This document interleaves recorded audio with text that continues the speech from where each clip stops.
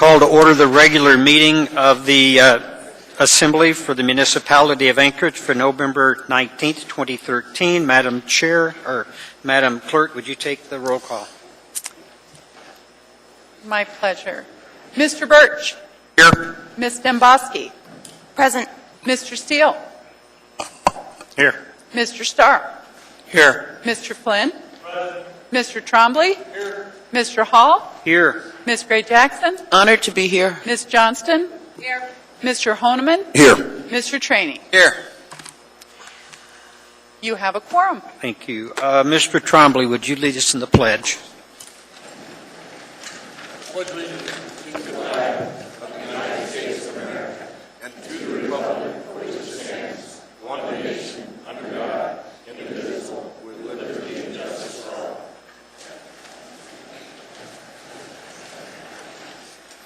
Mr. Mayor.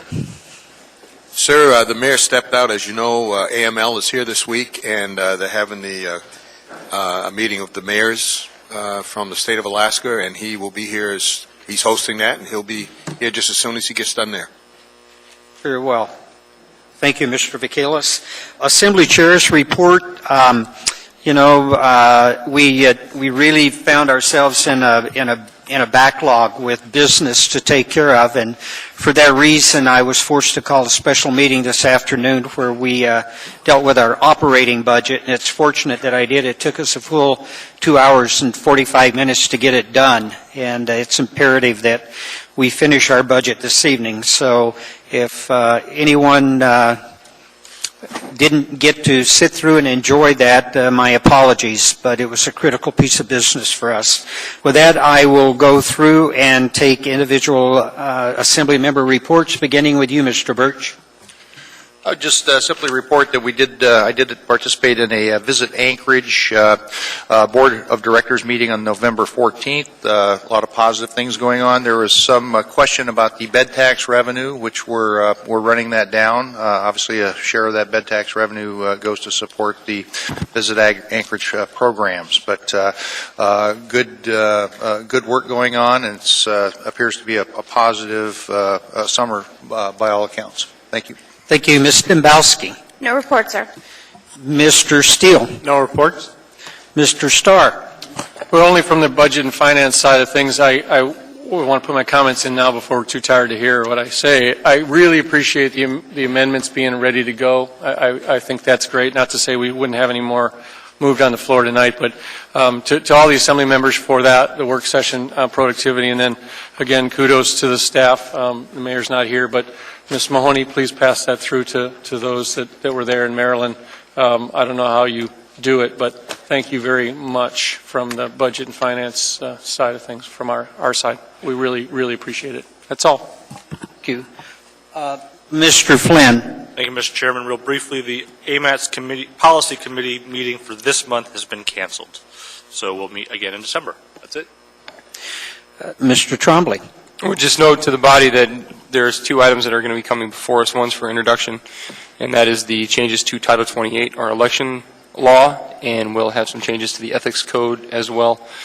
And so we will have a work session on the Title 28. That's all, Mr. Chairman. Thank you. Ms. Gray Jackson. Thank you, Mr. Chairman. I had the honor of, along with Mr. Trainey and Ms. Johnson, of attending the National League of Cities Congress of Cities meeting in Seattle last week. And unfortunately, most of my time, because I'm on the board, was spent in board meetings, at the Investment Advisory Committee meeting and the Finance Committee. And I was also selected to be on a nominating committee this year, which meant I had to spend 14 hours on the committee selecting a second vice president from 4 candidates and then 18 board members from 28 candidates, but it was a wonderful experience. And then we had our annual business meeting where delegates from 49 states accepted policy resolutions from the Finance, Administration, Intergovernmental Relations Committee, the Energy, Environment, and Natural Resource Committee, Community and Economic Development Committee, Human Development Committee, Transportation, Infrastructure, and Services Committee, Public Safety and Crime Prevention Committee, and Information Technology and Communications Committee. And if anybody is interested in having copies of the many resolutions that we passed, please let me know, and I'll be happy to get them to you. We also made contact with Molly Joseph Ward. She's the Special Assistant to the President and Deputy Director for the Office of Intergovernmental Affairs, and she also used to live in Anchorage. We attended some really excellent workshops. For example, two that I attended was strengthening our communities by promoting public safety, and the other one was creative active transportation infrastructure that promote walking and biking. And just for everybody's information, the National League of Cities, which has been around almost 100 years, had an executive director for 22 years, but we have some new leadership, we have a new executive director, and the organization is financially stable, ending our year with $1.2 million reserve. Over 400 cities throughout the nation, they have joined the First Lady's Let's Move initiative that's dedicated to reversing the childhood obesity epidemic within a generation. NLC is providing technical assistance to cities that want to join, and Mr. Traney and I will be working with NLC and the White House to have Anchorage participate in this worthwhile project. Thank you, Mr. Chairman. Thank you, Ms. Gray Jackson. Mr. Honeman. Excuse me. Thank you, Mr. Chairman. Due to basically 3/4 of the Public Safety Committee members being unavailable, we did cancel the Public Safety Committee for November. We will pick back up in December. I'll announce the date at the first meeting in December, which should be the 3rd. I believe it'll be the second Wednesday. I'm sorry, the 3rd Wednesday. And then in January, we intend to try to get back to the second Wednesday of the month, which is where we had been until we had a conflict. So we'll finish it out. A little confusion, so we unfortunately had to cancel for this month. So apologize for that, and in advance, wish everybody a happy Thanksgiving. Thank you. Mr. Chairman, I had a question for Ms. Gray Jackson. I think I was in the queue for that. I'm sorry, Mr. Starr. Please. Ms. Gray Jackson and Mr. Cheney, thanks for going back in your travels, taking some personal time to represent us. Ms. Gray Jackson, when you reference those resolutions that are passed, do you sponsor those as the on behalf of the municipality of Anchorage? No, I don't, because we have all the committees, different committees that I've named. And I used to be on the Energy, Environment, and Natural Resources Committee, but because I'm on so many other... Yes, I get it. Thanks for the answer. Yeah, you're welcome. And Mr. Cheney, I called you back there and asked you to do some information on public safety and public safety access points. Did you have a chance to No, I didn't, Bill. Okay, thank you. Okay. Mr. Holloman, you're in the queue. Yeah, I apologize, and thank you for Mr. Starr's reminder to thank Mr. Traney and Ms. Gray Jackson for representing our municipality at the National League of Cities, and Jennifer as well. So I know that it's a long-standing, proud organization that we've been a member of for better than 50 years, about 50 years, half the time of its existence. So very good that we get represented, and couldn't speak for better representation there at the committee. Thank you. Thank you. Ms. Johnston? No report, except I hope you all take your time this week to drop in at the Alaska Municipal League Conference. There's some great sessions going on. This is a statewide organization. Also, we will be hosting a reception on Thursday night that you're all invited to, but I hope that you can attend. Thank you. Thank you. Ms. Gray Jackson, you have a follow-up? Thank you, Mr. Chairman. Yeah, I do have a follow-up. And I'm glad Ms. Johnson mentioned Alaska Municipal League, because it's like the local chapter of National League of Cities. And one of the commitments that National League of Cities has made is to work more closely with state leagues. And it's funny because when I'm there with, folks from all over the country, a lot of communities work really closely with their state leagues, and it's important. It's what they need to do. And so I'm looking forward to attending some of the events while they're here in Anchorage. Thank you, Mr. Chairman. Thank you. Mr. Traney. Thank you, Mr. Chairman. We've postponed action on the tax ordinance till our meeting of December 3rd. We do have a work session on December 2nd. To our work session from, I think it's noon till 2 o'clock to go over amendments from Assembly members so we can take action on that tax ordinance on December the 3rd when we have our meeting. Other than that, midnight's marching on, so nothing else. Thank you, Mr. Traney. I appreciate it. Ms. Dembowski? Thank you, Mr. Chairman. I apologize for not doing this earlier, but I noticed item 9B7 on the addendum to the agenda. I would like to make a disclosure that my husband is an Anchorage firefighter. This has to do with 911 dispatch. I don't think I have a conflict, but I do want to put that on the record so you can make a ruling, sir. Ms. Dembowski, I do not believe that you have a conflict with that, and I would ask if the body concurs. Thank you. And finally, I was derelict too. I wanted to very personally thank Mr. Starr.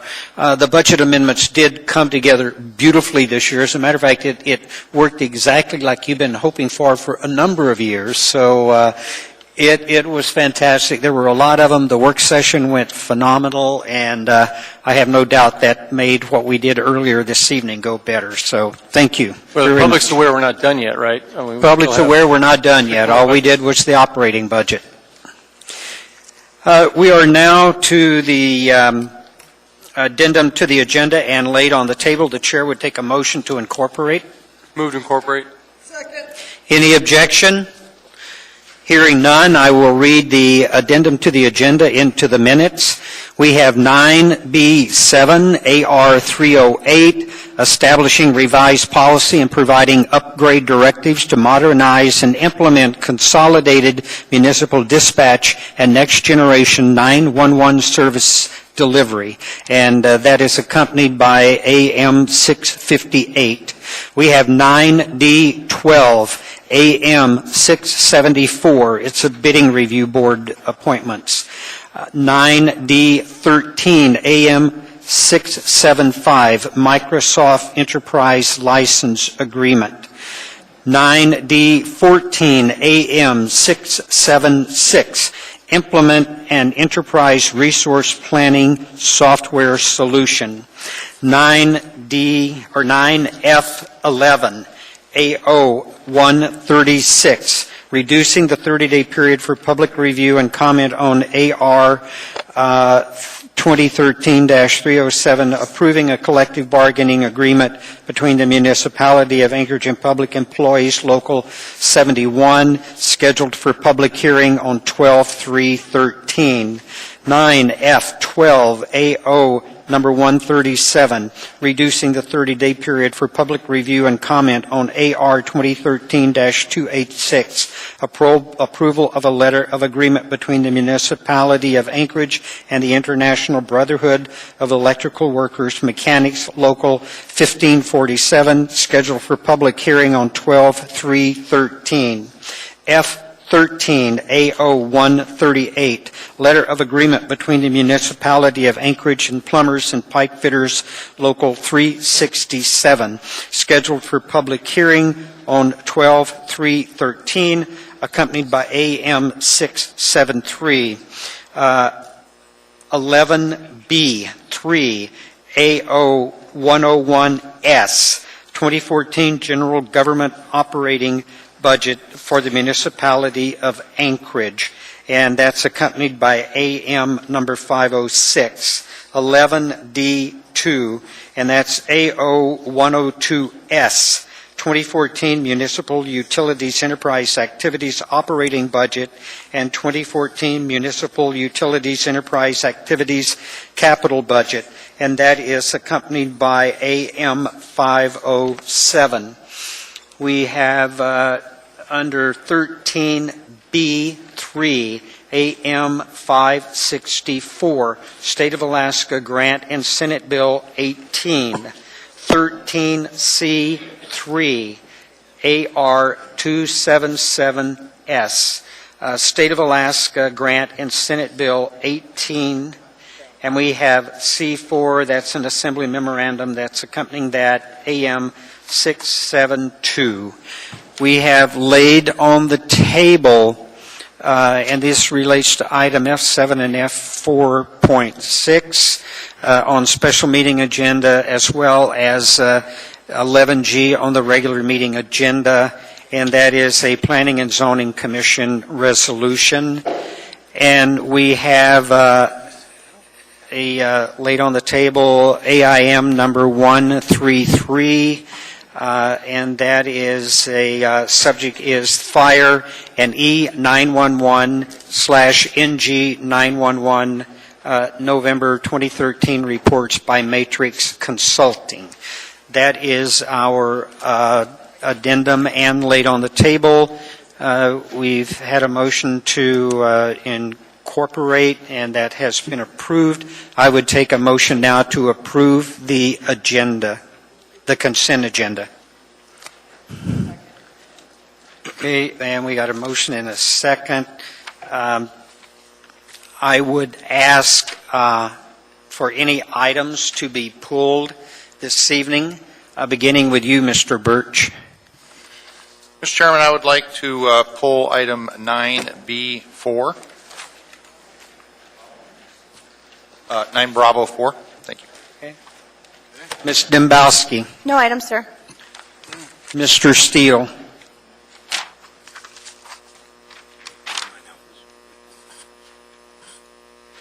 I would like to pull item 9F2. 9F2. Mr. Stark. I have no report. Sorry, no, nothing to pull, I'm sorry. Mr. Flynn. I have a question for the chair. Did the matrix report get submitted under the AIM? Because I'm not sure I heard you read that. That's correct, it is. Okay, thank you very much. Mr. Starr, through the chair, where did you want that AIM? Did you want it in new business, and it could be item 9D15, or is it a resolution for action with your other resolution? That would be 9B7B. Well, I thought it could actually be under the echoes. 9E for information and reports is what I suggested in my email for submission. So Okay, let's make it that. Okay, it'll go under 9E. What's the number, actually? I mean, 9E4. Thank you. Mr. Flynn. Mr. Trombley. 9 Alpha 2 for reading. Mr. Birch already pulled Bravo 4. Oh, okay. Thank you. Ms. Gray-Jackson. Thank you, Mr. Chairman. 9 Delta 14. Thank you, Mr. Chairman. Mr. Honeman. No items. Ms. Johnston. 9 Alpha 1 for reading.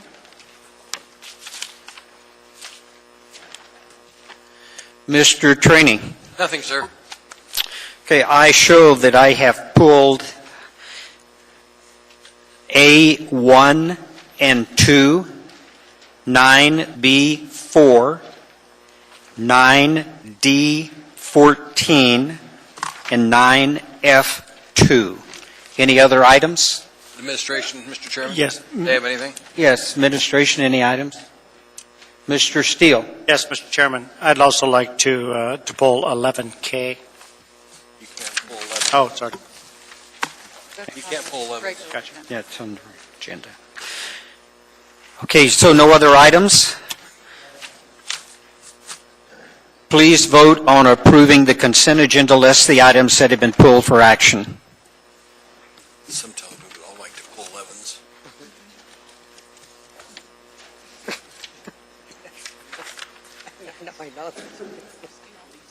Mr. Steele, you need to vote.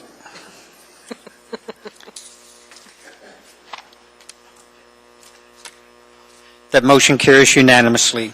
We now have before us for reading item 9A1. Move to approve. Second. And actually, I do not see the recipient. Do I have any objection? Hearing no objection, that item is approved.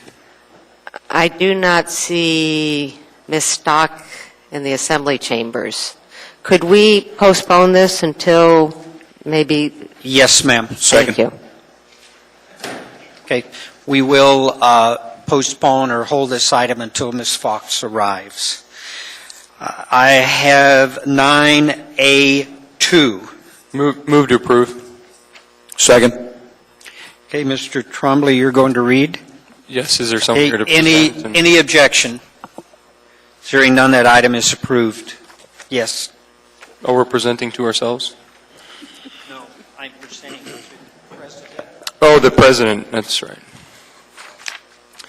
A resolution of the Anchorage Municipal Assembly and Mayor Dan Sullivan to welcome members and affiliates to the 63rd Annual Alaska Municipal League Local Government Conference on November 20th through the 22nd, 2013. Whereas the municipality of Anchorage is honored to host the 2013 Alaska Municipal League Conference and newly elected officials training scheduled for November 18th through the 22nd at the Captain Cook Hotel, and extends a warm welcome to members and affiliates from across Alaska. And whereas the Alaska Municipal League was originally organized in 1950 and is a voluntary nonprofit, nonpartisan organization of 140 cities, boroughs, and unified municipalities. And whereas AML has affiliate associations including the Alaska Conference of Mayors and the Alaska Association of Municipal Clerks, the Alaska Government Finance Officers Association, the Alaska Municipal Attorneys Association, among others, are also holding their annual conferences in Anchorage this week. And whereas the mission of Alaska Municipal League is, in part, to represent the unified voice of Alaska's local governments, to build consensus and partnerships, and to provide training and services to strengthen Alaska's local government. And whereas the 63rd Annual AML Conference theme is, quote, getting down to business, and the conference sessions will address local governments coming up with solutions to maintain effective and efficient local governments, while still providing basic services throughout the state of Alaska. Now, therefore, the Anchorage Assembly hereby welcomes AML members and affiliates who have traveled from all over Alaska to participate in the 63rd Annual Alaska Municipal League Local Government Conferences, passed and approved by the Anchorage Assembly this 19th day of November 2013.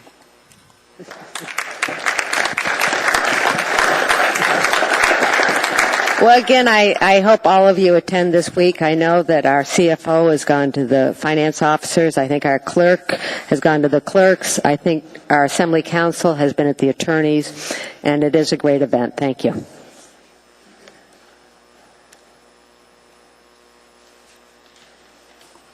Mr. Steele. Yes, Mr. Chairman, I'm sorry. I spoke out of turn because I've got too many agendas here, but I do not need to pull the two items that I had on your list. Very good. We'll have to vote on them. All right. Okay. We now have before us item 9B4 for reading. Mr. Chairman, I've made a motion to approve AR 2013-302. I need a second. And, Any objection from the body? Well, prior to approval, I do have a floor amendment which has been passed out to amend one line of the memorandum of understanding attached to the resolution. I move the floor amendment to add the words, quote, subject to municipal approvals on page 2, paragraph 2 of the attached memorandum. I need a second for that as well. Okay. We've got an amendment and a second. Any objection? Seeing none, that amendment is approved. And now any objection to the item as presented? Seeing no objection, that item is approved. Mr. Birch? Is there someone here to receive this? Yes.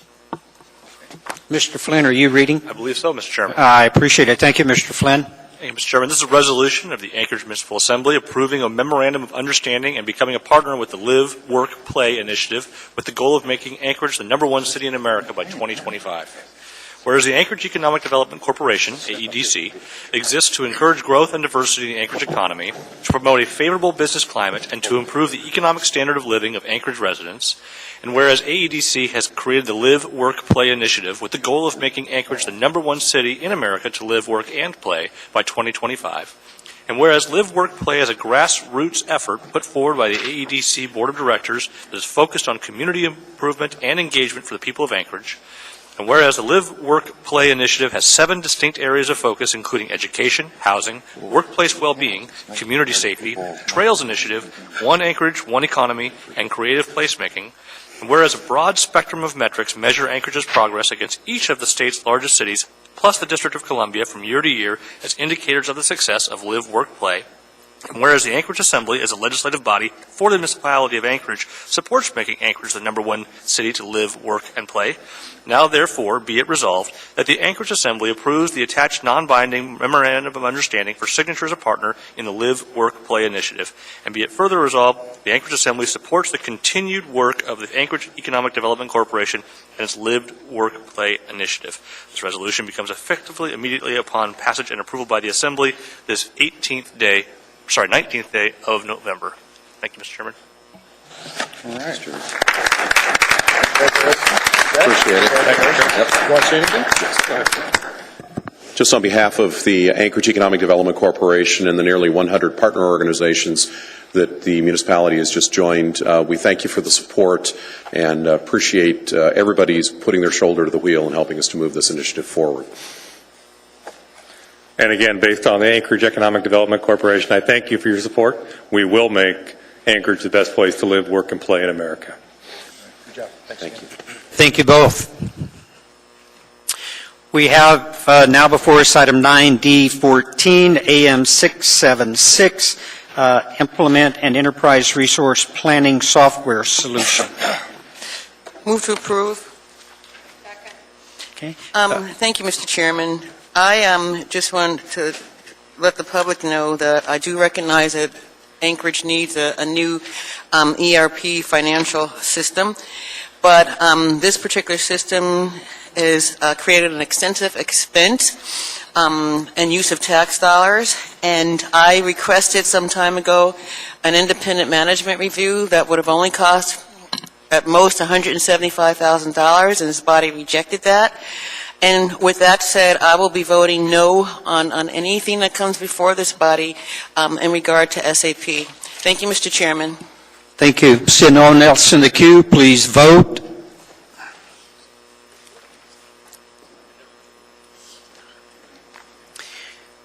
That motion passes 8-3. No, it's the same. We now have before us F2. AO number 131, revise the time required for public notice before a vote on the disposal of certain municipal parkland. Mr. Steele? Yes, Mr. Chairman, move to approve. You need a motion to introduce, Mr. Steele. All right. I move to introduce. Second. Third. Okay, thank you. That completes our consent agenda. And I think what I'm going to do at this point is I'm actually going to go ahead and do our dinner break and get that. Pardon? Oh, I'm sorry. Yes, anyone here that was appointed to a board or commission tonight? Please come up and introduce yourself so we can tell you how much we appreciate the fact that you're willing to give up time from that young person you've got with you.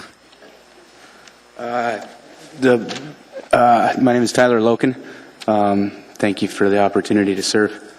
I was appointed to the building board. Thank you. Yep.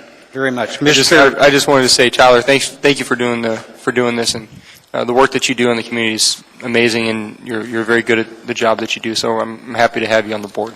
Yes. Thank you. Thank you very much. We're going to break for the dinner break.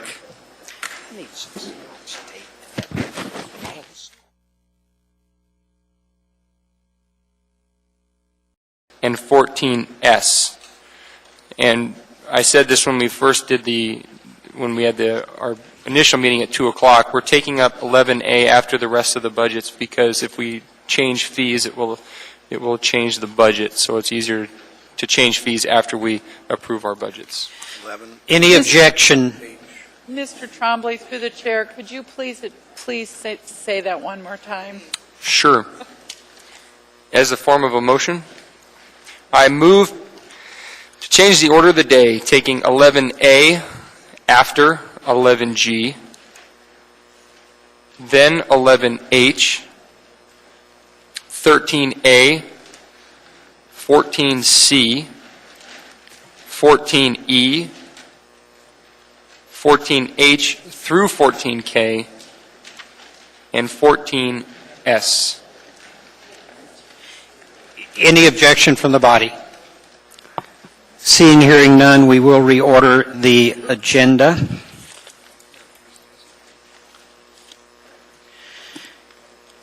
And we are going to begin with 11C.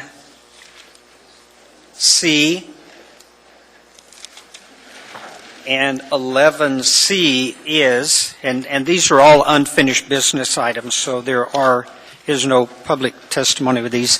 11C, AR number 243, a resolution approving the 2014 through 2019 Municipal Utilities Enterprise Activities Capital Improvement Program.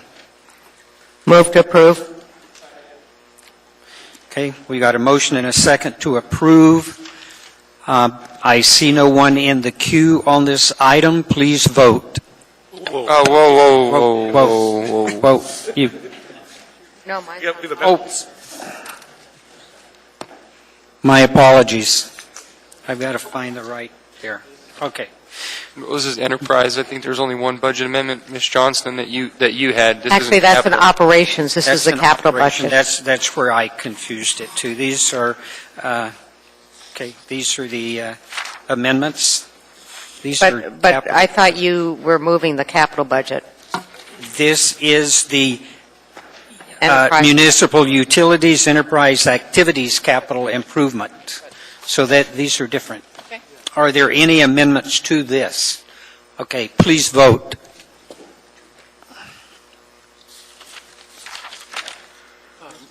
Yeah, it's in the legislative. That motion carries unanimously.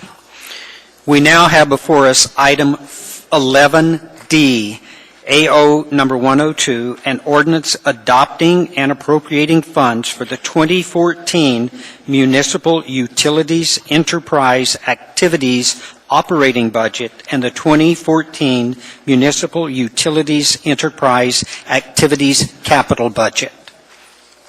Move to approve. Okay, Mr. Trainee, you're in the queue? Okay. Ms. Johnston? Yes, I have an amendment. I would like to decrease solid waste services operating budget by $200,000. Second.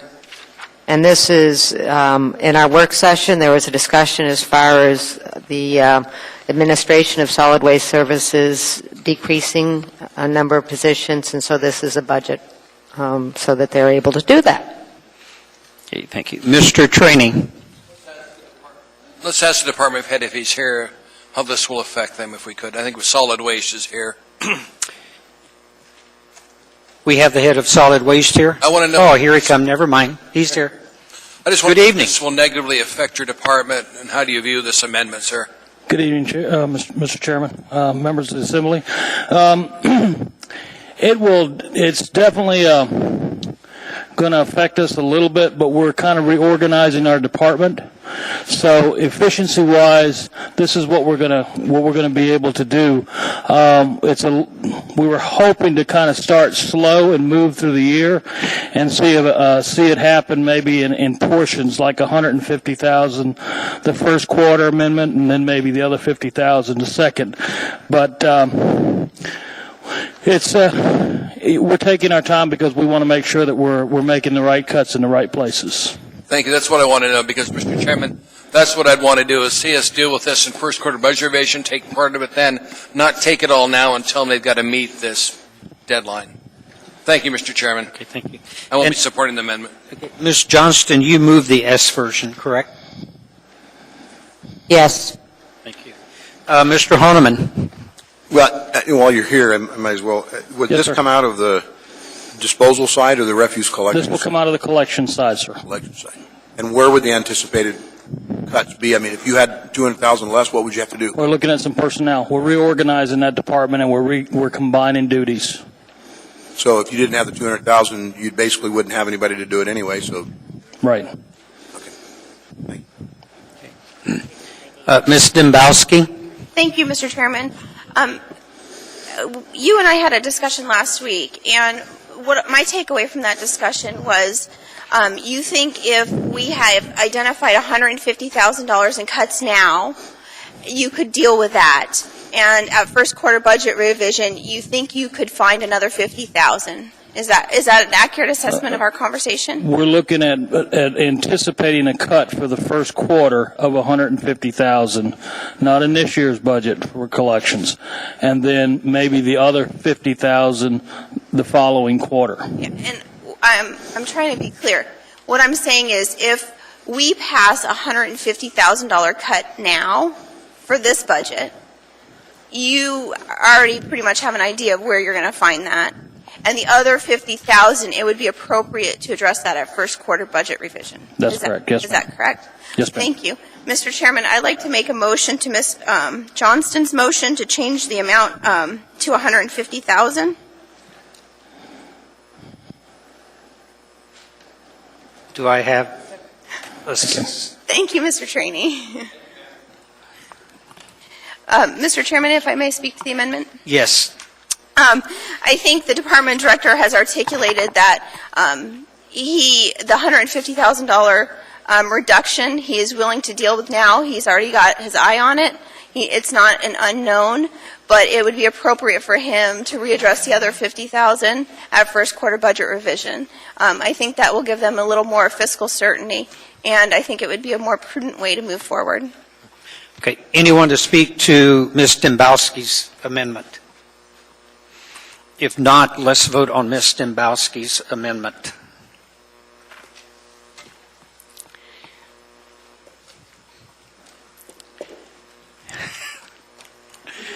That motion carries 10-1. Ms. Gray Jackson. Thank you, Mr. Chairman.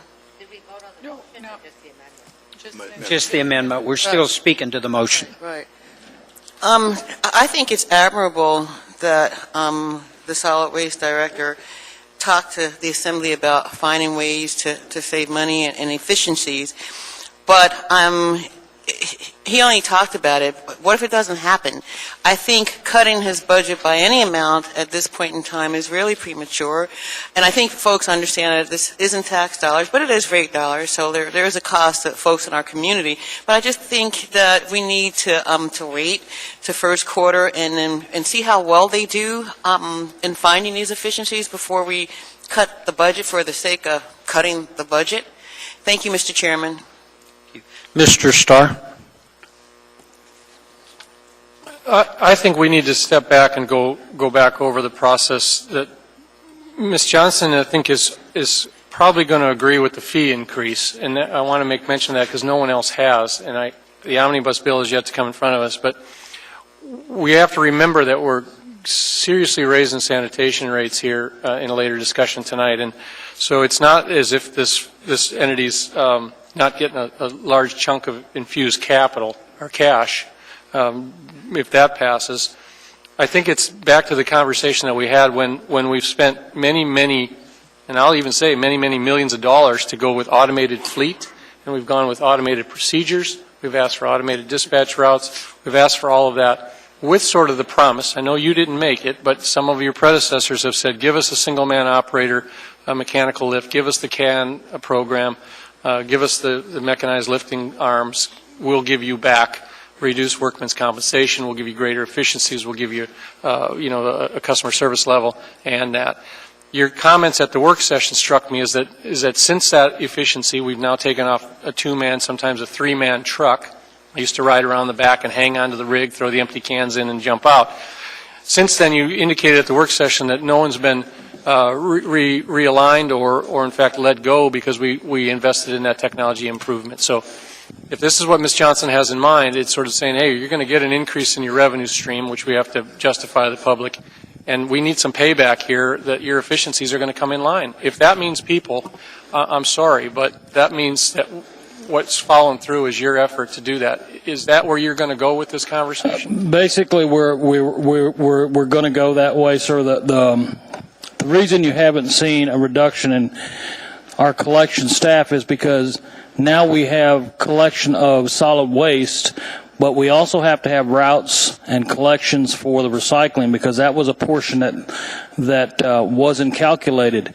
And when they meant they were going to take people from the collections of garbage, they did. They put them on the collection of recyclables, which is part of what we do with the automated collection service. I appreciate that answer, and you didn't say that at the work session, although I thought it, because we essentially added a significant amount of your costs with the recycling program. And, I'm really challenged. I came in here tonight, wanting to send a solid message that, our community is getting hit hard in a lot of different rate increases, particularly tonight.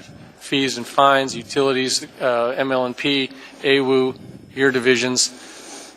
I'm frustrated to that, and so I think that the intention to keep you focused on the mission of cutting is emphasized by the amendment, and it's not punitive. It's start to give us that return on our investment. Yes, sir. Thank you. Thank you. Mr. Trainee? Thank you, Mr. Chairman. I'm going to speak against this because we've had solid waste coming into my assembly district, which has a lot of alleys. It's labor intensive. And he's taken the time to meet with my community councils and to figure out a way to pick up the alley pickup, which is what my community councils are demanding. As one gentleman says, I'm not putting my garbage can in the middle of the street no matter what you tell me. And so I appreciate the time you've taken to figure out a way to do alley pickup. So I'm not going to cut this. They can figure out their savings and come and talk to us first quarter budget revision, and then we'll take the money from them. Ms. Johnston? Well, I think that's a great kudo to the director, and I'm happy that he is having such an open mind as far as his management of solid waste services. But he's also has said in my conversations with him through this fall, as far as he can see where now he's been there for a year, that there's opportunities for reorganization to a more efficient and effective service. And I think still being able to take care of your alleys. And we're just helping him in his policy. And I agree with Mr. Starr. We need to do this as we're looking at raising fees. We have to address appropriations. Okay, thank you. The motion is before us as amended. Please vote.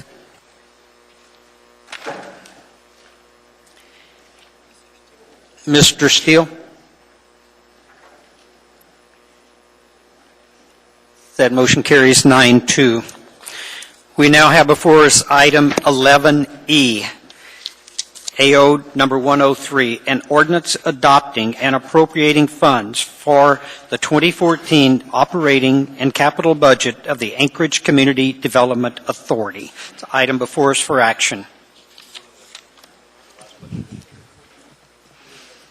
Mr. Chairman, I don't think we voted on the last budget. We just voted the amendment, didn't we? Yes. So we need to do a final vote on the budget itself. Final vote on the 11D. Did we do the amendment? We did Ms. Tombowski's amendment to Jennifer's amendment, and now we need to vote on the motion to approve. 11D. Okay. And It's the S version. With amendment. that is correct. So a final vote on the motion as amended. Please vote. Thank you, Mr. Flynn.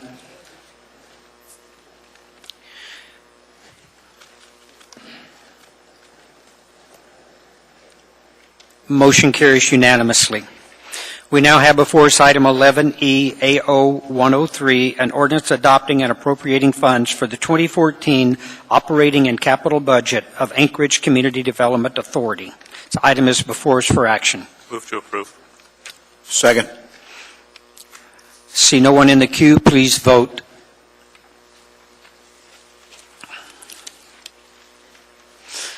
That motion carries unanimously.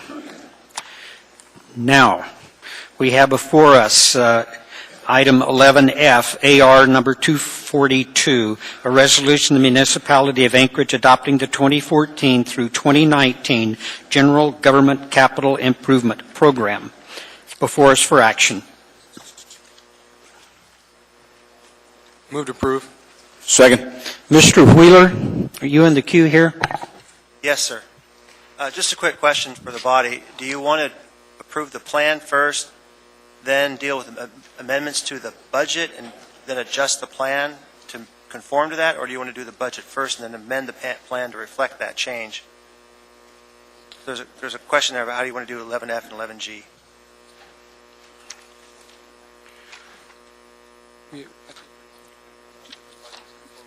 Right. Mr. Chairman, I can perhaps help you. I don't know of any that adjust the plan in our amendments, and I hate to say that and be proven wrong, but I think that all of our budget amendments are to 11G. So I guess if we stumble across one that was for 11F, I just, urge the ability to come back and reconsider it. So that would be my take, is continue on and improve the capital program, if that's the intent of this body, and then when we get into the actual budget, I believe that you're going to see these are for that. I believe so, too. Thank you, Mr. Starr. Okay, do I have a motion and a second? Yes. Okay. Now, I'm going to go through the amendments, beginning with amendment number 1, and that amendment was by you, Mr. Trombley. I guess what I was trying to refer to is in front of us is the capital improvement program, and the next one is the actual capital improvement budget. So my point in saying that is I believe your amendment packet relates to the... To G. To G as opposed Correct. to that, so... Okay. So we can go ahead and take action on, you think we're good to do that with G, Mr. Starr? It appears so, and then if there is something that we'd have to come back, we can always, reconsider and insert it. But in theory, the budget does upgrade the plan. As you approve the capital budget, the elements of the budget sometimes improve the plan. So Right. That said, I would yes, urge a yes on it. Okay. Please vote on 11F.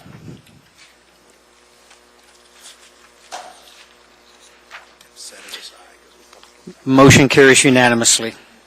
We now have before us item 11G, A0104, an ordinance to the municipal budget, municipality of Anchorage adopting the 2014 general government capital improvement budget. It's before us for action. Move to approve. Okay, we've got a first and a second. We'll now go through. Mr. Chairman, just, Yes. sorry to interrupt, but I just want to make sure the public is aware we have 26 of these amendments, so it's going to be a little while. They're not going to move as fast as the previous budget, so we'll have some dialogue here for a while. It's kind of fun to watch, maybe, but we got 26 of them, so I say move on, Mr. Chairman. Amendment 1, Mr. Trombley. Well, actually, I'd make that 27. I talked to Mr. Starr previously. Late Monday afternoon, Mr. Rada, Director of Parks and Rec, requested that I add an additional amendment, and so I have the language in the email, so I wanted to take that up first, and then I can move on to my amendment. But okay, this one is for the capital budget. It's a legislative request for the Russian Jack Golf Course rehabilitation and improvements for $250,000, and that would be a state request. So I'll move to approve that. That's a state funding request is what you mean? Is the funding Yes, source is state? the funding source is state. Yes, Mr. Starr. Okay, thank you. Okay. Second. Okay. Any discussion? Ms. Dembowski. Through the chair, Mr. Trombley, what is that for? The rehabilitation and improvements include replacing a 30-year-old golf course, tee boxes, and greens with much improved and more durable artificial turf.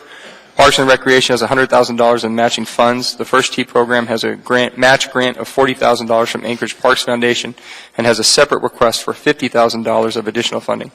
The total package will estimated at $430,000, including in-kind match from First Tee sponsors and contributors. These will be the first major improvements to the Russian Jack Golf Course in decades. With the work we have been doing to improve course maintenance, these will be a huge benefit to the general public as well as First Tee program. Thank you, Mr. Trombley, for that explanation. You're welcome. Mr. Trombley, may I have that? No one else in the queue, please vote.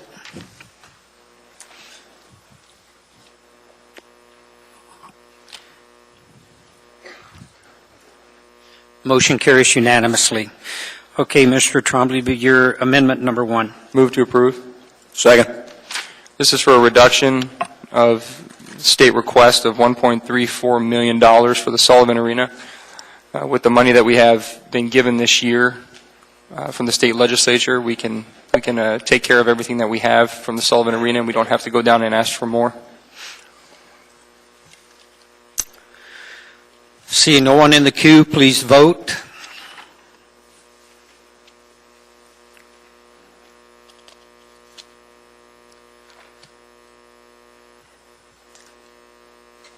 That motion passes 9-2. We have before us amendment number 2, Ms. Gray Jackson and Mr. Trainee. Thank you, Mr. Chairman. Move to approve amendment number 2, which is adding a new project and a request for state funding for a new multipurpose sports facility to include volleyball, tennis, and basketball in the amount of $10.5 million. Thank you, Mr. Chairman. Mr. Trombley. Ms. Gray Jackson, just for the public, if you could explain, because obviously we have the tennis court discussion before us, and I think there might be some confusion with the public as to why we're requesting money for something that we may be taking up possibly this evening. Thank you, Mr. Chairman. Mr. Chairman, if I may address Mr. Trombley's question. Anyway, the reason why Mr. Trainee and I brought this forward without taking up a lot of time is because of all the controversy, if you will, on the funding that's in place right now, that some think should go towards funding the indoor tennis court. And Mr. Trainee and I thought that a better way to handle funding a tennis court would be through the code and charter required process, which simply means the Assembly is responsible for approving projects that are in the capital budget and also responsible for approving projects that are included in the legislative program. And what the tennis court situation right now, last year we did not approve it in our capital budget, which by law we needed to, or at least make an amendment to add it, and that never happened. And we didn't approve it in our legislative program, or at least make an amendment to include it, and that never happened. And that's the reason why I'm bringing it forward this time, so that this body can have an opportunity to do this the right way. I mean, all of us agree that there needs to be an indoor tennis court, but we want to do it in the way that the law requires that we handle this situation. And that's why Mr. Trainee and I are bringing this amendment forward. Thank you, Mr. Chairman. Thank you, Mr. Trainee. Ms. Gray Jackson said everything I wanted to say, so I'll just keep it short to the point. This is what should have been done last year, not the circuitous route it took. So that's the reason for bringing this forward. This is what we should have done last year that wasn't done. Thank you, Mr. Chairman. Thank you. Mr. Birch.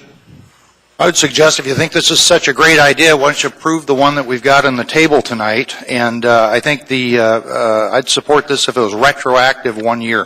Thank you. Mayor Sullivan. Yes, thank you. Just a slight correction on the statement Ms. Gray Jackson made, and with all due respect, we have numerous partnerships with organizations throughout the city that go down to Juneau separately from the city and make requests for project monies that actually improve municipal facilities that don't appear in our legislative package. An example would be the Nordic Ski Club went down this year, got a grant for $950,000, and what do they do with that grant? They improve municipal trails. They improve the facilities that we own. Boys and Girls Club got $2.3 million, and what do they do with that money? They improve municipal facilities. Didn't appear in our legislative package, but they go down independently as nonprofits and get these grants. Another example would be the Parks Foundation itself, which we work in partnership with as well. They went and got $750,000, which they then go leverage with the different organizations. That was not in our legislative package either. In previous years, the American Legion Alliance, for example, has gotten significant funds for turf fields throughout the municipality, both on school grounds and at Mulcahy Park, all municipal facilities, but not in our legislative package. We have partnerships with various nonprofits whose goal is to improve recreational access in Anchorage, and the Alaska Tennis Association was no different than any of those other groups. Their request went down to Juneau, they got support from the local community, and then they got support from the legislature, and yes, it was not in our legislative package, just like these other examples. If we're going to say that that's the standard, then I'll have to direct my people not to have the Nordic Ski Club or the Boys and Girls Club conduct their work this year, because that would be the example the Assembly is setting and the direction you're giving to me. Mr. Chairman? Thank you, Mr. Chairman. Mr. Mayor, I want to thank you for so eloquently talking about the process when it comes to nonprofits going to Juneau and asking for funds. And the difference here, Mr. Mayor, is that This funding for the tennis court was included in our $37 million request for maintenance for Project 80 facilities, and that's the difference. And I'm not here to argue with you this afternoon, but I just wanted to make that statement. Thank you, Mr. Chairman, and thank you, Mr. Mayor. Mr. Steele. Yes, I want to urge yes vote on this. Ms. Jackson, you are in the queue again. Mayor Sullivan. Yeah, just, if we're going to use Project 80s as the criteria, keep in mind that Ben Boeke was built in 1974. It is not a Project 80s facility. So again, if that's the criteria, how do you justify putting funding forth for Ben Boeke? I have no one else in the queue. Please vote.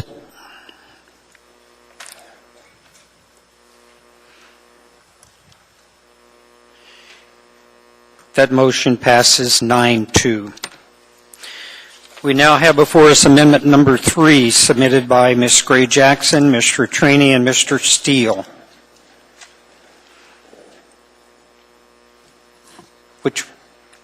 Thank you, Mr. Chairman. Move to approve amendment number 3 in the Public Works Department, and the project name is LUSAC Renovation. And what we want to do is increase the funding for 2014 from $8.25 million to $10.5 million, and $2.75 of that will come from bond, and $7.75 will come from a state grant. Thank you, Mr. Chairman. Second. Mr. Chairman, I would like this may be one of these that falls into the plan because of the multi-year funding request. So I don't have it offhand. I can look it up if you want to. Absolutely right. So it may be appropriate to reopen the plan and talk about multi-year funding plans. And you can either delay it for a little while I look it up, or just I believe it's going to be a plan. Let's delay this item until Mr. Starr has a chance to Mr. Chairman, thank you. Thank you, Mr. Starr. Okay, we will delay action on amendment number 3.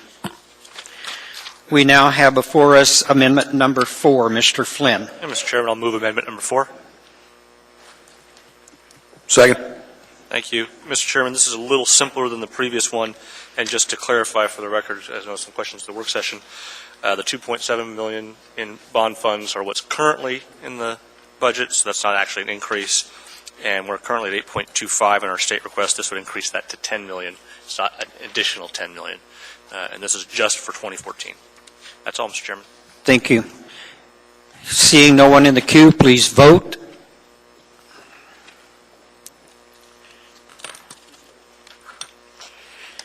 That carries unanimously.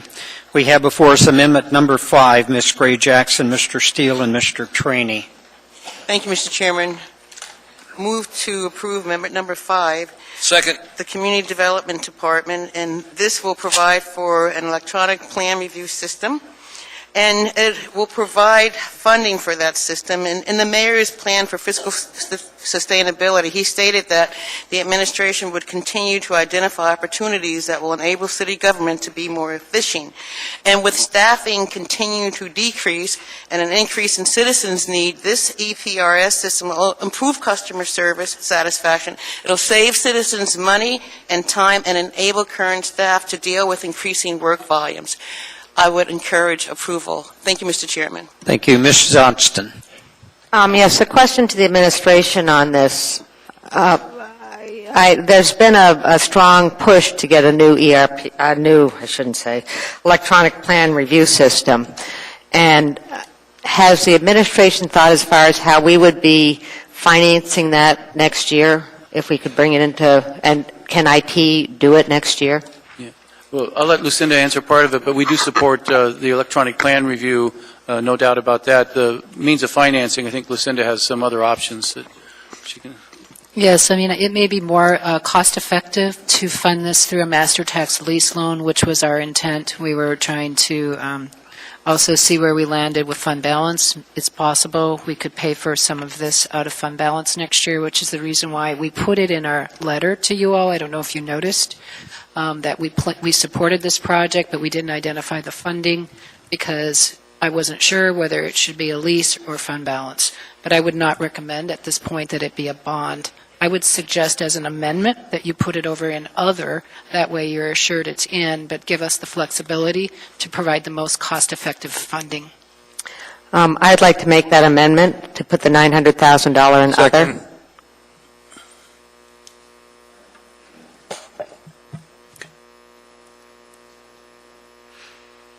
We've had amendment and a second. Anyone to speak to the amendment? I just have a question about the overall amount. It's what I'm in the queue for. I can do it at the main motion or now. Now will be fine, Mr. Starr. Ms. Gray Jackson, the 900,000, how do we know that's the number? Thank you, Mr. Chairman. And to Mr. Starr, if I may, Mr. Chairman, I'm not sure that that amount is the exact amount. It was basically an estimate. And while I have the floor, I'd just like to thank the administration for their comments on the fact that you do really support this and that you have other ideas on how to fund it. So I think that the administration might better be able to address the amount. Thank you, Mr. Chairman. Thank you, Mr. Starr. Thank you. And I have Ms. Mahoney in the queue. Yeah, through the chair, we've done some preliminary analysis, and our number at this point is $1.2 million. But as I indicated, it's very preliminary, so 900,000 is a good placeholder until we have a firm number. Thanks for being prepared. I appreciate that. Mr. Trainee? Just to, Mr. Chairman, what I want to see is this approved. I don't care where the money comes from. Ms. Mahoney, I appreciate you coming up with others, a source, and talking to developers, coming to Anchorage. In fact, there's one that's coming in my area. They're going to build a complex of 350 apartments, and they said this type of electronic plan review is done commonplace outside. So we really want to get this done so they can get a fast response coming back from the planning department. This is the way to go, and I support the administration's efforts to get this done. Thank you, Mr. Chairman. Ms. Gray Jackson, I've got you in the queue again. I'll pass. Thank you, Mr. Chairman. Mr. Steele? Yes, thank you, Mr. Chairman. I, too, want to thank the administration. We've heard time and time again in this body over the last year of frustration with folks and the process, and I think this will help tremendously. So I hope that we are able to find a source and get this done as soon as we can. Thank you. I have no one else in the queue, so we're going to vote on the amendment in changing this item from bonds to other. Please vote.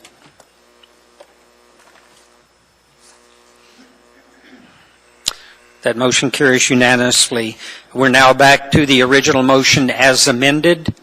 Please vote. Motion carries unanimously. We now have before us amendment number 6. Mr. Chairman, I'd like to move amendment number 6. In the amount of $515,000 of state grant funding is requested to assist the municipality of Anchorage with the impacts of chronic inebriation, which is a state issue that has been displaced and centralized within the municipality of Anchorage. Second. Okay, thank you. Do you wish to speak any further to that, Ms. Dembowski? Mr. Chairman, as we had the discussion during the operating, I feel like this has become a statewide issue that has been localized in our community. And our taxpayers, I think it's unfair, I hate to say that word, but it's not appropriate for our taxpayers to be paying the entire cost of this. I think it is a state issue, and I think it's one we need to put on the state's radar. I think it's appropriate, and I would urge support. Thank you. Mr. Trombley. Mr. Bosque, I don't disagree with the request from the state, but how does this tie into the amendment that we passed to increase property taxes to pay for this? If this money comes to us, do you envision us having now 4 vans for a short period of time, or what's the? No, I think it'll offset the cost. And actually having. So do you plan on making a corresponding? If we get this money, do you plan on making a corresponding reduction in the operational budget? That would be my intent. Okay. Mr. Starr. Yeah, I'm actually a co-sponsor with that strategy there, that we kind of enjoin that, or in the meantime allow the administration to continue to pursue grant funding for other user groups that potentially could help be a solution here in the longer range. So urge approval, and again, as we watch the capital movement through there, urge some dialogue down in Juneau as well to talk about the continuing challenges that we face here. So urge approval. Mr. Honeman. I just want to jump in on this and explain, too, I agree with Mr. Trombley. If we can find any other funding source, and that includes what Mr. Starr had mentioned, any other organization. South Central, I know, has been a player in the past, any group. Title 47, which is a state law, actually requires governments like ours to care for those that can't, and chronic inebriates certainly fall within that category. So it is, sadly, not just people that live in Anchorage, but some folks that are visiting from out of town or coming here for different reasons also end up on our streets. So it is something that I fully support, and I hope the state will help to assist us in this funding. Thank you. Ms. Johnston. While I support this, I'm confused because, I think this is great for the legislative program. I'm not quite sure why it's a capital project. And with being a capital project, it would be one-time only funding. Ms. Johnston, if I may, through the chair. Part of that is because I know the administration is diligently working to try to find other revenue sources. We're hopeful that South Central Foundation will come back to the table. But in the interim, this is kind of a stopgap measure in order to try to secure more long-term funding for a situation that really does impact our entire community. So the hope is I know the mayor had indicated earlier that there are avenues that he's pursuing. So I'm hopeful in the next year we can kind of sort that out. And through the chair, as I say, I support this. I'm just wondering is this where we should be putting this? Should we be putting this in the capital budget, or should we put it in our legislative program? Through the chair, it's definitely questionable as a capital expenditure because it is an operating budget, but we will incorporate it in the legislative program. Okay, thank you. Seeing no one else in the queue, please vote.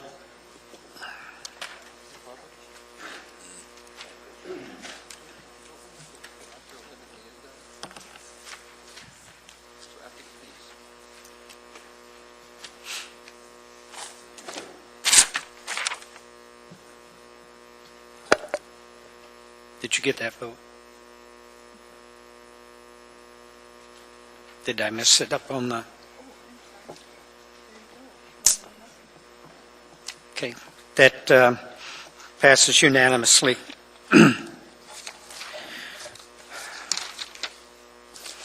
We now have before us amendment number 7, and that is submitted by Assemblymember Starr. Yeah, I need to move this, but I want to move it in just slightly different than it's printed. If you look at Amendment 8, the project name would be under the Police Department, E911 Systems Upgrade and Consolidation for $3 million. So Amendment 7 should read that as well. Second. Police Department, E911 Systems Upgrade and Consolidation for the amount of $3 million. I requested some funding support from the state.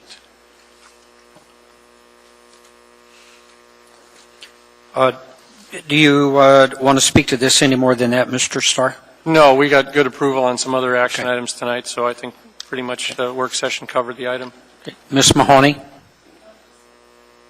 For clarification, please, we currently have 2.4 presented, so is this in addition to the 2.4, Mr. Starr? Yes, it is. Okay, so it would be a total of 5.4. That's right. Okay. Please vote.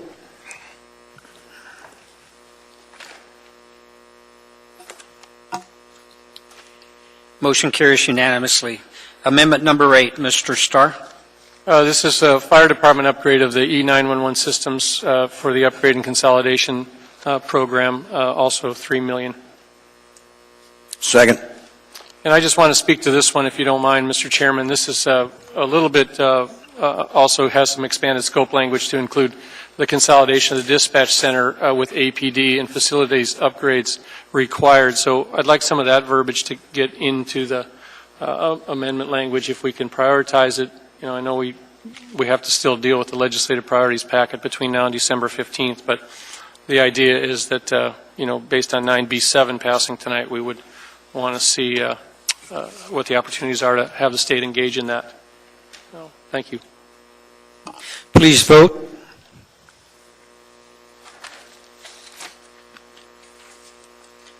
Carries unanimously. Amendment number 9, Ms. Johnston. Yes, this is an amendment for homestead safety upgrades. This is a local LRSA in Mr. Birch in my area, and they need this for improved safety and dust and drainage control. Second. Seeing no one in the queue, please vote.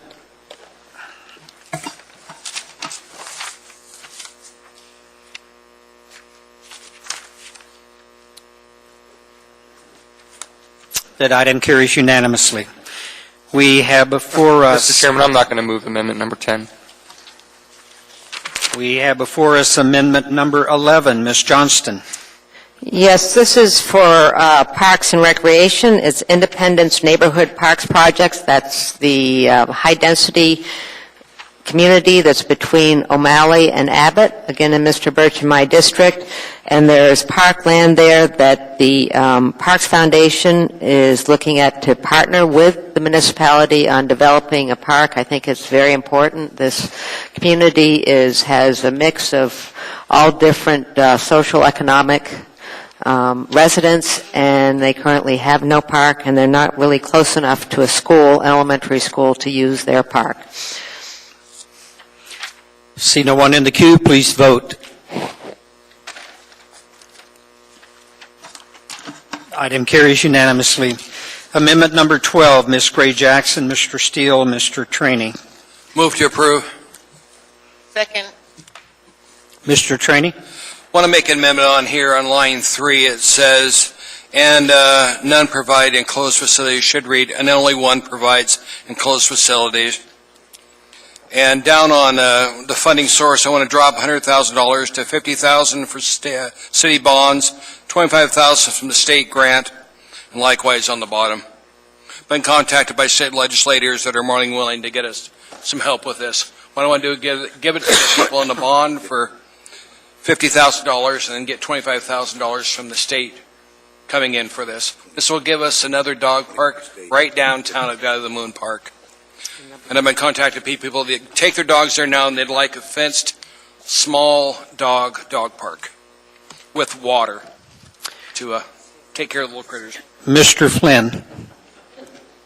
Yeah, Mr. Chairman, I'm going to sort of hesitantly support this. I've actually done a little bit of work on this project, and it has not been vetted with the neighborhood yet, and we've had challenges in the past on things like this. So I'm not committed to this yet until we get some time with South District Community Council and some other neighbors in the area to make sure we are dotting our I's and crossing our T's.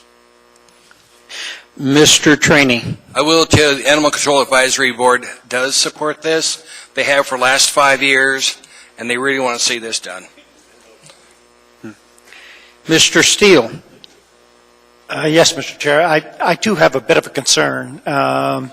Valley of the Moon Park is used extensively, and I know in the past there's been discussion of converting the ball field, fenced-in ball field, to a dog park, but I'm not sure with the new, I guess it's Arctic dog park. I'm not sure that this is supported. So if there's a way to vet this before we go forward, let me see, it's a state and bonds. We can go ahead and fund it, but it does still need to pass community muster. Mr. Trainee.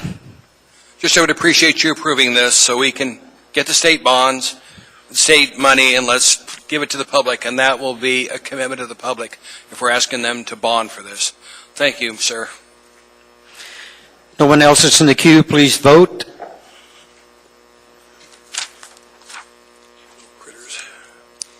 Motion carries 10-1. We now have before us amendment number 13, Ms. Gray Jackson, Mr. Steele, and Ms. Trainee. Mr. Trainee.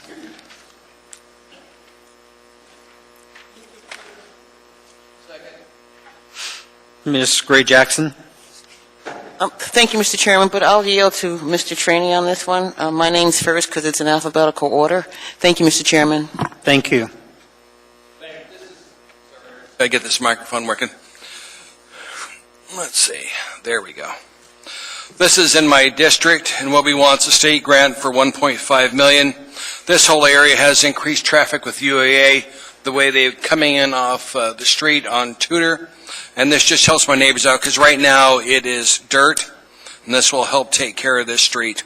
We talked to state legislators. They're more than willing to help us with state funding. We just need to make sure this gets done and there's a drainage system put in that area, because every year we have flooding. Thank you, Mr. Chairman. Thank you. Mr. Starr. Mr. Trainee, have you talked to the PM&E folks about this? My challenge is going to be with that UMed corridor plan that they have, that you're sort of treading into that plan. You know, 40th Street upgrade just got finished, and then you come in off of Piper, off of Tudor. So in thinking about these streets, do you inadvertently modify the UMed district plan when you do this? No, you don't. How come? Because this is on the other side of Tudor. Tudor heading south in that area. That's where this one's at.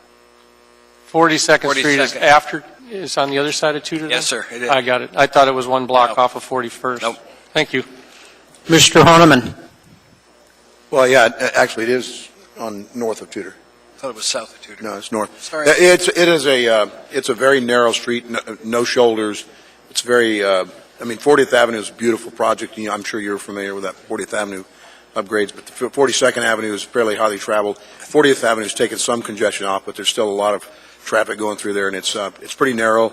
A lot of stop signs. It's very poorly developed, very, very poorly lit. So for the design study program, I think it's pretty adequate. And you're right, Mr. Starr, it is on the north side. Mr. Trainee. Please vote.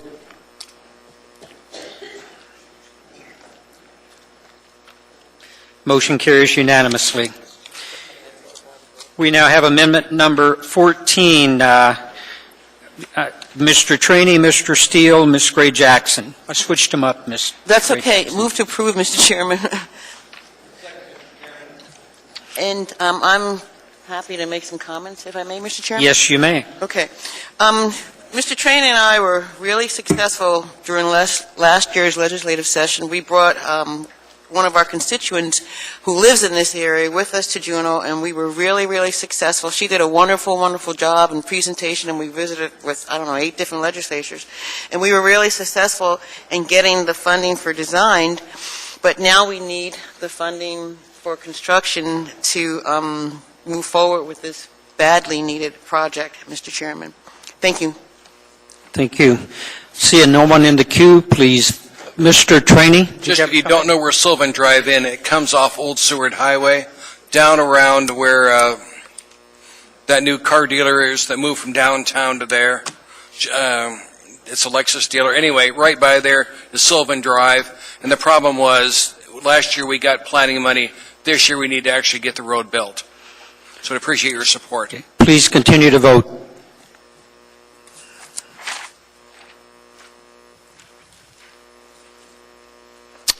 Motion carries unanimously. We now have before us amendment number 15. Ms. Gray Jackson, Mr. Steele, Mr. Trainee.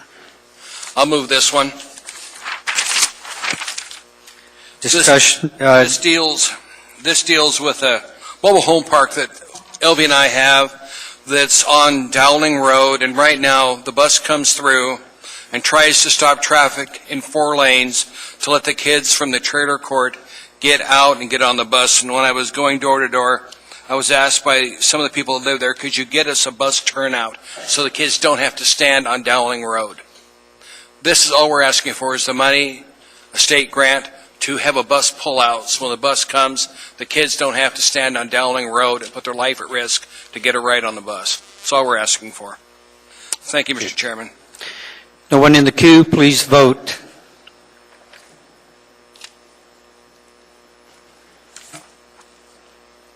Thank you.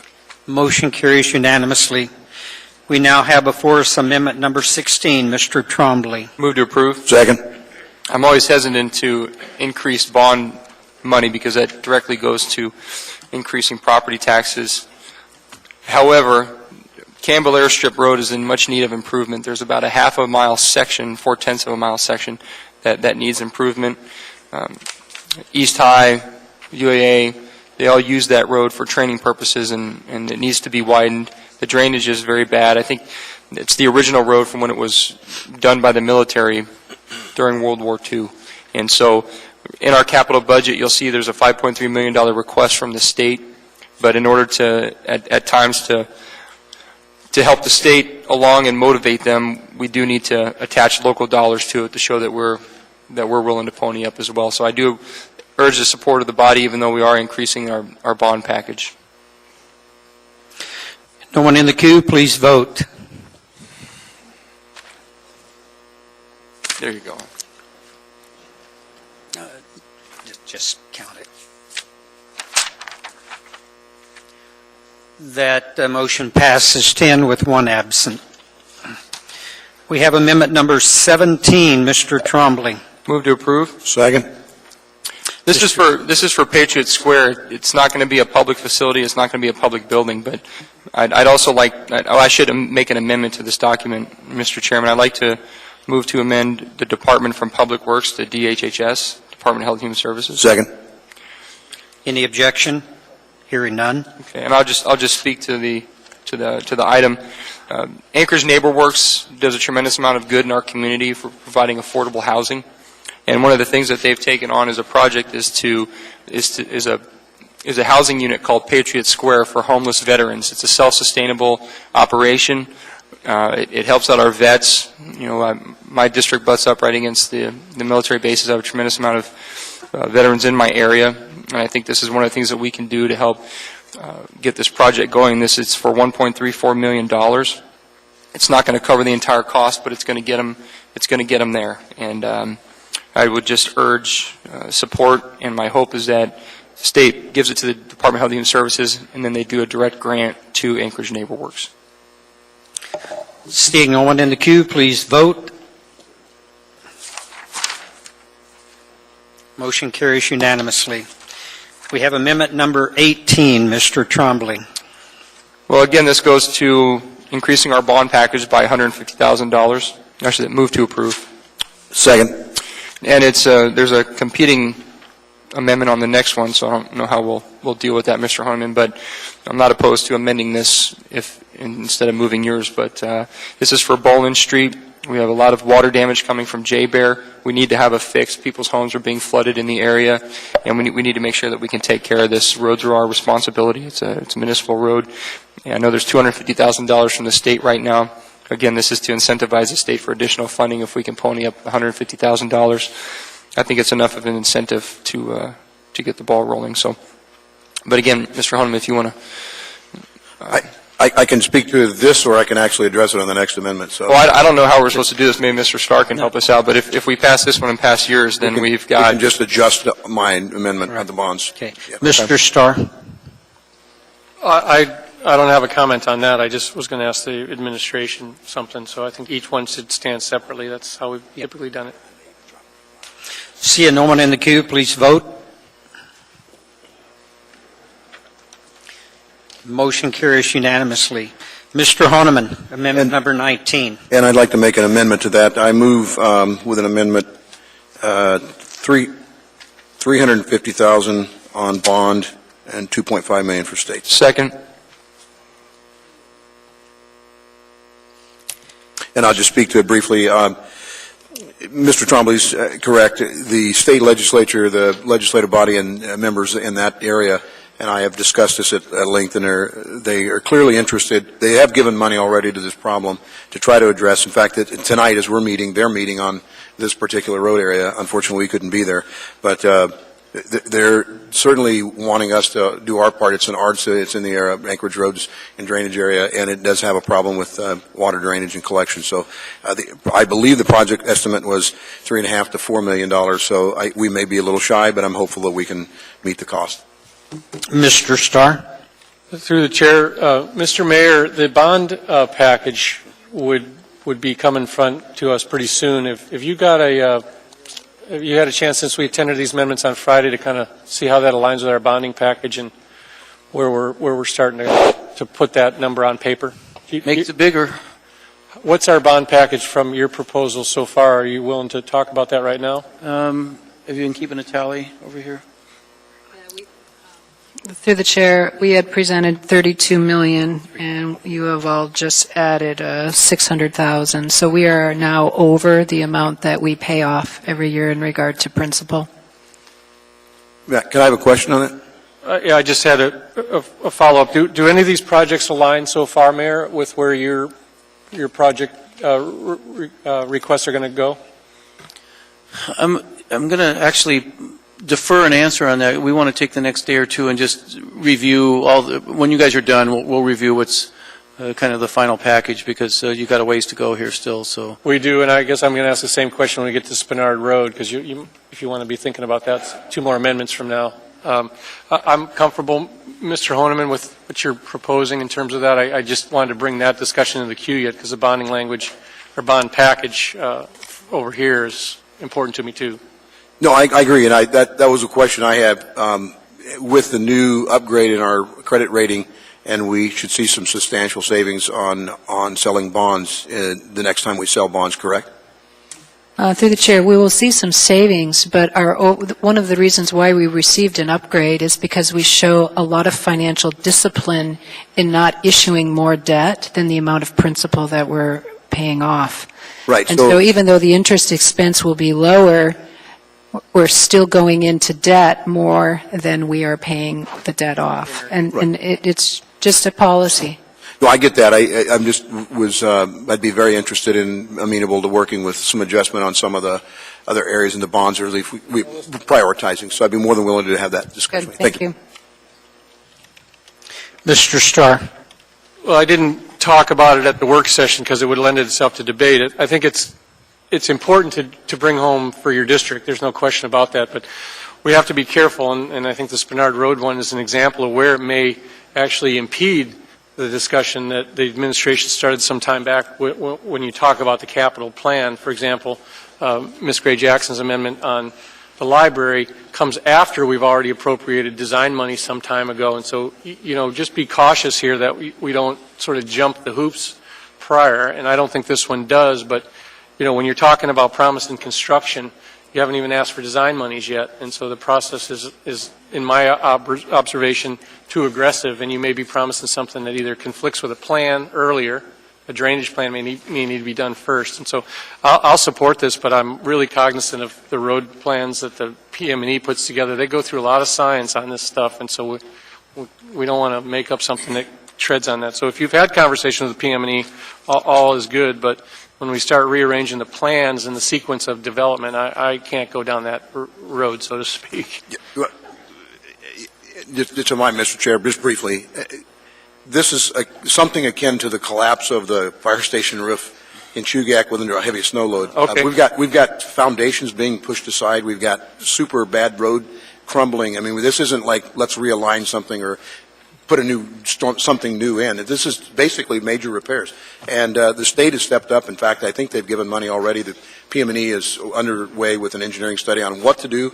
And actually, Public Works had a kind of a stopgap potential fix, but it was about a $300,000 or $400,000 minimum. And the PM&E basically said they didn't think it would be a good enough fix. Sure. So, this one is, and I understand where you're coming from, Mr. Starr, but this is one of those that kind of falls in that same category. To a degree, Mr. Honeman, it does. And you've got RIDs, road improvement districts, all over this. There's probably folks that pay into their own road improvements. And so, be careful. I'll go with you for a little while, but pretty soon I'm going to say, hey, we've put road improvement districts out there and forced funding locally for those road improvements. So you're asking the entire municipality in their bond to be site-specific to a certain failure. And it's just a note of caution because, road improvement districts are the new thing, and we've got to, I don't like them any better than you do, but be careful here where we go. That's all. Ms. Dembowski. Thank you, Mr. Chairman. Mr. Honeman, I have a question. We just passed Mr. Trombley's amendment for $150,000 in bonds, and my understanding was that would be appropriate amount of dollars to bond to kind of match with the state funds. Why do yours? Is there differentiation in the project? The discussions I had with some of the legislature in East Anchorage were actually hoping for a 50-50 split, and when the dollar numbers came in, I didn't think we could go that high because I knew we were concerned about our bond number. And so this appeared to be something that we could work with the bond proposals. I haven't seen the bond. I understand the bond package may not come to us for another month yet, but we need to make some adjustments. And they're interested in carrying more money. At least that's what I'm hearing from our legislators, and they're interested in making it a priority, but they want to make sure that we're also involved in this and invested in the process. Okay, and I do appreciate you bringing that number down. Thank you. Thank you. Mr. Horniman, I show you again, or you No, just, not- okay, that's it. thank you. Mr. Trombley. Okay, I see no one. Ms. Mahoney. Yes, through the chair, I just want to make sure that everyone understands that in regard to what is submitted regarding the bond package, it's what you are approving tonight. And so right now, I mean, we had the 32 million that was originally submitted. And so to the extent that you do not reduce anything from that number, anything you add tonight will be what is submitted on the bond package in addition to the 32 million. So there shouldn't be any surprise because it's in your books. Please vote. Are we voting on the amendment, Mr. Chair? Mr. Chair, I presume that the sponsor made the amendment while he was moving and your second agreed, so the motion is submitted as Mr. Horniman That was my amended intent, it. but I wanted to make sure we That's followed the correct. process. Right. Thank you. Ms. Dembowski.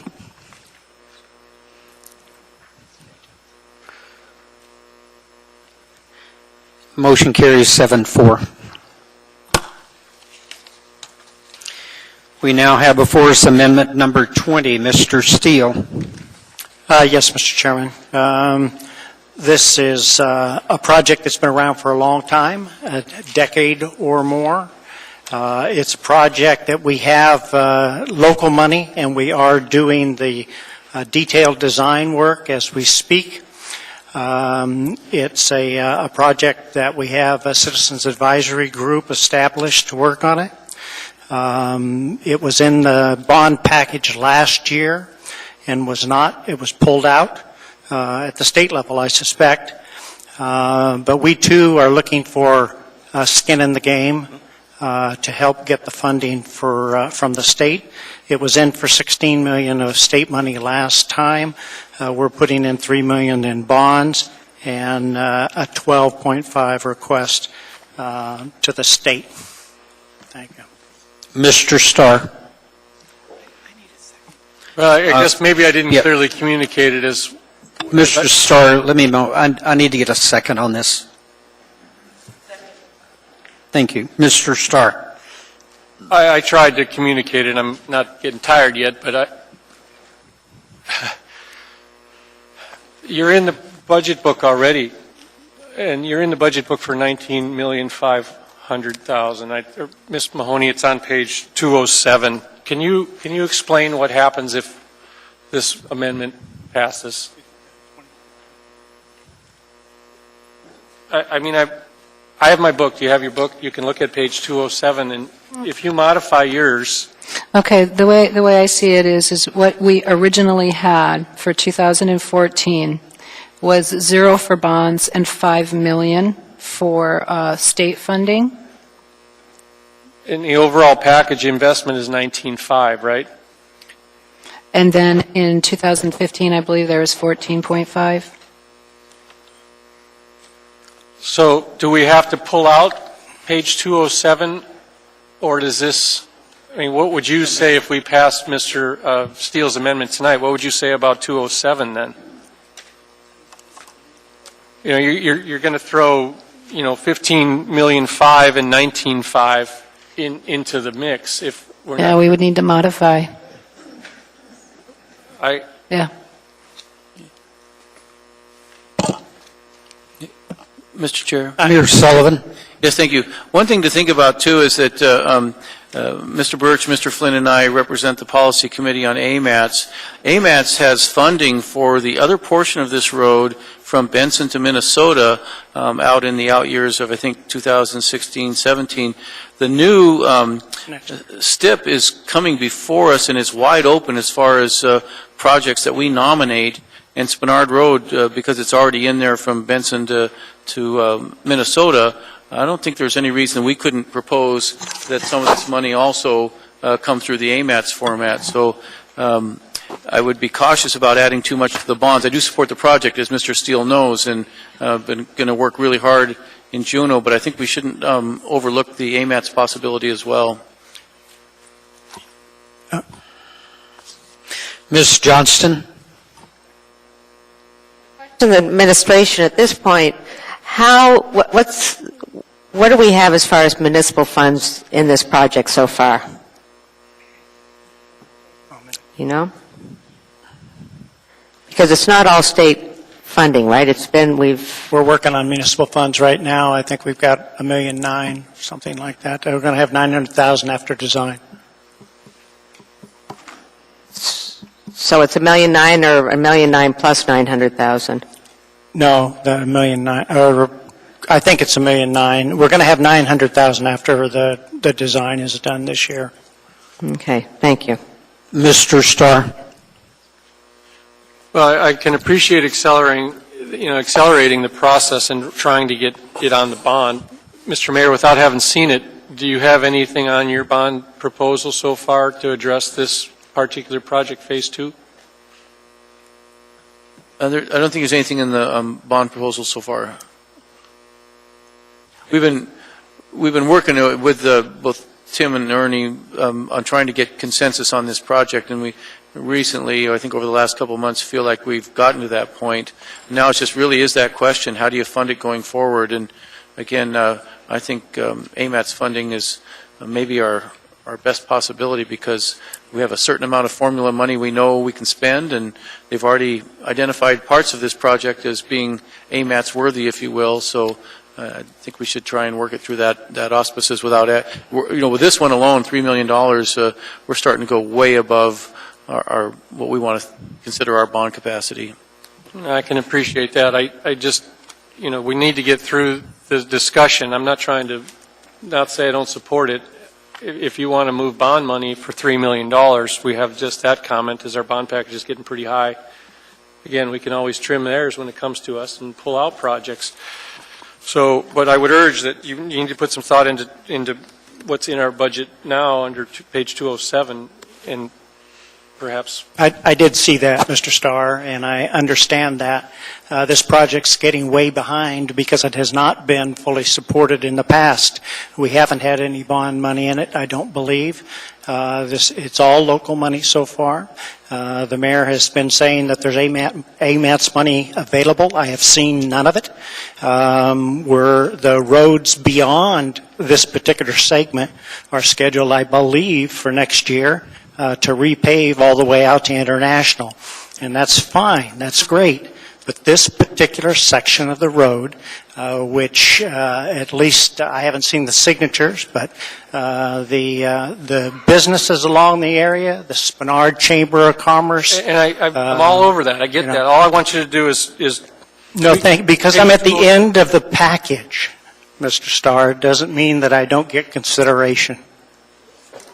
I didn't purposely put you at the end of the package, Mr. Steele. It's time to just settle for a second. I don't want to overfund the project. You've got $5,000 in your state book on page 207. I consider this proposal additional? No, in lieu of that particular page. Okay, well, I'm just trying to urge I'm asking for the money this next year from the state, as well as bonding, to try and keep the project. It's not on schedule now, but to try and keep it within a reasonable proximity to the schedule. You're asking for $12,500,000 from the state. The municipality is asking for $5 million from the state, both this year. So what Ms. Mahoney's saying is to give them clear direction after we approve this tonight. We need to. And I said my proposal is in lieu of that, not in addition to. Ms. Dembowski.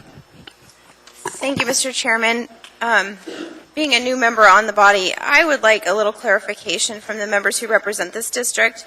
My understanding of the Spenard Road project is this is very contentious, and there's a lot of people that don't support it within the community. Can somebody give me a little bit of history? Because I'm not, if I don't really believe this is, I'm not sure where I'm at on this one. I'll need to yield the chair. I'm probably the one best to respond to that. So, What happened, Ms. Dembowski, is over a period of the last 3 years, 3.5 years, there's been a tremendous amount of meetings that have been held in regards to this. We never got what would be considered 100% consensus. You're never going to have 100% consensus. What we did end up with, the majority of the people in that community supports the rebuild of this road. This road is in dire repair.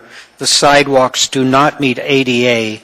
There's tremendous traffic in there, and it seriously needs upgrade, and it's something that needs to be dealt with fairly soon. The point of contention was whether it was going to be 4 lanes or 3 lanes. To be able to go in there in the 60-foot easement that we've got to build 60-foot right-of-way, all we can do is do ADA sidewalks, bike lane, and the 3 lanes through that. It's only a short part of the road that actually ends up being 3 lane, because when you get to 27th, it goes back to 4 lanes and goes all the way through 30th. That's 4 lanes. My guess would be there's a large probability that it would continue that way on through. But in that particular part where we're coming from Hillcrest up to 27th, we've got offset blocks. The streets don't align. So it's a difficult project to work with because of the right-of-way. And when we did an actual vote on committee that worked on this for quite a while, we ended up the lowest priority was the 3 or 4 lane, the safety, crosswalks, lights, slowing the traffic down, and other enhancements. So I can tell you that the largest part of the community supports this. Yes, there are some people that still oppose it, and I understand that. And Mr. Hall, with consideration of the bonds, the ceiling that we've already exceeded, would you recommend, or would you be willing to entertain a motion to remove the $3 million, considering that the administration already has $5 million? We've been told pretty clearly by the state that we need to get some bonds in the game if we're going to get funding from the state. So, yes, it is distressful to me in the fact that we've got a bond package. As we keep adding this, it becomes problematic, and we'd like to get this approved, and I realize it's going to have to be worked out when we finalize the bond package. Okay, thank you for that clarification, Mr. Chairman. Another point, Mr. Chairman, that road is a municipal road. It is not a state road. And so the legislators were clear that they want us to have something in bonds. If we need to make some amendment to the city's plan book that shows $5 million in this year in terms of a state request, and 14.5 in 2015, so be it.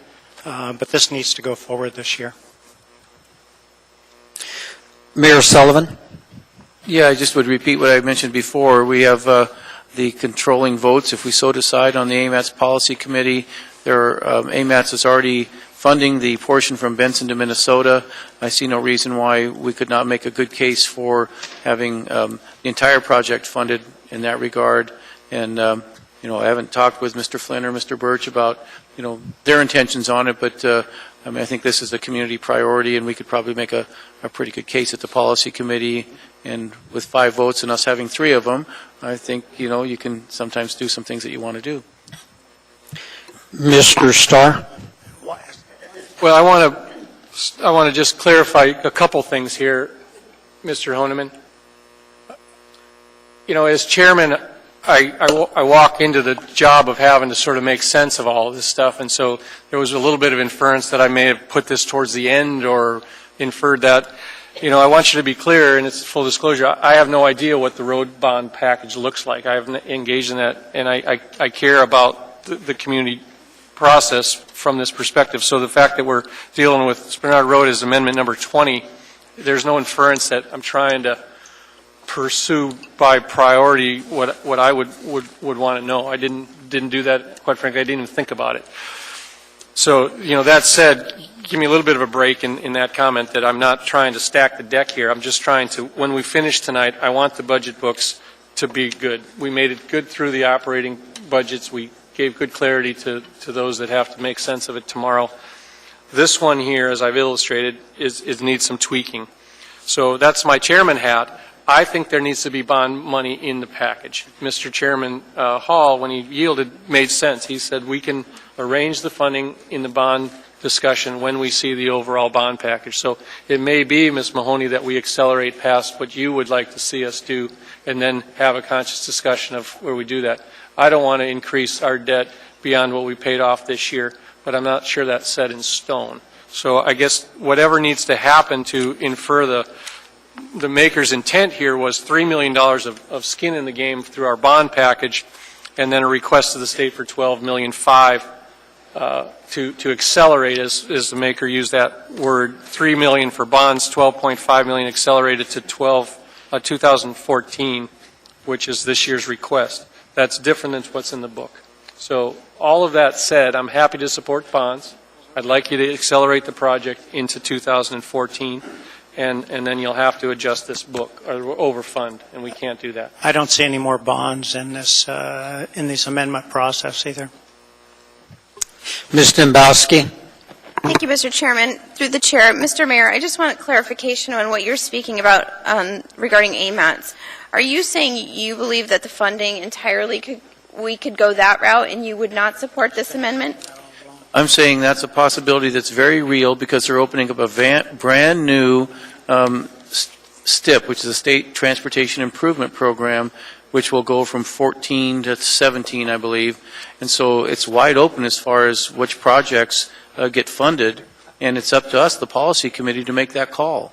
So I would prefer that route because, again, we're getting way beyond the amount that I feel comfortable with in a bond.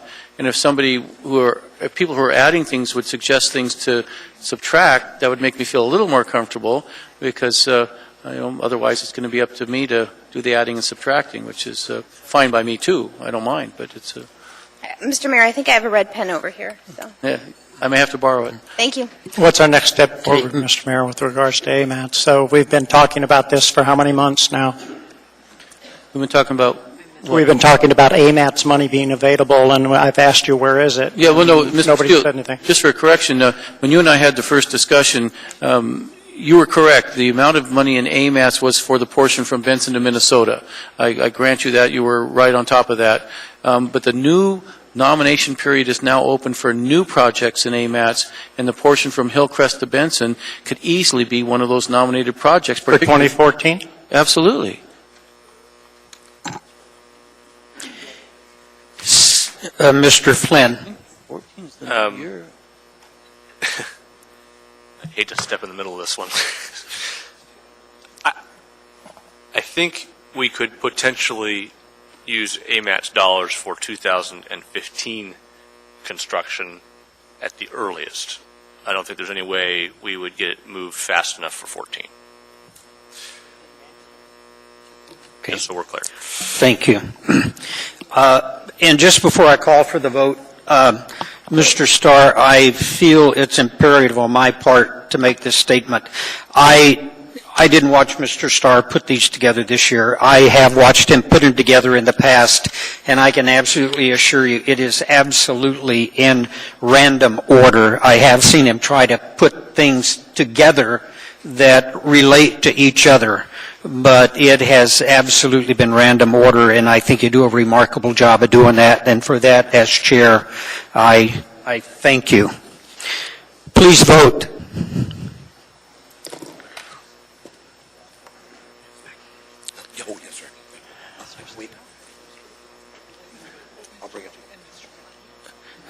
Mr. Flynn, we need you to vote.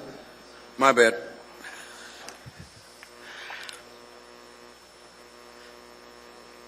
That motion carries 7-4. We now have amendment number 21, Steele, Trainee, L.B. Gray Jackson.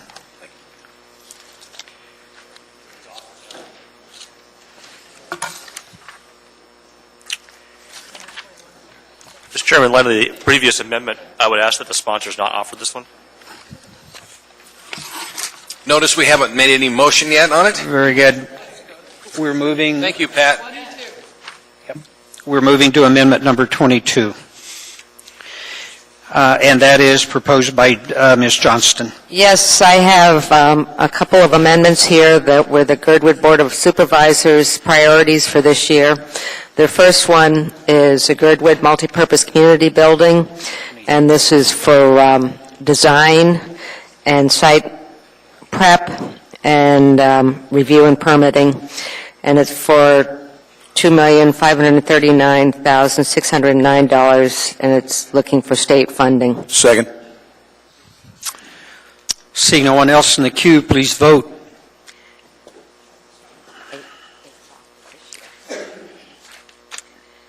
Motion carries 10-1. Amendment number 23, Ms. Johnston. This is again from Girdwood, and it's a Girdwood Road Service Area for Public Works, and it's replacing Girdwood Road Service Area Road and Drainage System Rehabilitation. It's for $300,000, looking for state funding. Do I have a second? Second. No one in the queue, please vote.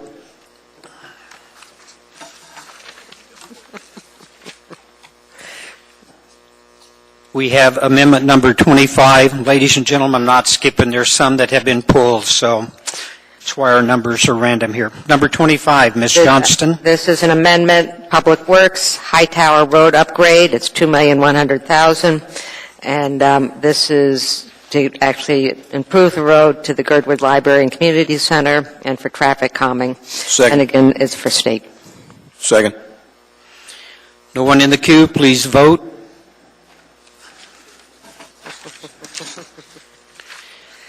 Motion carries unanimously. And the motion was unanimous on amendment number 23. Amendment number 26, Ms. Johnston. Again, Public Works, Girdwood Service Area, is $3.2 million, and it's for, if anybody's ever ridden their bike down to Girdwood, this is for the pedestrian corridor. It goes along the Alyeska Highway. It's a State Department road, and this is to completely rehabilitate that, and it's $3,200,000. Second. Seeing no one in the queue, please vote.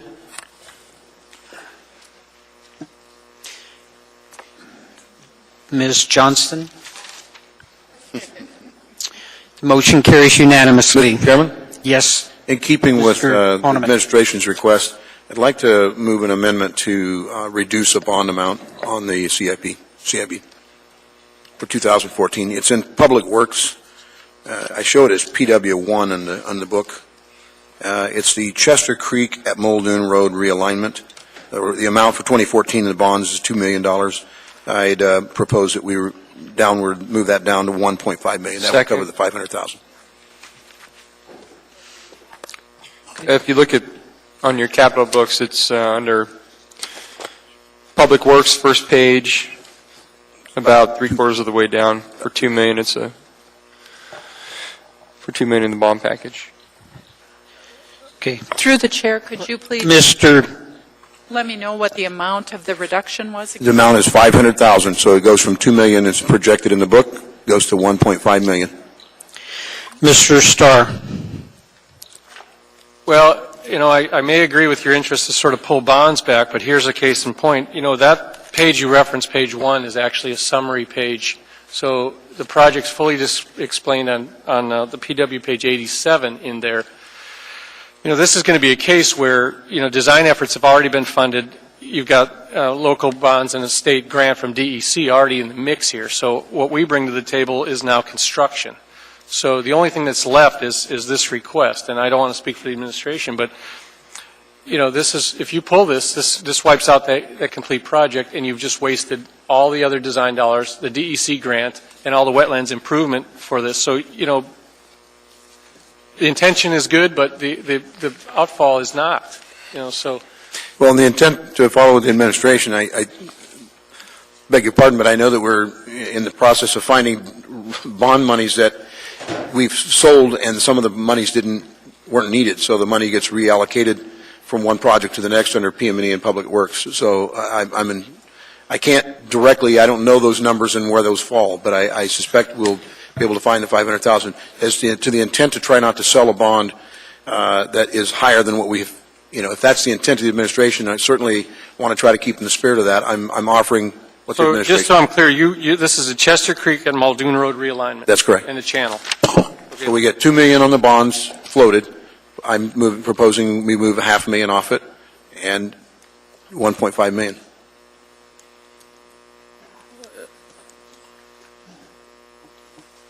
I can't speak to it in favor. I mean, well, it's up to you. I just can't support that. I think It's in our district, Mr. Starr. It's one of those areas that this has been studied and discussed within the community, and I know that it's the priority here at this point is a crumbling road with foundations being brushed off. So, Okay, on the, well, the project, Mr. Honeman, will design and construct erosion fish habitat, flooding, storm drain improvements to Chester Creek and east of Muldoon Road. Creek relocation is expected to accommodate a new crossing at Muldoon Road. You want to reduce the funding on that to the point where we won't be able to complete it? I'm saying that I'm not sure that we would need the $2 million, but if we had to come up with a different amount to finish the job, I would think that there would be funding for leftover from road or bonds that we have sold that didn't get spent. Duly noted. okay. Okay, Mr. Honeman, you've made a motion to do an amendment. Anyone else to speak to that amendment? Okay, Mr. Trainee, are you in the queue for that amendment? No, I just want us to reconsider item 11F so we can, once we get to that point, I want to do that, Mr. Chairman. Okay. Thank you. Mr. Trombley. Mr. Thompson, could I ask you a few questions, please? This topic was of debate about a year and a half ago to realign the creek, and we had to accept money over a period of time. The federal government had given us money, and the state had, and we had to accept it. Where are we currently at with that project? What would this do? Would this kill the project if we didn't? Would we be stuck right in the middle of the project just waiting for additional funding if we reduced it by 500,000? Through the chair, Mr. Trombley, when we go after at this stage, the project has been designed. We're ready to install it. Therefore, we're getting the last funding to make the project work.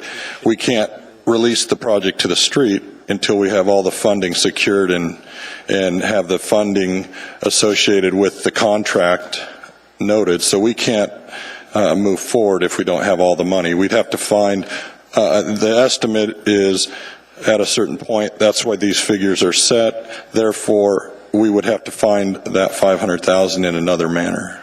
Mr. Honeman was discussing budgets and bond money not used for projects. Projects come in under budget. You have the excess bonding dollars for project X, and can you transfer that to Y? Is that a realistic possibility from what you have?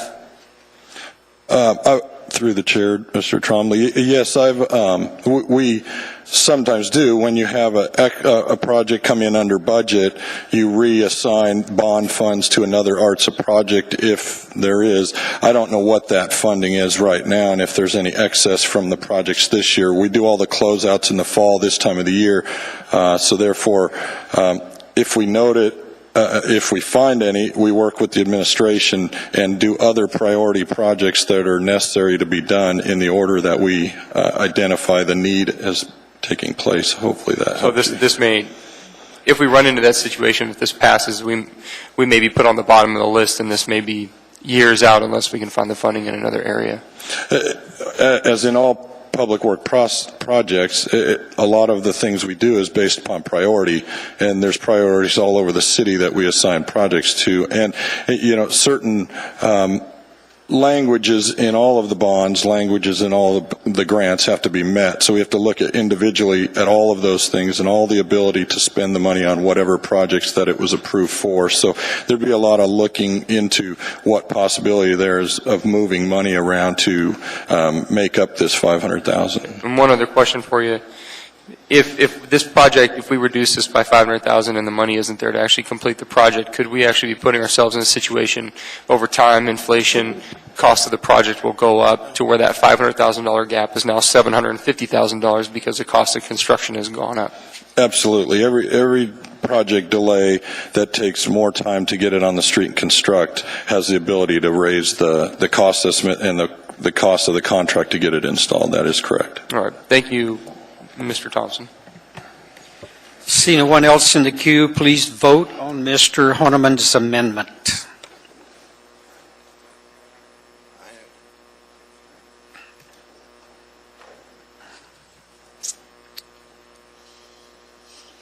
The motion passes 6-5. We now have before us amendment number 3. We're back to you, Ms. Gray Jackson. Mr. Chairman? Just Yes. a quick comment. We'll work with Mr. Honeman and Mr. Trombley in their district and see if we can indeed do what he had suggested and try and find funds from one of our projects. We're getting pretty good bids on projects, and we'll work to try and make that happen. Very good. Thank you, Mr. Mayor. Ms. Gray Jackson, what's your desire on Amendment 3? Mr. Starr has said this does go under 11G. Thank you, Mr. Chairman. I believe that Mr. Flynn's amendment that we passed takes care of this issue. Thank Very you, Mr. good. Chairman. So we withdraw it. Okay, we're back. We're voting on 11G as amended. Please vote.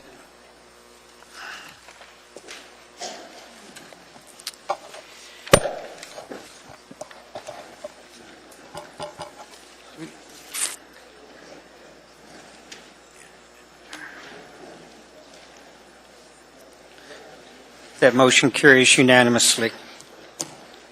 Mr. Chairman. Mr. Trainee. Move for immediate reconsideration, urge a no vote on that. Mr. Okay. Do it on the underlying one. It tastes Okay, we got it. Do we have a? I have a question for Mr. Trainee. Mr. Trainee, if we move for reconsideration, we urge a no vote. Does that preclude us from opening back up and making additional changes if we need Yes. to? Yeah. So if we want to add a project to our legislative packet, does that?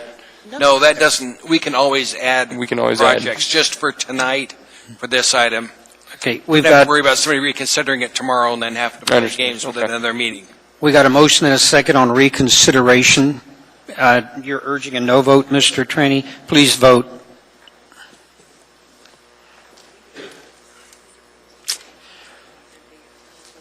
That motion fails.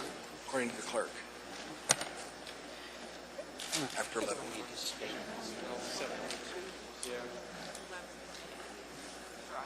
We're currently going back to 11A. We now have before us item 11A. It is AO number 100. It's an omnibus ordinance of the Anchorage Assembly amending Anchorage Municipal Code and Anchorage Municipal Code of Regulations to modify existing and include additional fees, fines, and penalties. This item is before us for action. Do we have a motion on 11A, Mr. Chairman? Is there a motion on 11A yet? There is not a motion on 11. Ms. Johnston made a motion. I've got Ms. Demboski. Mr. Chairman? Second. Mr. Starr. This is the omnibus bill. This is the omnibus bill. A note of caution here, the procedural side of things would say to me that if we modify any of these fees, we have already reconsidered the operating budget.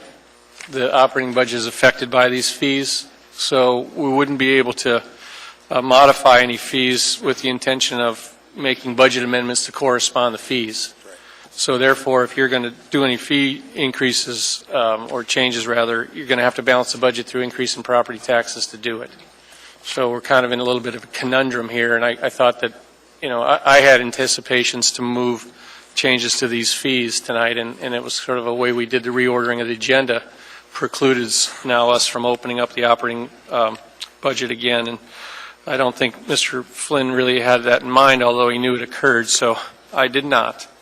So that said, I don't quite know how to handle the immediate reconsideration on the operating budget. So all things said, it makes probably no sense to me to mess with the fees inside the omnibus today.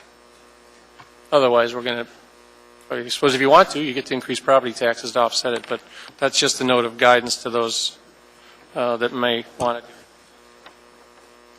to. Understood. Did we get a first and a second on that?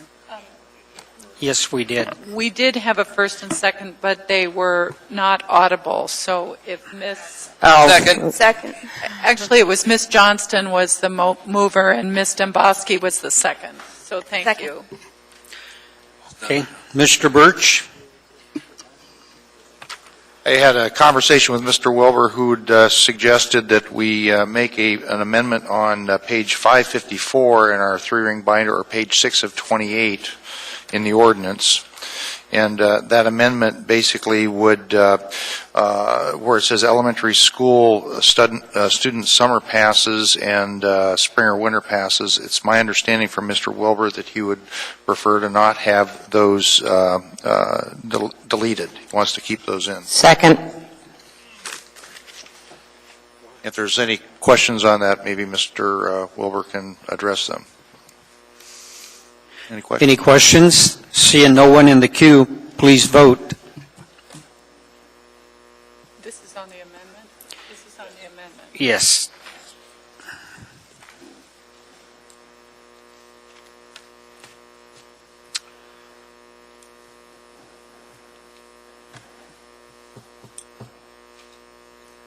Passes 10-1.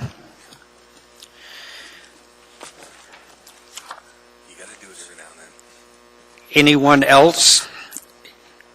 Mr. Starr? Is this on the main motion now? Yes. Well, I'll be the first to say it. I made a mistake, guys, and so I'm going to have to apologize to my building community in that what happened here is the way it works out is, I'll back up a little bit and pontificate. When government doesn't have funding sources to pay its bills, we raise taxes, we raise fees and revenues and all the other things. And in this case, I want to make no secrets that we're raising fees and services costs to do business with the city. And it affects my area in particular for on-site water and wastewater construction permits, 569 water well construction permits now to drill a well. We charge $215 for that service to, in some cases, just record the fee, the report tendered by the well driller or a flow rate report, and it's challenging for me to have messed this up for a technicality, quite frankly. So it's hard to explain. We've been at it since 2, and I guess it's full disclosure that I'm just not happy that fees are going up. And it doesn't need to, and I wish it didn't. So expressing my frustration in that, because I'll vote for approval to balance the budget tonight, but we didn't do it quite right, and I take responsibility for that. Mr. Trombley? Well, along those same lines, I'm extremely frustrated as well. We have an issue with affordable housing in this community, and one of the things that we can control is how much you pay in property taxes, and we can control how much you pay in fees.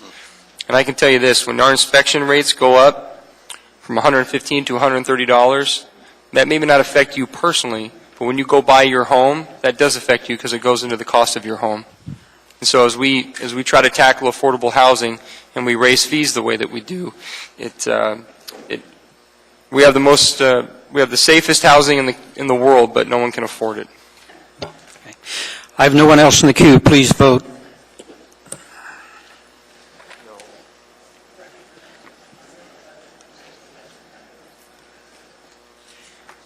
That motion passes 8-3. Move for immediate reconsideration. I'd love a no vote. If you want, just follow me. I'll tell you how to Did vote. we get a second? Okay, we've got a motion and a second for immediate reconsideration, urging a no vote. Please vote.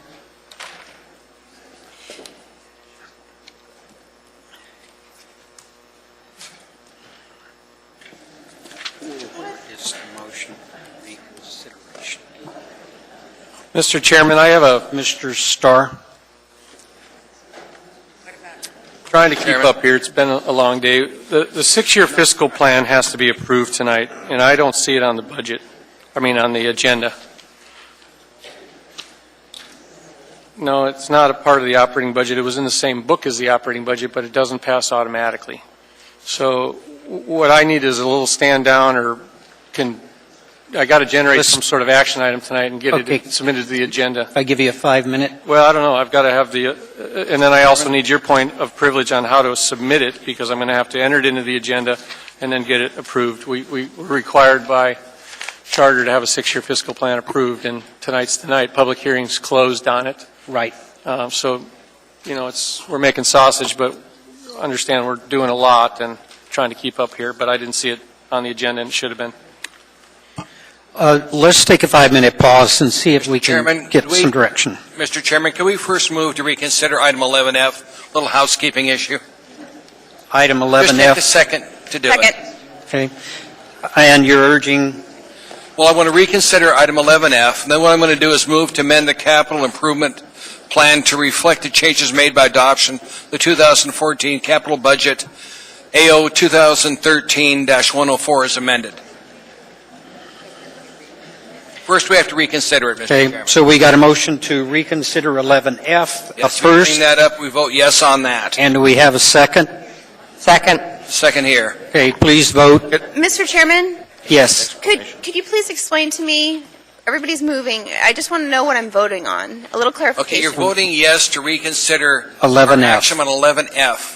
And then what we're Which going is to the do is CIP. add all our changes into it and then approve that. Thank you, Mr. Trainor. Mr. Chairman, could This you, is a yes vote. Mr. Chairman, Yes. could you please hold off on a vote while we wait for our municipal attorney to give us some guidance on the question that Mr. Starr just brought up about the 6-year fiscal plan, because it's possible it could be incorporated into the document you're now putting up for immediate reconsideration. But anyway, just if you'd give us just a moment. Very well. We're going to do it at ease and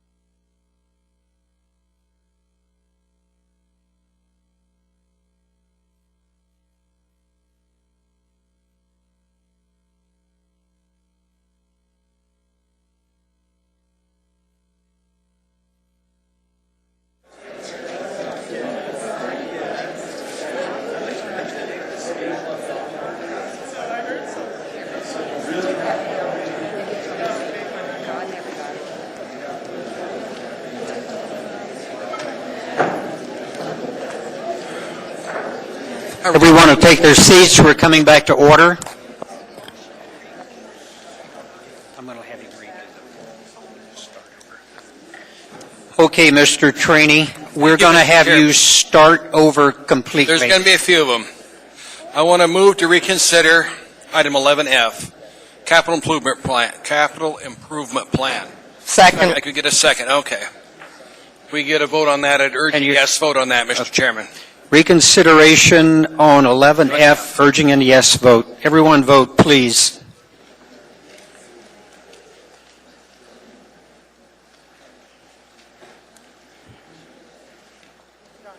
Mr. Starr.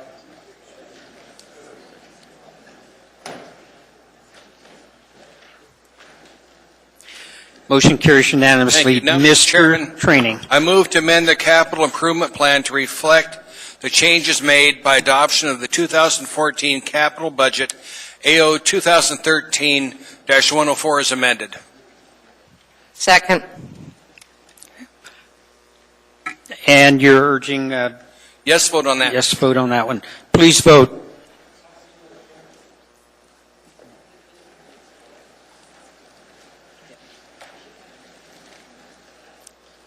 Motion carries. Thank you. Now, Mr. Chairman, I'd like to move to reconsider item 11B and urge a no vote. Second. Second.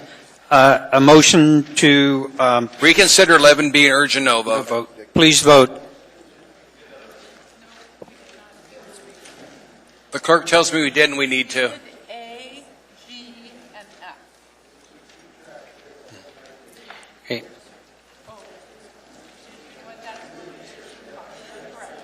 Mm-hmm. Sorry, Mr. Starr. And we will get you a plaque on that one, Mr. Starr. Okay, Madam Clerk, do we need 11C, D, and E? My records show that we have not moved for immediate reconsideration on C, D, or E. Okay, first then, let's move immediate reconsideration item 11C and urge a no vote. Second. Please vote.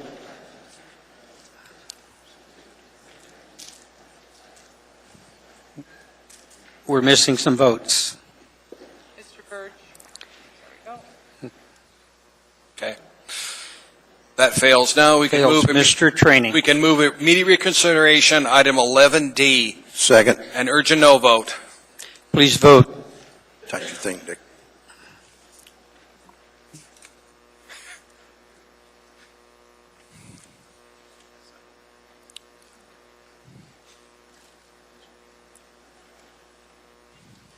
That item fails.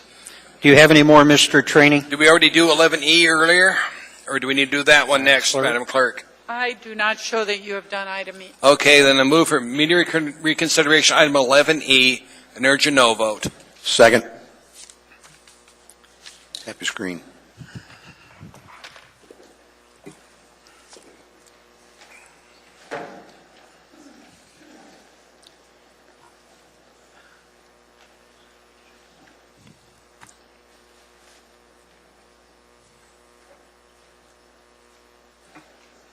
Thank you.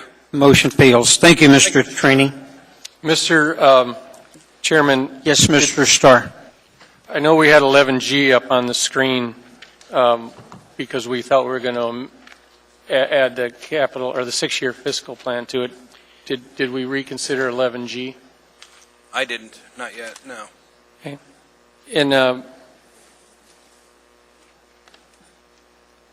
I'm checking, Mr. Starr. I don't think we did.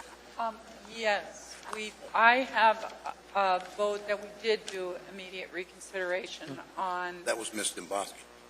Yeah. Yeah, and can I just speak just for a moment on that policy that we seem to all want to? And Mr. Trainee, I don't disagree with probably wanting to make sure these are locked down so that there's no politics played tomorrow.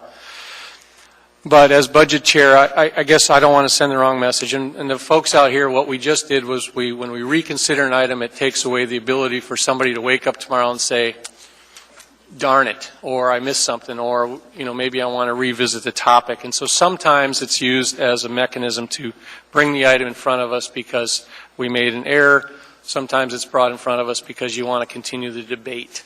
So by immediately locking down these through immediate reconsideration and saying no to that, it prevents the ability for somebody to come back tomorrow and say, oh, well, it also presents the problem for me is because if I find something tonight that we didn't do quite right, then I can't. And so we have it both ways. And so I want to commend those. I don't think there's politics being played in the budget. I think there's priorities and policies, Mr. Trainee, so I know you're aggressive about getting that locked down, but the undertone of the accusation is that we would want to revisit all of this next time, and no one wants to jeopardize another public hearing, pushing it off by 7 to 14 days. So, you know, let's just understand what we did. I want the budgets to be approved in a spirit of cooperation and understanding of what we've done and not an interest to slam them closed. The book shouldn't be shut down. It's still important. So enough from me. I'm glad it's over. I'm thinking we've got them all. 6-year fiscal plan will come back next meeting. Yes. Mr. Trainee? I appreciate it, Mr. Harris. Just traditionally, we normally do this when we deal with a budget cycle, so we don't end up with people tomorrow deciding to reconsider something, and then we've got to go through more public hearings on it. We're getting towards the end of the year, Mr. Starr, and it's just what we do at this time of the year. Thank you, Mr. Starr. Thank you. Okay, I'm in 11 and H. That's what I should. Okay. We now have before us item 11H, notice of reconsideration, Plant 2A South Staging and Storage Area and Gas Piping Upgrades Project. Ms. Johnston? I actually moved to reconsider this, and it was seconded by Ms. Dabowski, so I think we just vote. An urge a yes vote? Actually, you filed a notice of reconsideration, and so now you need to vote Right. on shall you reconsider. Right, and I urge a yes vote. Please vote. Oh, you.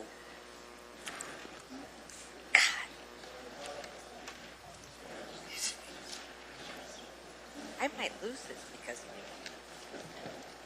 That motion carries 8-3. This item is before us for reconsideration. Ms. Johnston? I move to amend or to approve the change order to the Roger Hickel Contracting, Inc. for the Plant 2A for the amount of $4,950,116.67. Mr. Birch? I just seconded. And I'm speaking in support of the motion. I think we all understand that this contractor is completed the work and needs to be paid. We need to honor our debts and obligations, and encourage a yes vote. Mr. Starr?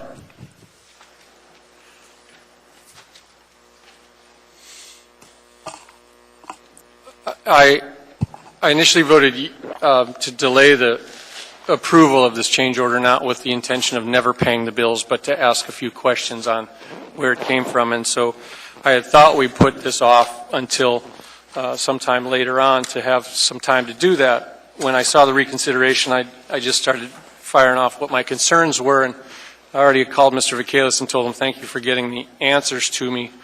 But every time I got an answer, I had another question. And so Ms. Johnson politely said, quit asking questions. I heard that. I didn't say that. I need to bring up Eugene Ori or somebody, Mr. Posey. I've got some questions, and it's going to be educational for the body thereof.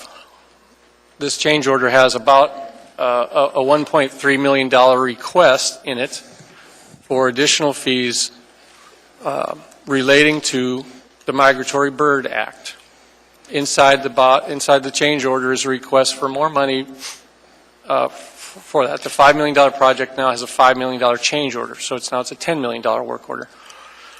Inside the discovery, I came across the request for the money. It says, what is it, 1.3 million and change, asking because nesting birds were found on the site. I prefaced the question earlier. The notice to proceed was entered on May 8th. I got the nesting birds report today. The report was generated on June 26th, was when it was put into writing.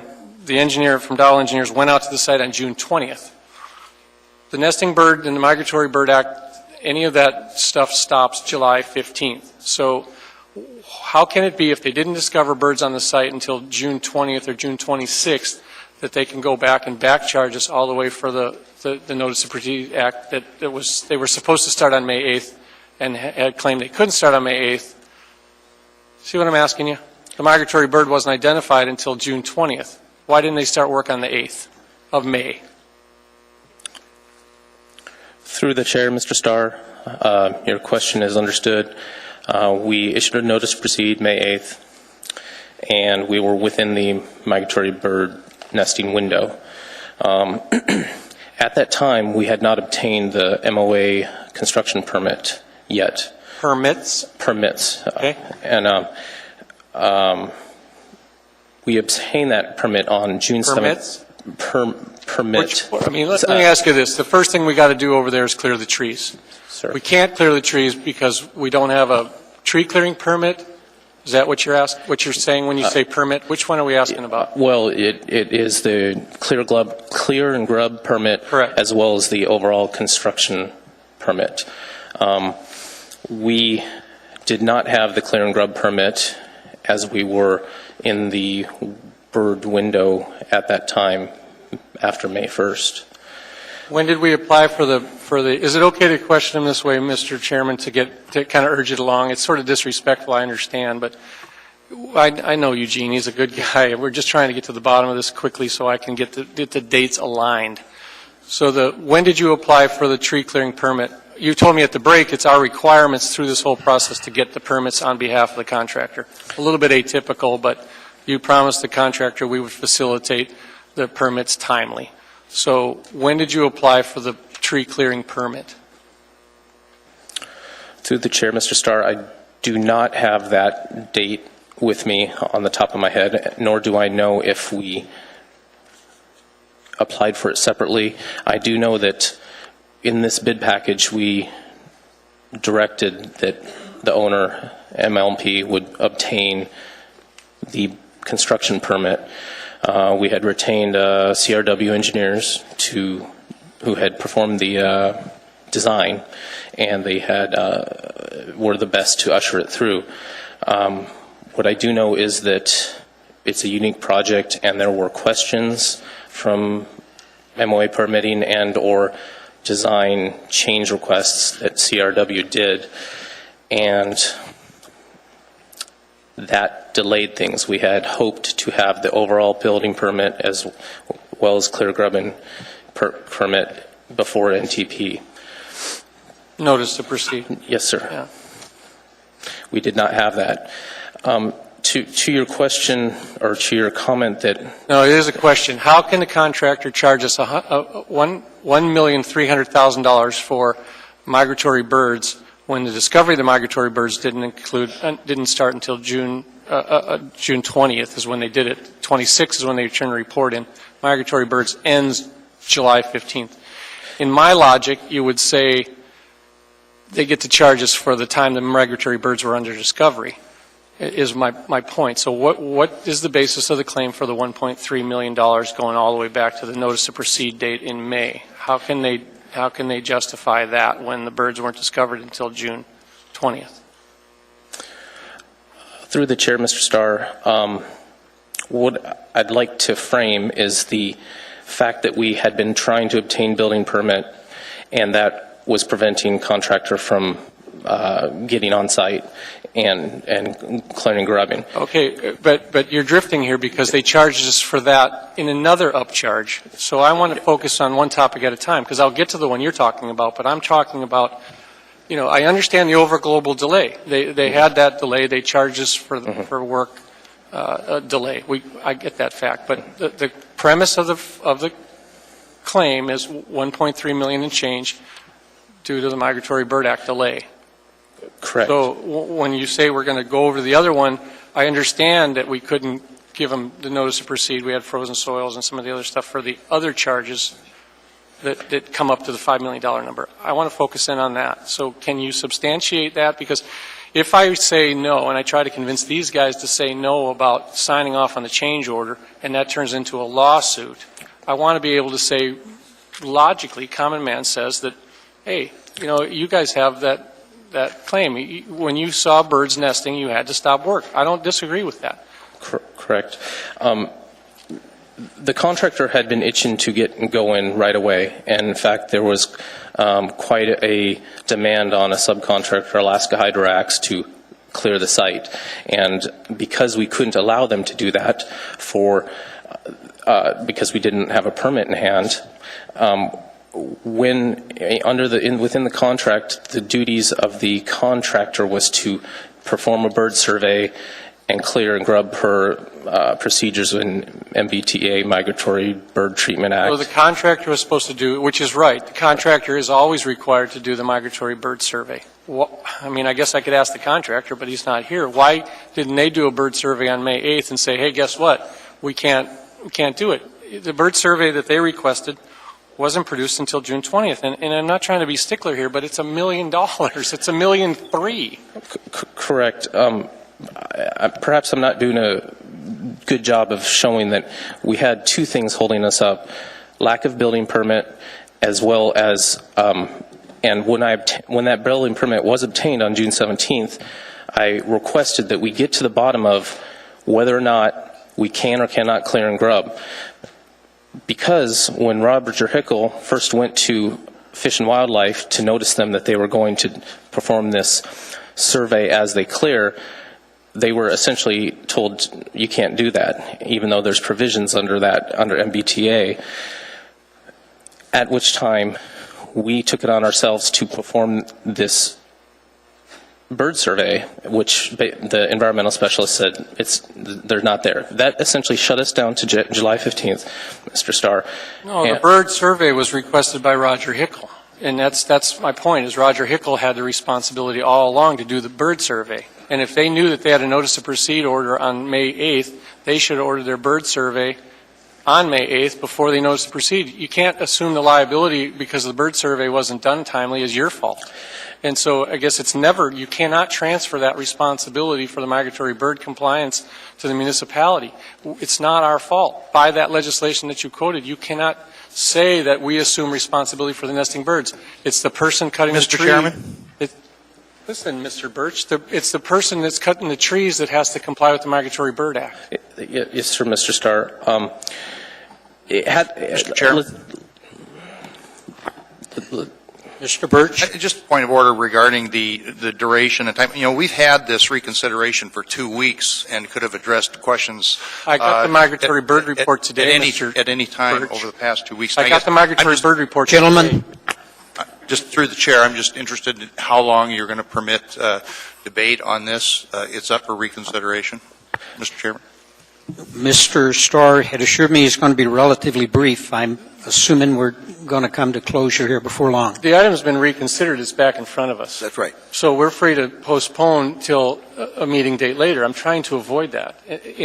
So if we can't, and I'm all due respect, I didn't fill the agenda up. I'm trying to get through to the bottom of it, but let's not be complacent about $1 million change order and a part of it. It's a $5 million change order.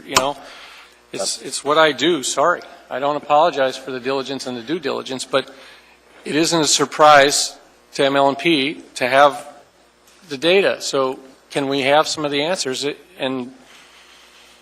Mr. Chairman, I can move to postpone till some date farther. We just reconsidered that. I'd second that.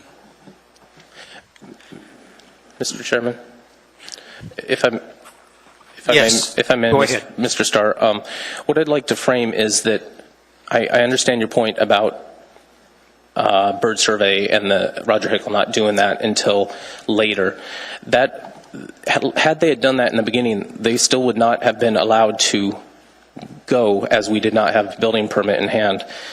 But we wouldn't have been charged $1 million, $1.3 million.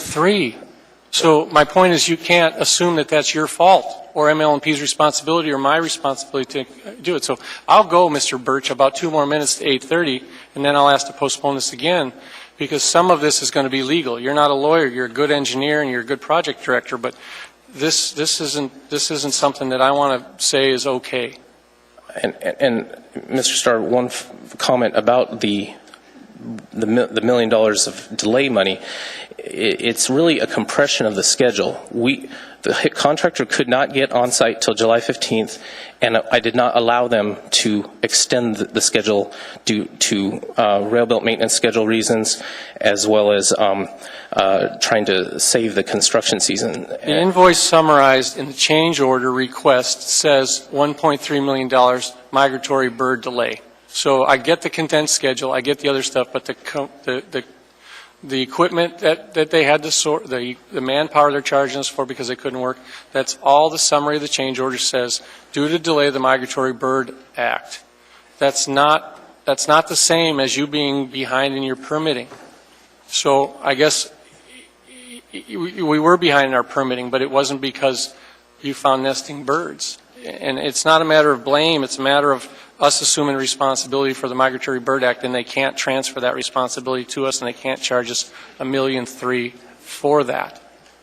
They can charge us $1.3 million for other things, and they have, not $1.3 million, but other monies for being delayed, and I think it's a point that bears merit. If it was, $50, I'd probably argue it the same way, but $1.3 million. I'm going to move to postpone until the meeting of December 3rd.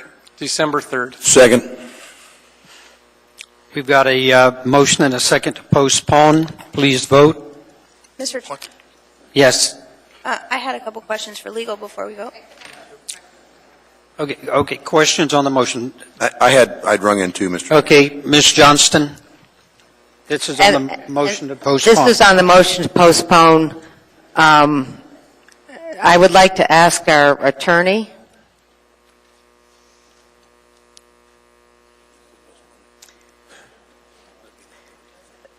I was waiting for him to sit down. We are postponing because Mr. Starr has done an excellent job of ferreting out this change order. And our postponement would be looking at a legal case, more than likely. And do you feel that it is relevant, or is it something we could do by postponing this, or are we in a spot where ML&P, without the appropriation and without the authority of the Assembly, approved this change order?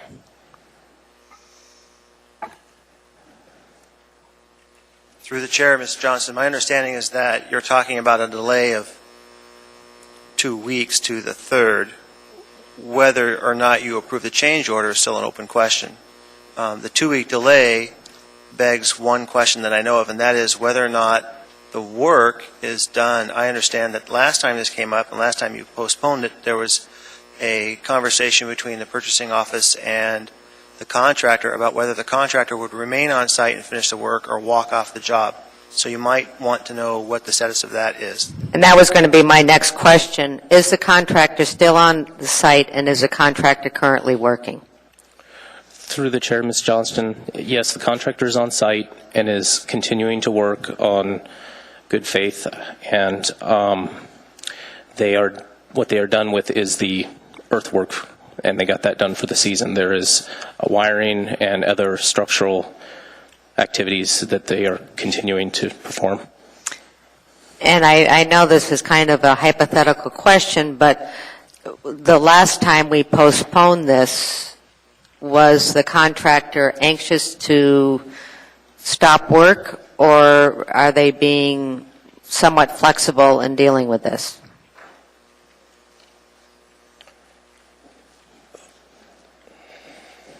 If I could ask the purchasing director to come forward and answer that question directly, That'd be helpful. since he coordinated directly with the contractor. Through the chair, Ms. Johnston, the contractor has been extremely cooperative with us. He has remained on site to go ahead and meet the schedule. Okay, so we wouldn't be jeopardizing the work necessarily by postponing this 2 weeks. The contractor was reluctant to remain on site in my conversation with him 2 weeks ago, but was able to convince him that through the schedule and through the good graces of the Assembly that we would be able to have a resolution with this. But was that resolution, were you were you suggesting the resolution would be this evening? I was hoping it would be this evening, because with all due respect to the Assembly and to Mr. Starr, we are at this point penalizing a contractor who has worked with us in good faith. He has worked diligently, he has met a schedule, and he is one of our better contractors. Thank you. I would urge a no vote. Mr. Hardeman? Well, my question, since you're here, I'll just ask you that. And I understand he's operating good faith, and there's things that I'm willing to concede that like removing of unusable soil, something that no one probably could have anticipated until they got there. I'm even willing to say stockpiling of imported material. It's a small amount, but it seems goofy that they would charge us for that. But if that's in the industry standard, that's fine. My concern with what Mr. Starr has stated is, I don't know of any good contract, and I'm shocked that we would pay these exorbitant delays when clearly it's something that's, for lack of better terms, almost an act of nature. A frickin' bunch of birds are up in the trees and they can't work, and they're charging us $1.3 million? I mean, it seems like that's the debatable number. The remaining part of it, I'd be more than willing to separate it out and authorize a payment of $3.5 million today, argue over the 1.3.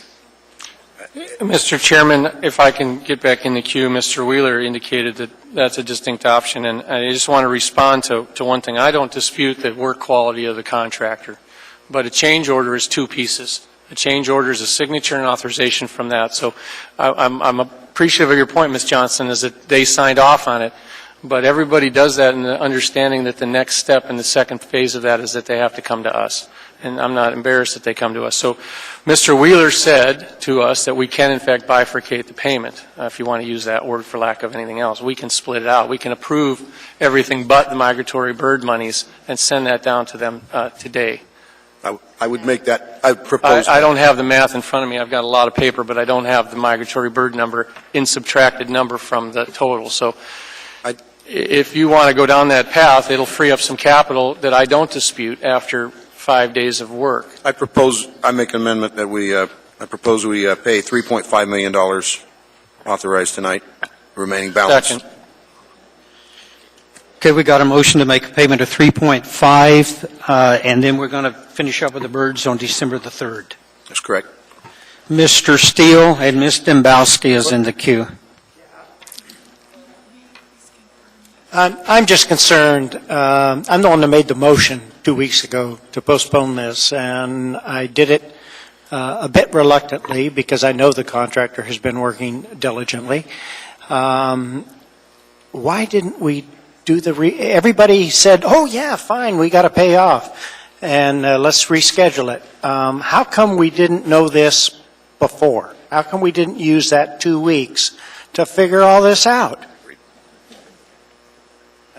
I don't know who. Ms. Dembowski. I'm going to resist that question to go back. I've asked the questions as fast as I can because some of it, Mr. Steele, is about 90 pages worth of highly technical data. Some of it is discussed in truck receipts, adding up the math, wondering why when it says in the contract, take it to Highland Road, and the trucker went 120 minutes to Palmer. So, Point of order, Mr. Starr, I want to get action on this. Thank you. And we've got a motion, and Ms. Dembowski, you want to speak to the motion? The motion is to bifurcate, pay 3.5. I had a question for legal, if I may, Mr. Chair. Yes, you may. Thank you, sir. Mr. Wheeler, it's my understanding that the contractor worked in good faith. Is that correct? Yes. And are the charges related to the Migratory Bird Act prescribed within the contract? And is the contractor within those legal prescriptions? My understanding is that the amount was negotiated between the contractor and MLNP. So your answer to that question is yes? Lawyer? Those negotiations became the result of those negotiations became part of the contract. Yes. So whether we think $1.3 million is an egregious amount for birds being in trees, it is within the contract, thus it is legally binding. Is that correct? What you're looking at is, and I don't know that I'm going to be able to articulate the theory very well at this point, given what I know, but when you're talking about a negotiated arrangement between two parties, and now you have some question about the number used, typically for one party to back out of that number and get something different, they're going to have to show there's some kind of material mistake of fact that they did not know and could not have known at the time, and that the other party had some obligation to them to disclose that fact. I don't know that we have that kind of evidence here. Is there anything to suggest there is that type of evidence? I have not looked at that particular material the way that Mr. Starr has, so I cannot answer that question one way or another. Who would be the best person to answer that question? Well, you're talking about talking to any number of people on both sides of the issue. Thus the request to talk about the migratory bird aspect Mr. later. Chairman, may I finish, please? Yes. Thank you. Mr. Vacalis, are you aware of any of these material facts that may show that this is outside of what's appropriate for the contract? When this was discussed with ML&P, all of these facts were brought out by ML&P as to what caused the delay. Questions as far as load weights, questions as far as, what the fees were that was charged, were they appropriate, were they already listed in the contract, such things as the Migratory Bird Act. The one thing that did not come out that I did not realize at the time was just the difference in the timing of when the actual survey was done versus by the outside contractor, and not Hickel, but the one that he hired, versus the actual shutdown as a result of the birds. Because at the time, as it was being explained, they were shut down anyway because of the lack of permits, etc., plus the lack of access into the site because of the road not being permitted by BLM at the time, even though the request was in for over a year. So all of those were factors that helped cause the delay. So, they are intermingled to some degree, but each one of them are an element that was negotiated by the project manager with the contractor. So the question is, and I'm not sure if I understand what actually Mr. Starr is getting at, but I think the question is twofold. One is, did we negotiate with them on these prices, and did both parties agree? Okay, that happened. The question that I think Mr. Starr is getting at, and I don't know that, so I don't want to put words in his mouth, was there an effort to try to deceive the project manager regarding the birds and the charges? And I'm not saying that he said that, because I don't know what his intent there is, other than the fact that there was a difference in the timing, but all of those elements were negotiated between the project manager and the contractor. And so my only concern is that, in good faith, the contractor, through their negotiations, and ML&P agreed on a price for each one of those elements. And the contractor was given the go-ahead to continue on. So that's what my concern is. Again, where we're going as far as the birds and the timing, etc., I don't know what we're trying to decide regarding that specific question, but there is no doubt, and I think we made that clear, that there certainly was things that should not have occurred during this process, specifically in the notification process of the Assembly to get the permission early on to raise the upper limit of the change order limitation. That did not occur, and we've made that clear, very, very clear, that did not occur, and it should have occurred. The question of whether negotiations were in good faith, bad faith, as far as I'm concerned, and from what I've been told, and what the purchasing director did determine, that those negotiations took place and both parties agreed on the prices. Considering what Mr. Vacalis said, Mr. Weaver, did you hear anything in there that would be a material fact, the actual survey when it was done versus the shutdown date? Is that something to consider? Through the chair, Ms. Demboski, it sounds like both ML&P and the contractor were both working on the same set of facts, and ML&P knew what it was doing when it agreed to the amounts. And I didn't hear anything in there that suggested to me that the contractor knew something that it had an obligation to disclose to ML&P but did not do it and allowed ML&P to proceed in a way harmful to it. Thank you, Mr. Wheeler. Mr. Chairman, I would urge approval of this. May I finish? Thank you. I would. The motion is to bifurcate. Is that correct? That's correct. Okay. From what I'm hearing, I would vote no. I would encourage a no vote. I think there is substantial evidence that the contractor worked in good faith. We owe our bills. This was not the contractor's fault. ML&P didn't tell the Assembly, and I'll reserve my comments for later. Thank you. Anyone else to speak on the motion to bifurcate? Yeah, I think I'm in the queue. I've got a, I speak against bifurcation as well. We basically delayed the contractor a month and a half and then expected to have the same completion date. So we basically jammed their schedule. They completed the work in good faith. We're stringing them out for about $5 million worth of work that they've already paid for. I think it's irresponsible of this body to delay payment. I speak against bifurcation and encourage the body to approve our obligations here and approve this memorandum. Thank you. Mr. Trombley. Hi, Eugene. Congratulations on the new baby. Thank you. Lighten the mood around here a little bit. Just one quick question about the permit. The MOA, it took 6 weeks to get the permit. Is that correct? There was a 6-week delay in the permit? Permits, to obtain all the permits? It took over 6 weeks, so there's a 6-week delay. You planned on May 8th, and it didn't start till July, so there's about 6 weeks in a delay. We obtained our building permit on 6/17, so we got it later than we would have liked. We would have liked to have it and release the contractor to go do work. And so the contractor, because the MOA took so long to get that permit, the contractor is charging us for essentially standing around and waiting for a permit, correct? Yes, we could not allow them to do work for Okay, two so reasons. it was written in the contract with Hickle that if there was a delay in a permit, that they could charge us for working even though they weren't while they were waiting for the delay. Is that an aspect of the contract?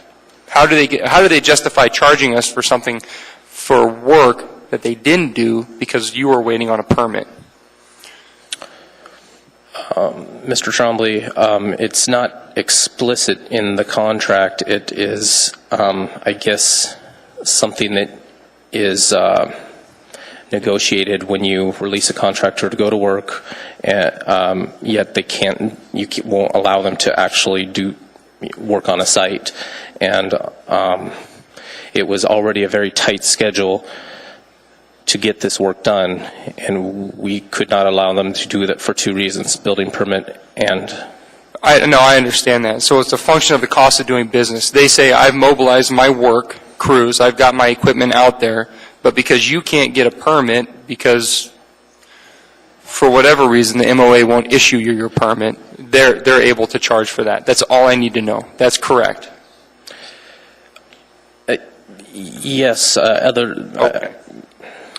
And that's implied in the contract, or it's negotiated in the contract. Am I correct on that, Mr. Haddon? Okay. Electronic plans review. I hope we get that. Anyone else on the motion to bifurcate? Ms. Johnston? I'm going to reluctantly support this. You know, I wish 2 weeks ago I had the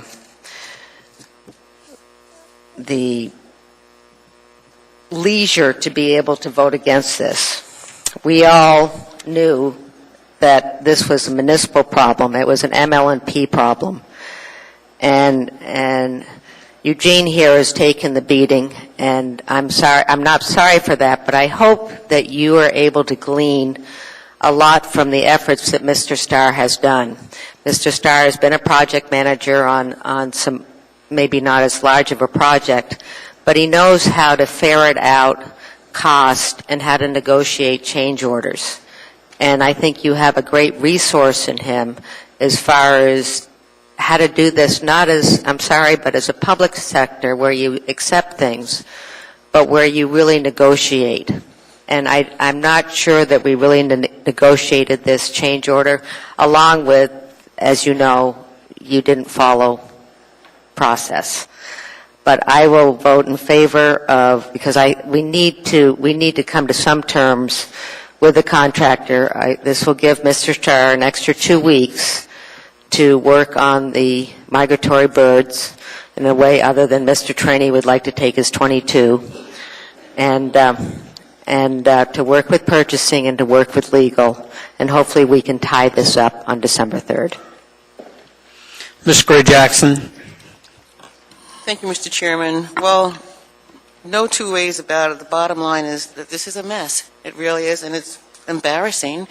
You know, we have a AAA bond rating, and we don't want to not pay our bills and jeopardize that. And nobody saying that the contractor did not perform the job in good faith. We all know that he did, and nobody wants to penalize the contractor. But I have to say, thank you very much, Mr. Starr, for bringing this issue to our attention, because it certainly made me think that, I just can't sit here and vote for this. So I really appreciate the fact that we're going to divide the question, if you will, and deal with that $1.3 million later on. Thank you, Mr. Starr, and thank you, Mr. Chairman. Yes. Mr. Starr. Well, there was some inference twice over here that there was some misleadingness that the contractor did, and I would infer that. I would never infer that somebody intentionally misled somebody on the process. That's not what I said, Mr. Wheeler or Mr. Vacalis. I didn't make those accusations, and I want to make sure the record reflects that there was no tone of them withholding information.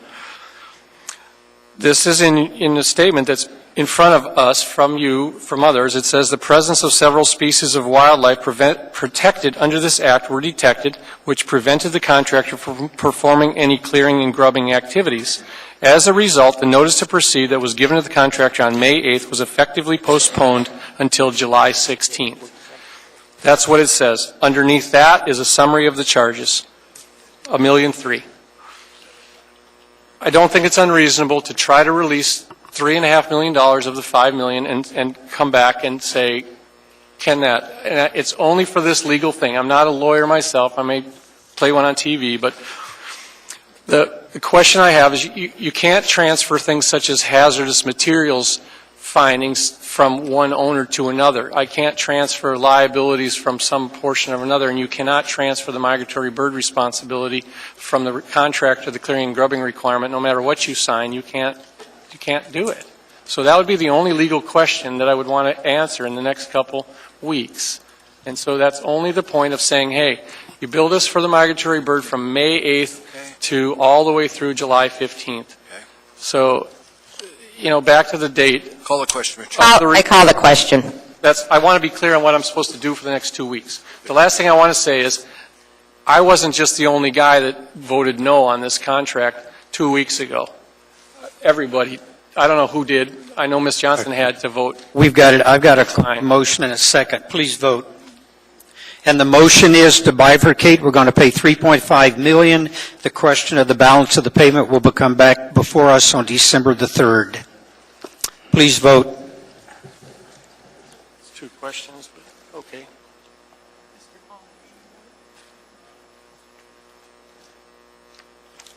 That carries 9-2. We now have before us item 13A. It is AO number 117, and I'm going to read just a brief part of this. An ordinance amending Anchorage Municipal Code Title 21, Land Use Planning, new code effective January 1, 2014. This is before the body for public testimony. Anyone to testify? Anyone at all? Please come forward.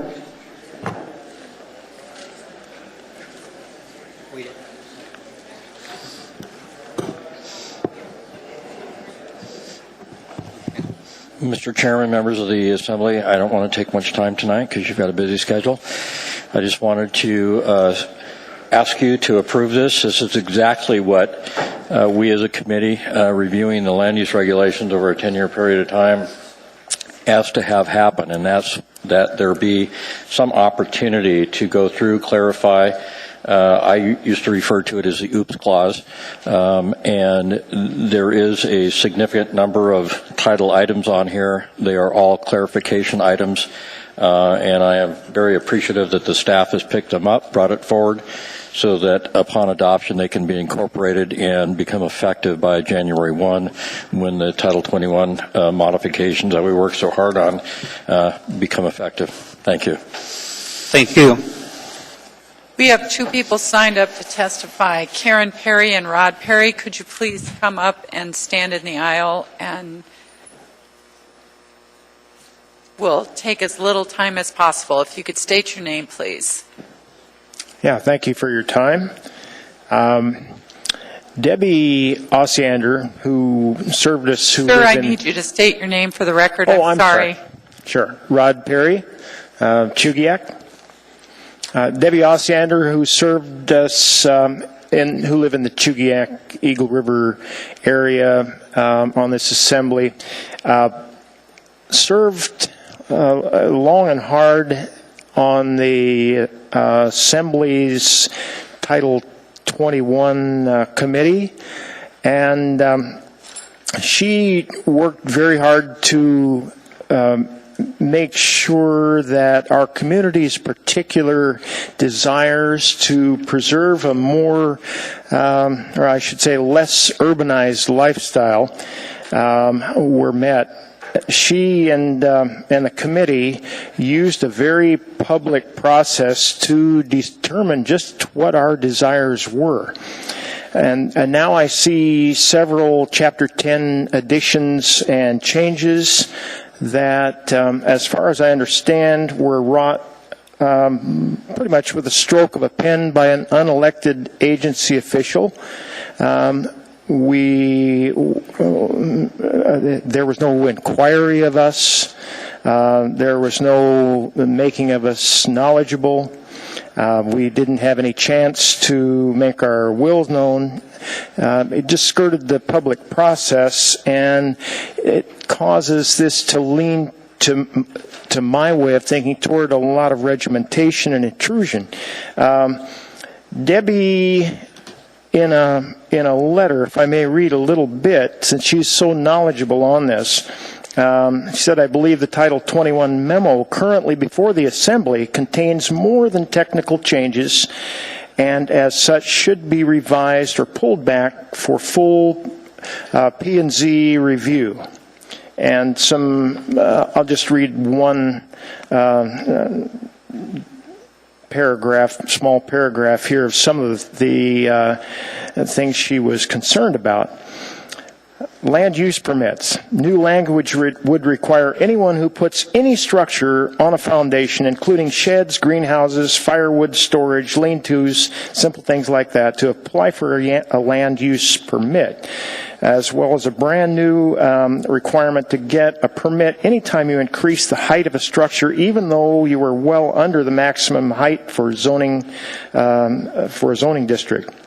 These are significant changes, and underline significant, to a topic that was well discussed by the Assembly Title 21 Committee and way beyond the scope we approved. Planning staff says this change is needed to prevent structures from going in setbacks or going above height limitations. Sir, your time's up. Okay. Thank you. There are no questions. No.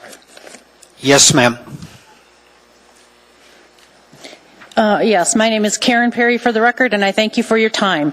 I have before me 4 pages of proposed changes to Title 21, changes proposed by planning staff, and I emphasize the word staff, unelected employees of City Hall, changes that I only became aware of 3 days or so ago. You, the Assembly members, were elected by the people in your communities. How can you ethically say that you properly represent your citizens if you decide to vote for these staff-suggested changes without public input? This would prove to the community that this is a government run amok. You have already suffered serious flack from the community on AO 137, and these changes to Title 21 without public testimony would be even worse. Government power should not come from unelected bureaucrats. It should come not from the top down, but rather from the bottom up. As President Lincoln said so eloquently 150 years ago to this day, and I quote, that the nation under God shall have a new birth of freedom, and that government of the people, by the people, and for the people should not perish from the earth, unquote. That portion of the Gettysburg Address speaks clearly to what action you should take tonight of, by, and for the people. Any attempt to insert items, some of which were intentionally left out, I believe, undermines due process. I think that we should all have the opportunity to discuss these in a public, open forum. I believe that most of the people standing or sitting behind me are probably here to testify about tennis courts. Tennis courts? Are you kidding me? We're talking about private property rights here. This is serious business. And a planning and zoning committee meeting I went to not too long ago, one of the members said, our private property is sacrosanct. And I also want to quote Mr. Flynn, who earlier said in the meeting about some other issue, quote, that this has not been vetted with the neighborhood. So the neighbors have a right to hear through a public open process what these changes entail. Is my time up? Because I have more to say. The responsible thing to do is to vote no. You should make the process open and transparent. Get out into communities. Educate the people what these changes are. Do town halls. Involve the people. That's what government is about. If you do pass this, I would hope that the mayor would do the honorable thing and veto it. I remember not too long ago, 3-4 years ago, that it was said that we need to pass a bill to find out what's in it. We remember and we know now how well that works. It doesn't. So, that's my public testimony. Thank you. Thank you. Ms. Demboski. Do you have a question? I do. What do you think would be the appropriate public process for these amendments or these changes to Title 21? Well, I've not really been involved in government, but the little bit that I've been involved with the city lately, I've not been happy. So I think the more open and transparent the process is, that we educate the public, put out the changes and what they are. And like I said, I think all of you have a responsibility to get out into the community. I know that we tried to do that Saturday with you and Bill. We didn't get to cover as much as we wanted, but that just gave me a small inkling into what these changes are. But let me ask you just a different way. I know you're familiar with P&Z. Would you support this process going through a public hearings at P&Z? Absolutely. Okay, thank you. And I would like City Hall to actually listen to P&Z. Thank you.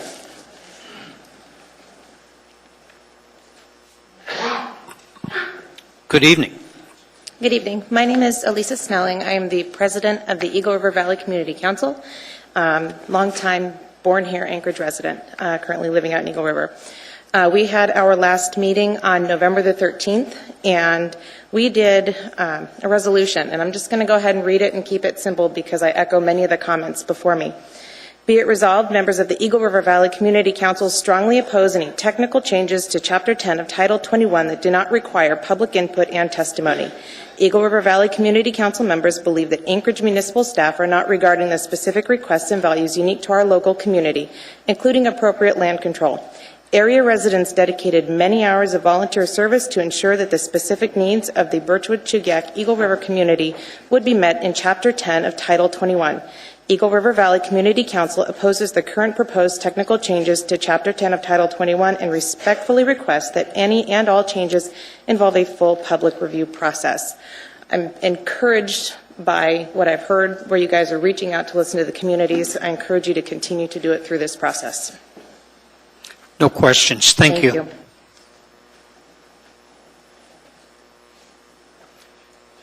Good evening. Good evening.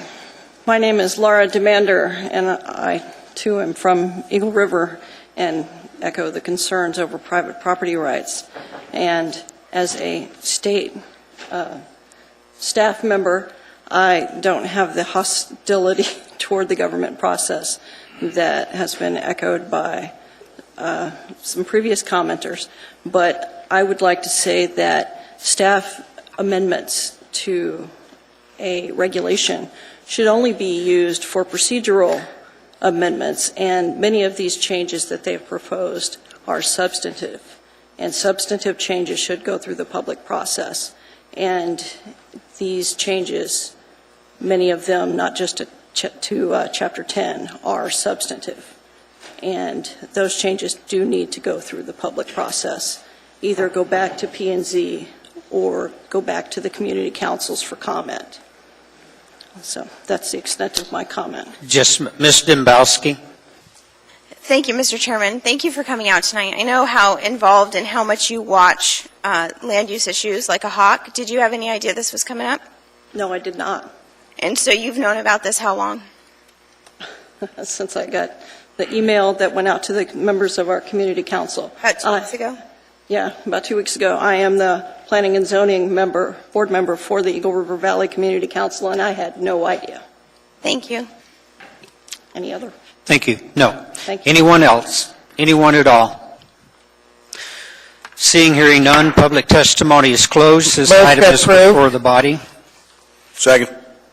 Ms. Johnston?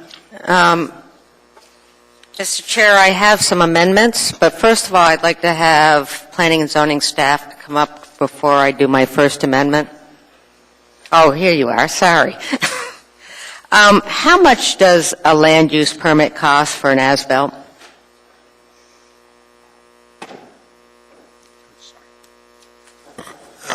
Mr. Chair, Ms. Johnson, we don't prepare as-built, so I mean, what is the question? Did they? I'm not sure I follow the question. In Chapter 3, you know that we're talking about the land use permit for construction of any site placed on a permanent foundation, and I would like to know how much that would cost. Sure.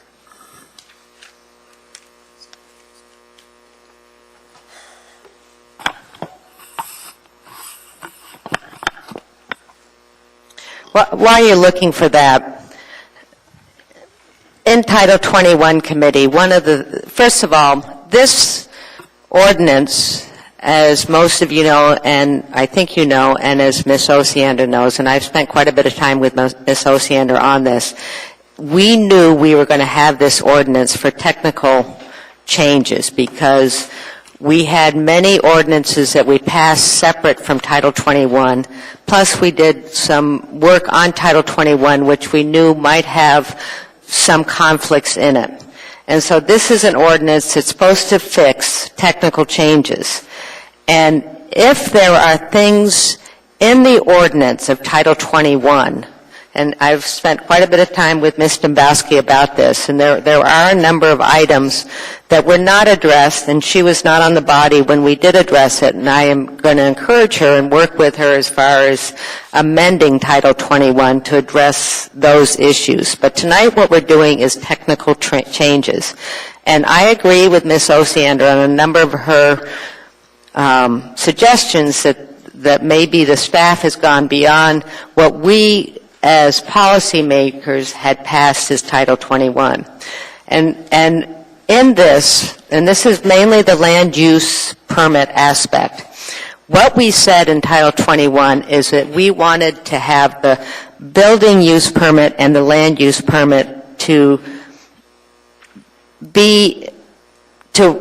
work together, to be as close to each other as possible. And maybe in doing that, maybe staff might have gone what I think a little bit too far because building permits do address foundation projects. So the cost? Mr. Chairman, Ms. Johnson, the fees are definitely different between a building permit and the building safety service area and the land use permit outside the building safety service area, but all the permits will be referred to as land use permits in the future, so we've merged those together, but the fees are different, there's no question about it. The land use permit, you requested the fees, it's a sliding scale depending on the value, but $500 to $2,000 valuation of the projects, $22 for the first $500, and then $250 each for each additional $100. So, and they're just proportionally go up after that, but they're substantially less than a building permit in the building safety service area. And Eagle River is not in our building service area, correct? Or most. Correct. My concern is in the building service area with the high density and in the bowl, I can agree with staff as far as getting a permit for foundation projects. But there's a concern if you run, what do you call it, sonotubes? What do you call those? That would be a foundation, right? Mr. Chair, Mr. Johnson, basically the issue with that particular section that is of concern, and we talked to Ms. Osiander this morning and previously, and a lot of these amendments that we proposed to you are as a result of that conversation. Right, and I understand. Just you and I have a disagreement on one aspect. To make it clear that these are for structures that would go into setbacks on a property, and our concern is that once you put them on a foundation, they become permanent, and when that property owner goes to sell the property, and they've constructed permanent improvements that encroach into setbacks, and they would be permanent improvements because if they were on sonotubes or anything else that's similar to a foundation, they would need a variance. And then you've just subjected the property owner at the worst time to come back and try to obtain a variance prior to sale because they only find that out at the time that the properties are proposed to be transferred. So the present code allows structures of 150 square feet or less to go in without a permit. And that's what we're proposing to change this to, that they continue to be allowed to go in. But anytime they're over 150 square feet or on a permanent foundation, that they require a permit. Okay. I understand Eagle River Chugiak's concern, and in your language, it seems that you're trying to save them from themselves. And I'm not sure if Eagle River Chugiak is interested in that. If they did build in the setbacks, then they would either have to tear it down or get a variance, but it would be their responsibility, correct? That's correct. And just as an informational piece, we have more and more of these issues in the urban area as well, of neighbors complaining about structures that are being... But in the urban area, we have a building code, correct? It would be covered under the same section. The same section would apply to urban and rural.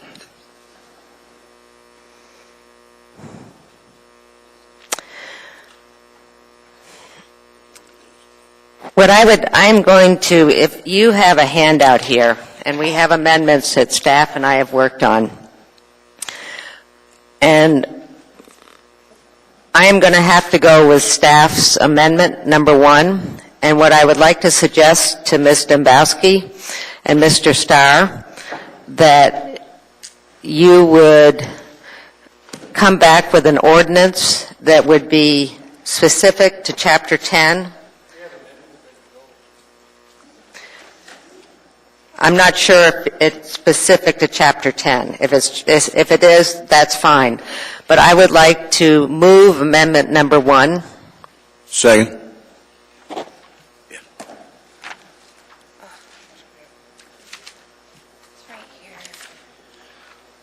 Anyone want to speak to the amendment? Yes, sir. Ms. Dembowski? Oh, where to start? First of all, I'm not interested in staff trying to protect me from myself. I'm interested in protecting the property rights of the people of my community. And, construction of any structure placed on a permanent foundation or addition to an existing structure that alters the footprint of a structure, that's a whole subsection they added. That's new. And so when we look at this, Mr. Weaver is very eloquent, but he's expanding the definition. There's going to be repercussions. You're bringing in a whole other class to the discussion. This is inappropriate. This has had no public process. This isn't technical rewrites. This is new. And that's the problem I have with this. I personally If we're going to make these amendments, I have my own amendments that I think would be appropriate, but I don't think they're appropriate. I think it's most appropriate to actually have a public process. We took 10 years to pass Title 21, and now in 2 weeks during our budget time, staff slips this in without public process. I mean, we just went through the Citizens Commission that said, let's all have open, transparent public process, and now we're totally turning our back on that. I don't understand this. Mr. Chairman, I move to refer Title 21 rewrite of technical amendments to the Planning and Zoning Commission for a full public process. Second. Okay, we've got a motion and a second. Anyone want to speak to the motion? Yes. What we did 2 weeks ago is referred it to Planning and Zoning Commission, not for public hearing, but to vet it and to come back with their opinion and their advice as far as what to do with this. You have in front of you the Planning and Zoning Commission resolution. So I would urge a no vote. I appreciate Ms. Dembowski's frustration, and she and I have had many discussions on this. The issue, as I said, what staff was doing, and it was a directive from the Title 21 committee, and we did pass. We said we wanted to mesh the building code and the land use permitting, and I do not think it's appropriate for Eagle River Chugiak to have this element in it to protect you from yourselves, but I can't take it away from the bowl. And so that's why I'm saying it's something that should be addressed in Chapter 10. Mr. Chairman, may I please? Yes. This in Chapter 3 doesn't just affect Chugiak Eagle River, it affects all of us. And my whole point, I mean, I understand the Planning and Zoning Commission. They're fine with some of these technical changes, but they're not the public. They're not the people that are giving up their private property rights or going to be impacted by 95-foot wind energy conversion systems in residential areas. They're not the ones that have to deal with 75-foot transmission lines in a residential area. These are topics. We have a cell tower in here. Do you know how mad people are about a cell tower? Put a 95-foot wind tower in their backyard. That's my point. And that's why I say these topics have been vetted, but everybody keeps bringing up Ms. Osiander. I have multiple emails from Ms. Osiander saying this is way more than technical amendments. This is staff inserting things that intentionally, on the Title 21 committee, were left out. Intentionally. So that's my point. When you have the former chair of the Title 21 committee saying there's a problem, I think I think it's appropriate for us just to put the brakes on just for a short time. I'm not saying a year.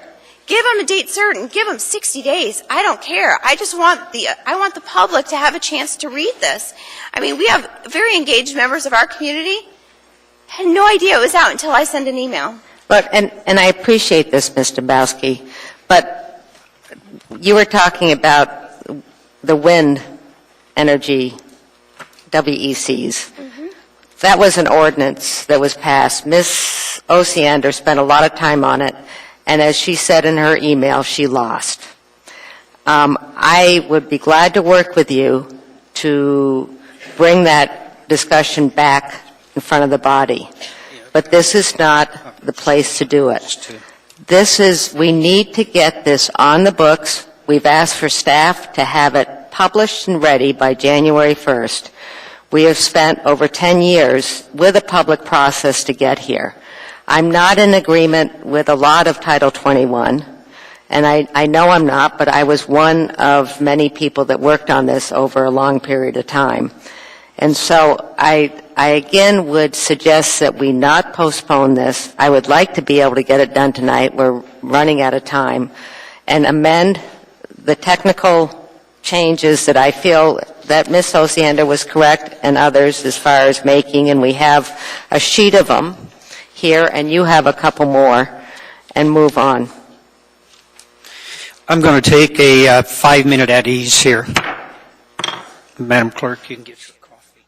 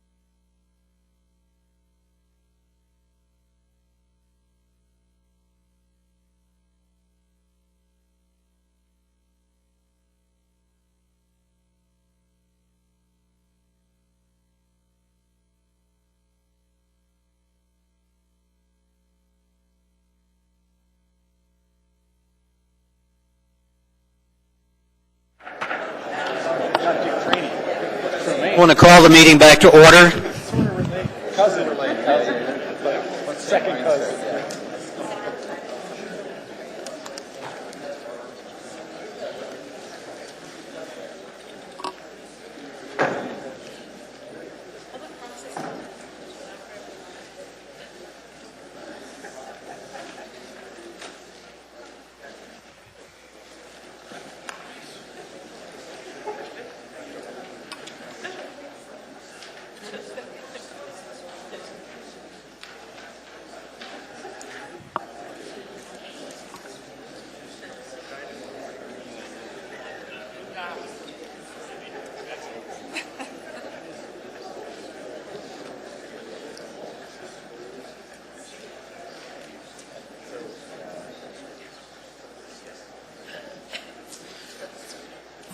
Okay, we have got some motions before the body, and what I want to do is clear away those motions, and then we've got some amendments that are going to be made, and I guess that would be pending the outcome of the motion.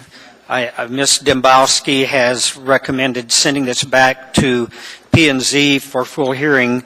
However, with the resolution that we've got from P&Z, they are pretty comfortable with where they're at. They did a review. It's spent a long time before theirs, so we'll vote on the motion to refer to P&Z, and if that fails, then we're going to handle the corrections that individual members have to make this evening. So we are going to vote first on the motion to refer to P&Z for a full hearing. So I'd ask that you please vote.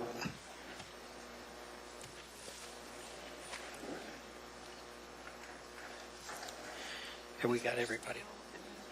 Mr. Steele and Mr. Starr.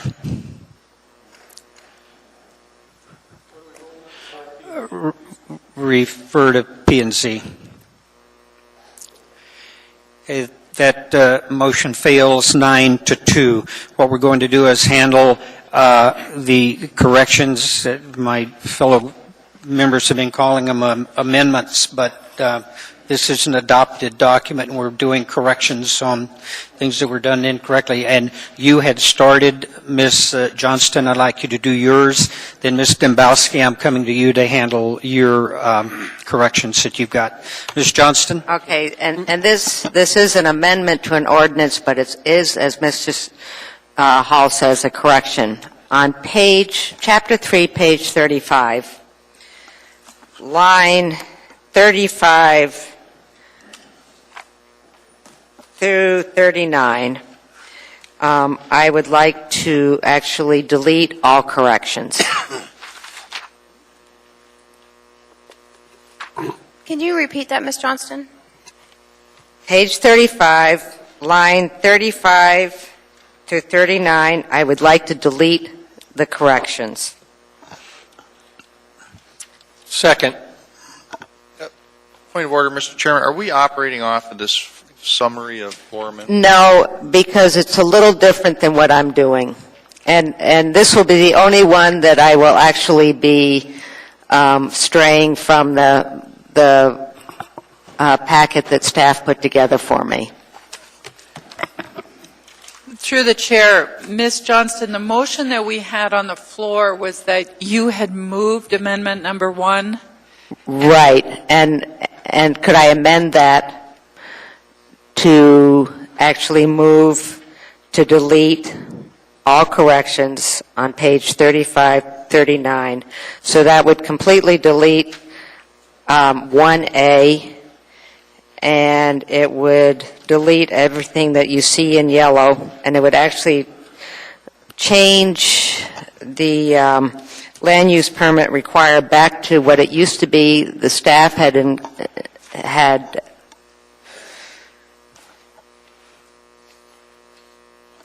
actually, I'm going to change, sorry about this. I'm going to leave in staff's whose floor area is 150 and not change it back to the original 120 square feet. So it would read, In the municipality, a land use permit shall be required prior to construction or placement of any building whose floor area is 150 square feet or greater.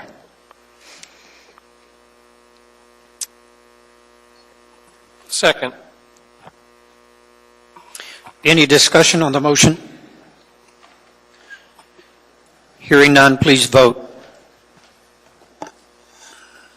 Mr. Chairman, can I have a point of clarity? Yes, you may, Mr. Starr. Ms. Johnston, this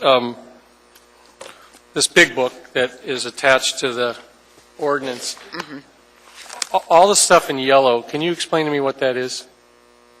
Those are the technical changes that staff made in addressing the changes that we made in Title 21 to the current Title 21. So if it's in yellow, it's fair game to change tonight? You get that? So if it's in yellow, it's fair game to change tonight? Thank you. Okay, I'd like to move, did we vote on that? Yes, we did. Sorry. Why didn't she? It passed unanimously. I don't know. Mr. Steele was out of the room. Mr. Chair, can I ask a quick question to Ms. Johnston? Yes, you may, Ms. Dimba. May I ask on that last motion why you left in and associated equipment, the new language?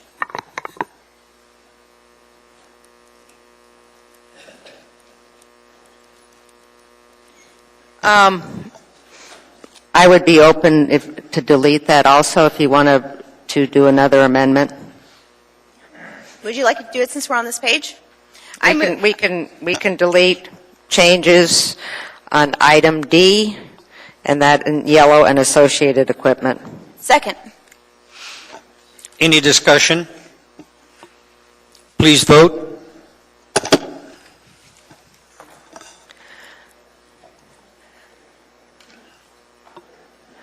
Amendment number 2 in your sheet that you received from staff. Just a moment, I need to reflect that. Who's missing? He's, yep. Amendment number 2 was actually a typo. Let me show that your last amendment passed with a vote of 9 with 1 no and 1 absent. Go ahead, Ms. Johnston. Amendment number 2 is just fixing a typo that we found in this ordinance. Second. Any discussion? Please vote.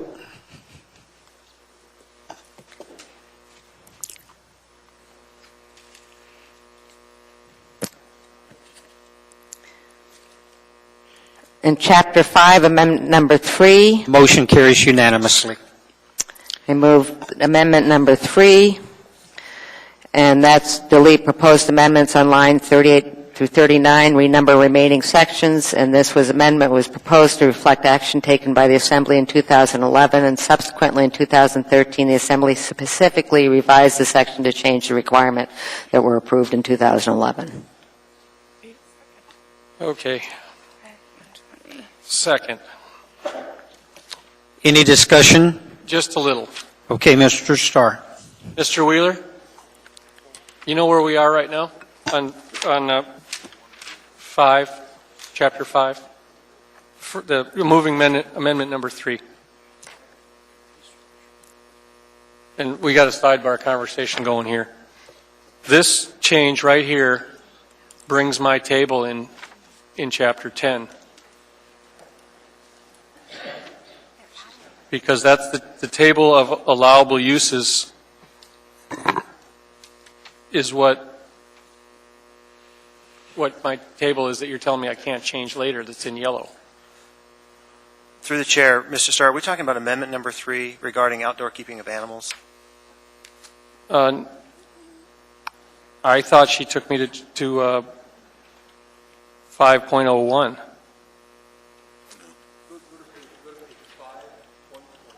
No, I was on page 5.1. I'm sorry. I read it wrong. Getting tired. And here's the point, Ms. Johnston, is what you just told me that it was in yellow. It's fair game to be technically changed tonight. And I have 2 amendments that Mr. Wheeler is saying I can't change because they're in yellow. And so Is it because they're not in the title? I don't know, but you've seen how long our title is. It's Mr. Wheeler? 5,000 words long. Yeah, Mr. Wheeler? Through the chair, Mr. Starr, I'll try to explain. There are certain... You've explained it to me, so maybe the record would be the case, but I disagree with you. So can we just wait till my amendment, then we'll just argue about it then? I'm sorry, sir, the chair asked me to address it. I don't... Please, Mr. Wheeler.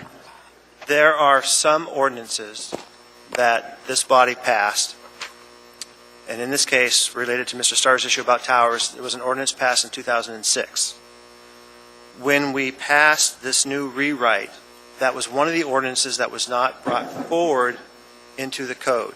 So when we're talking about a technical change here, all we're doing is taking the ordinance that you already passed and putting it into this code print in the format and in the location and in the table in the manner that it was intended when you set this up in 2006. So it's in yellow, but that doesn't mean it's fair game to change it for any reason. It just means that it's in yellow, showing you that we made a technical change on the towers to reflect what you had already passed back in 2006, so that when this code is published, it is accurate in all respects. So, Mr. Starr, in your case, you were talking about maybe changing a permitted use to a conditional use for towers. That is not a technical change. That's a substantial change from what this body had approved back in 2006. So in order to do that, you would have to have a different ordinance that goes through the public process through P&Z and back to this body.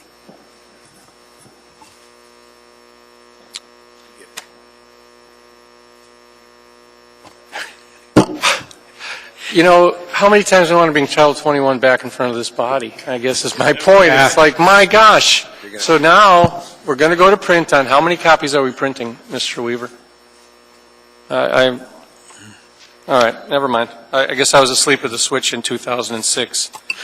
Okay, we've got amendment number 3 that's before us. Is that correct, Ms. Johnston? Okay, we got a first and a second. Please vote.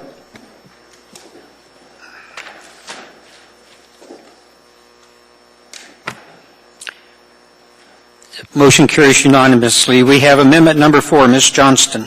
Yes, amendment number 4 is again to, it's chapter 5, section 21.05070D, 19B1, page 123, lines 40 through 42.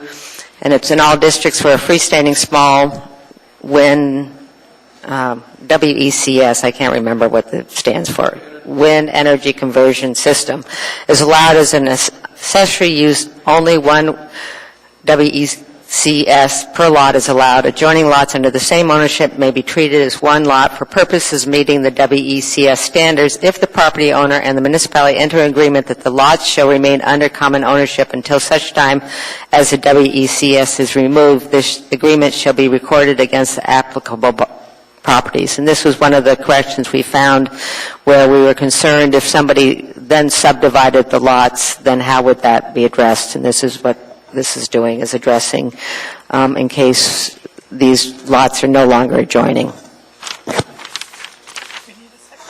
Second. Okay, we've got a second discussion. Mr. Starr? The amendment talks about the wind energy things in all districts, yet the table, Mr. Weaver, the question for you on page 5-7, the wind energy conversion system has nothing in the other zoning districts. So I guess I'm not sure. The previous language that's not in yellow says in all districts with freestanding small. Does that mean they're only allowed in the industrial and other districts? Is that how I read that table?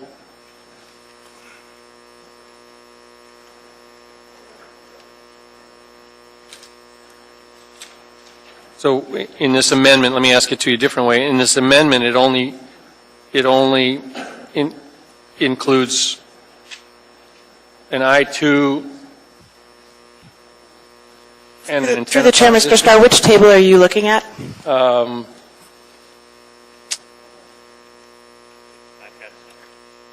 Yeah, page 5-7, table must be 2105-1. Through the chair, Mr. Starr, we've moved into the accessory uses section, which has a separate table. If you would look on page 5-107. Then why is wind engine conversions in that table too? from the logical perspective in yellow? Because some wind energy conversion systems can be principal uses and some can only be accessory uses. Utility installations such as the one at Fire Island can be a principal use in some districts, but for residential purposes, smaller ones can only be accessory uses. Do you remember doing the wind ordinance? Well, it's on the wrong page, I guess. So it doesn't affect the industrial permits. That's still a conditional use, is what you're saying by the amendment. The amendment would only affect those that are accessory uses.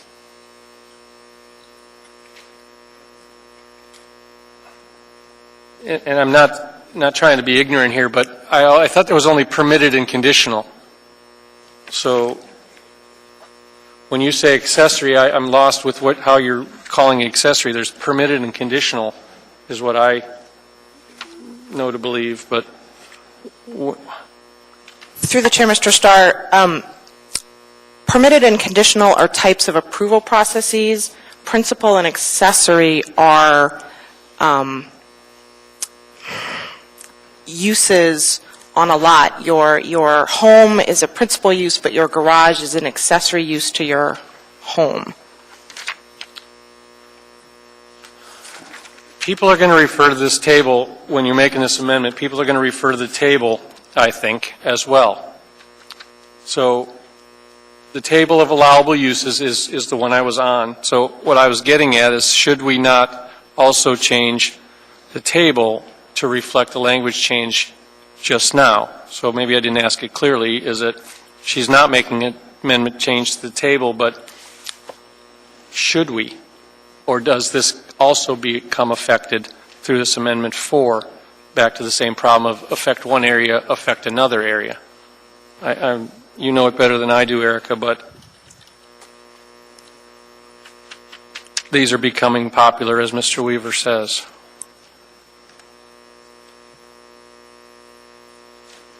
And so back to the table on page 5-7. The amendment amendment number 4 does not affect the use that is in the table on page 5-7. It only affects the uses that are in the table on page 5-107.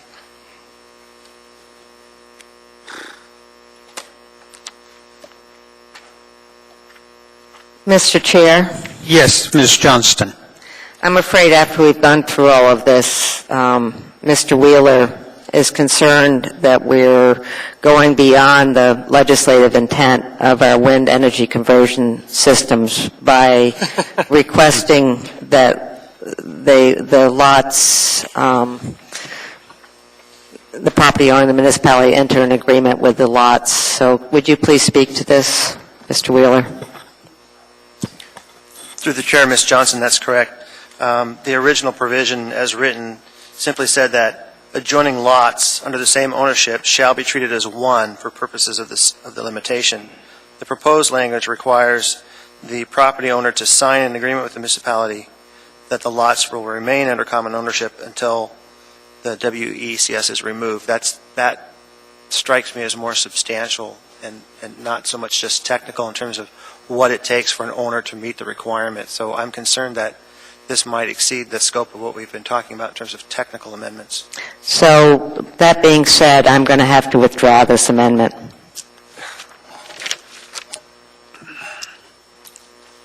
Okay, I'm on amendment number 5, which has technical corrections to Chapter 7. Mr. Trombley. Mr. Chairman, you go through this book and there's multiple highlighted yellow sections. Yes, and I was wrong. No, I understand that, but we're going to go through this exercise. How many things are we not going to touch that Mr. Wheeler can go through and say, well, that exceeds the scope, that exceeds the scope, that exceeds the scope? This is one amendment that we just happen to find. Well, this is one that... I'm just saying, this is a disaster. Right. So. Well, this is one that actually I proposed, because the question came up, what if somebody sold off a lot and changed this whole thing? That's fine, Ms. Johnston, that's fine. I just wanted to point out that this is a disaster. Well, you know what, Mr. Trombley? Once we pass this, we're all part of it. Amendment number 5 is in Chapter 7, Section 2107.080E, page 68, lines 41, 42, and this amendment proposes to delete lines 41, 42, and this was one suggested by the Planning and Zoning Commission because they felt the requirement to stabilize bare dirt before closing out a stormwater pollution prevention plan, a SWIP, will ensure that any of the disturbed area of a site will be landscaped. Is there a second? I'm making sure it's in the title. I'm taking 5 minutes, but. Okay, Mr. Birch, second. Oh, I'm serious. This is the litmus test here, folks, and it says that you can't talk about that because this is. And actually, Mr. Starr, when I've been working with staff on this, and Mr. Wheeler, I did ask beforehand for each of these to be checked to see if they were entitled, so that's why, and we all do sometimes make mistakes, but Mr. Wheeler regretted telling me about Amendment 4. Mr. Flynn. Yeah, I just want to make sure. I'm reading it, page 768 in the amendment, but it looks like it's 69 in the document. Do I have? Okay, so that should be. So if I'd move to amend Ms. Johnson's amendment to say page 7-69 rather than 68, just so we get the right spot. Second. Thank you. Oh, sorry, I thought I was in the queue. Mr. Starr. Mr. Wheeler, Chapter 107 seems to be limited to setbacks, underground conduits, flood hazard regulations, loading provisions, off-street parking, alternatives to certain site developments, and the traffic engineer to modify loading berth amendments. She wants to modify landscaping.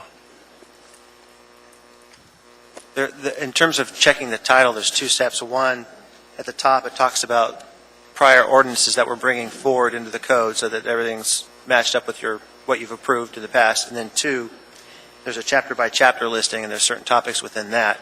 So this amendment that she just made on the floor tonight is allowed for what reason?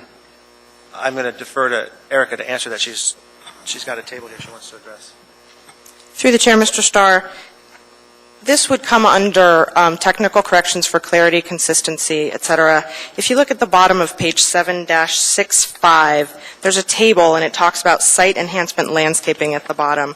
And it says that this is to be provided on all areas of the site not occupied by buildings, structures, driveways, walkways, off-street parking, or other authorized uses or installations, and not otherwise devoted to landscaping required by this title.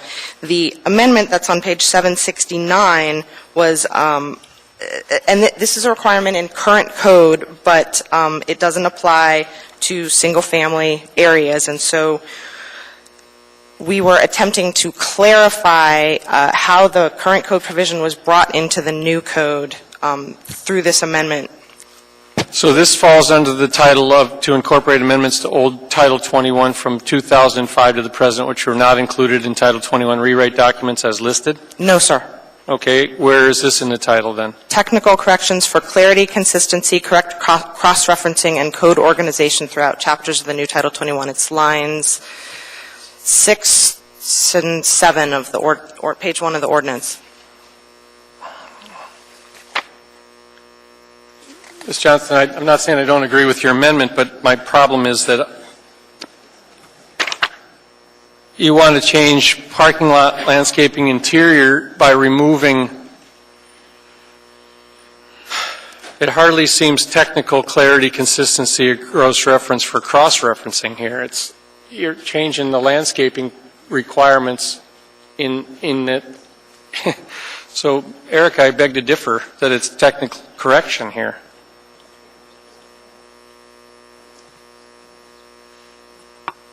You want to say, this is kind of a new policy, you're taking out language that says that, landscaping shall be done on disturbed areas. And, it's not a point of clarity, it's just that you're able to move an amendment that isn't really technical corrections, Ms. Johnston, but I can't move one in my area that's sort of referenced in 2006, but you can do one in 2005. I'm unclear as to your logic. Mr. Wheeler, and this was from the Planning and Zoning Commission. I know that, and I have recommendations from my community too, so I know that planning and zoning said that, but did they just violate that it's not in the title of Rule 2? Could you give me an opinion on this, Mr. Wheeler? As I understand it, the reference on page 65 to describing what the site enhancement landscaping requirements are were not intended to apply to single-family or mobile home dwellings on individual lots. So at 69, we're making that clear that that was the intent. So it's not a substantive change, it's just bringing that intent forward into this line for clarity.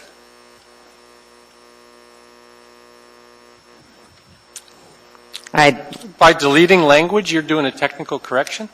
We're deleting their technical correction. Lines 41 and 42. So you're, okay, hold on.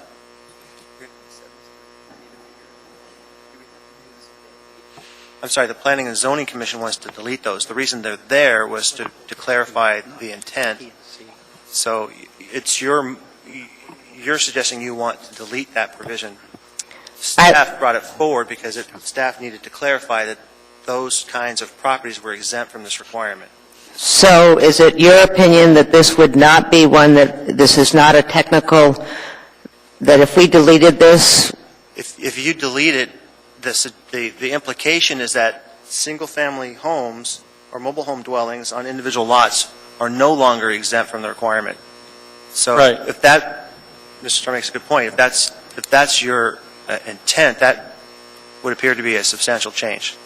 Okay, then I will withdraw this, and we will look forward to Planning and Zoning coming back. The last amendment, and I do remember the discussions on this, and I will be looking for staff and Mr. Wheeler to say if this is, if this qualifies too. And this is Chapter 7, and it's on page 141, lines 19 through 21. This is again from Planning and Zoning Commission. And delete the following sentence: the vehicle display area may occupy required snow storage area for only from May 1st through September 30th. And I do remember spending hours on this, but I'm not quite sure at this point.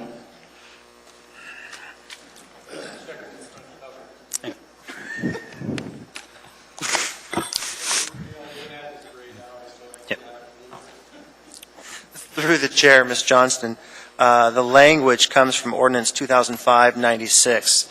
The Planning and Zoning Commission says that they made the recommendation because there are different snow storage requirements that have been adopted, but I don't know what vehicle, no pun intended, was used to make that adoption. So right now... I think it was our Title 21. We changed, we spent hours, days, weeks on snow storage. You weren't So the question is, Erica is indicating that there's a different section on snow storage. So if this conflicts with that other section on snow storage, so there's an internal consistency, then you should fix that and go with whatever the most current intent was. So if Erica can make that representation, that that's what your... And so Erica, this is a go? Okay. Please, I moved this. I'd love a second, and this is a go. Second. This is a new policy, Ms. Johnston. I mean, you're letting people park in... No, it isn't. We dealt with snow storage in another section, and this is to make it consistent with... give me the section, the chapter. I don't know. We spent, Erica, where is the snow storage chapter? Through the chair, Ms. Johnston, if you look on page 7-36.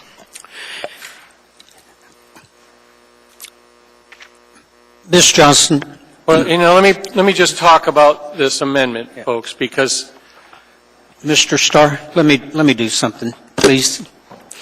I'm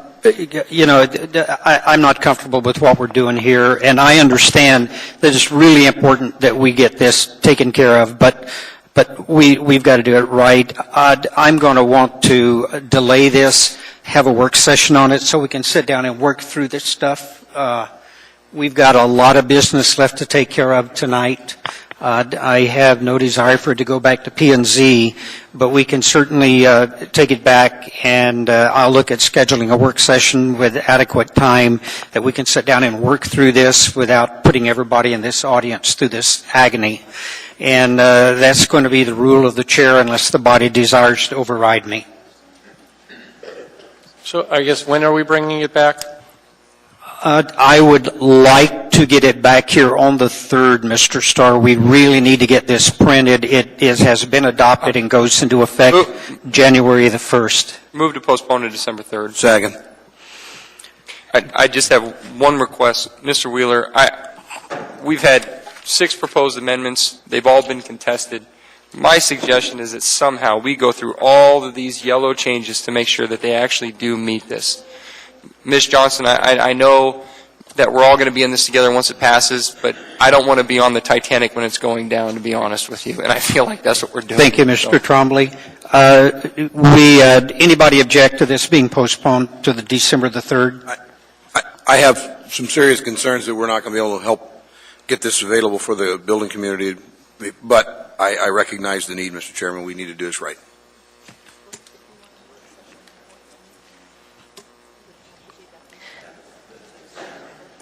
And what I would request for this work session is any amendments, and I tried to do this the last couple of days with staff, but any amendments that assembly members want to amend this ordinance, and it's corrections of the ordinance. This is not new legislation. We're just looking for corrections. It has to be in the title. I want it all to be run through staff and through legal to make sure that we are actually making corrections, not amending Title 21. Okay, what we're going to do is this will end up getting scheduled for a work session on the 2nd of December, but that's not going to prevent a lot of work being done on this in the meantime. So hopefully when we get into this, it won't be quite as complicated as we're dealing with. Mr. Starr, you have a final comment? A work session on the 2nd, what are we supposed to be ready to do then? You want amendments in front to be analyzed, whether they comply, or how do you want this so it doesn't come back a mess on the 3rd? What are we supposed to do, Mr. Chairman? I would like for you to get any corrections, amendments that you're looking at, get them into the clerk. We will be doing some work sessions on this prior to the body coming together to work on it. And Ms. Dembowski, you will be more than welcome to be a part of it.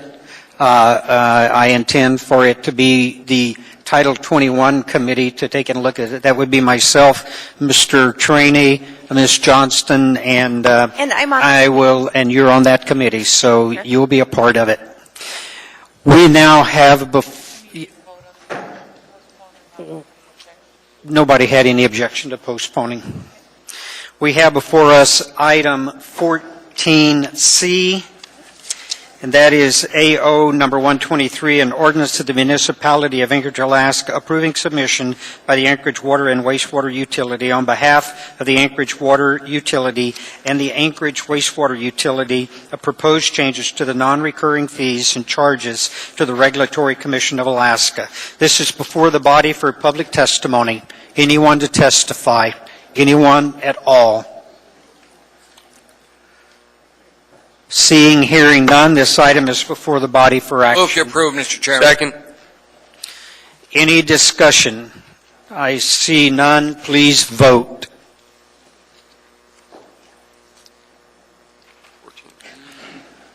Mr. Birch?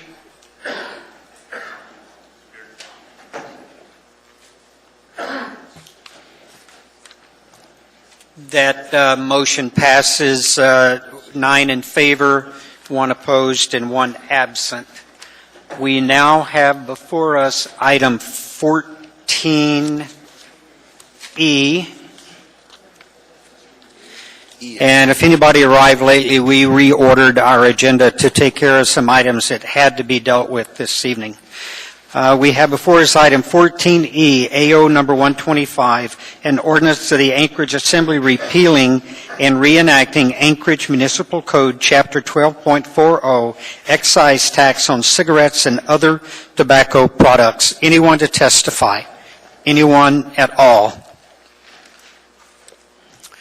Seeing, hearing none, this item is before the body. Move to approve, Mr. Chairman. Mr. Chairman, Ms. Gray Jackson. thank you, Mr. Chairman. I would like to postpone this until the meeting of December 3rd, and the reason why is because I know that there are folks from the American Cancer Society who want to come out and testify, except they weren't available this evening, and I don't think it's going to cause any harm if we postpone this to give them an opportunity, and maybe others, to make some comment before we go ahead and approve this. Thank you, Mr. Chairman. Mr. Trainee. Mr. Chairman, we've got a lot of things already scheduled for December 3rd. This is strictly a technical change to plug a hole in the collection of our tobacco tax. Right now we get $22 million. This will up to somewhere around $23 million. This is the result of a sting that was done last year. If you remember, the chief of police came to us and said there was an investigation done. This was some money that was not being paid to us. It's simply a technical change. We need to pass this tonight. Get it on the record, sir. Ms. Mahoney. Just like to confirm what Mr. Trainee just said. Dan Moore, unfortunately, was not able to be here tonight, but he indicated there was a sense of urgency in terms of getting this passed so that they could begin the compliance. Ms. Gray Jackson. Mr. Chairman, I'll pass. Thank you, Mr. Chairman. Thank you. Your sheet. Second. Yep. Okay. Please vote on the original motion.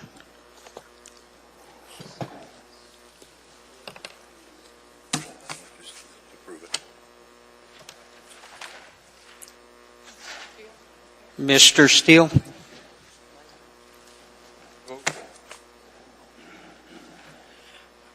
Motion carries unanimously.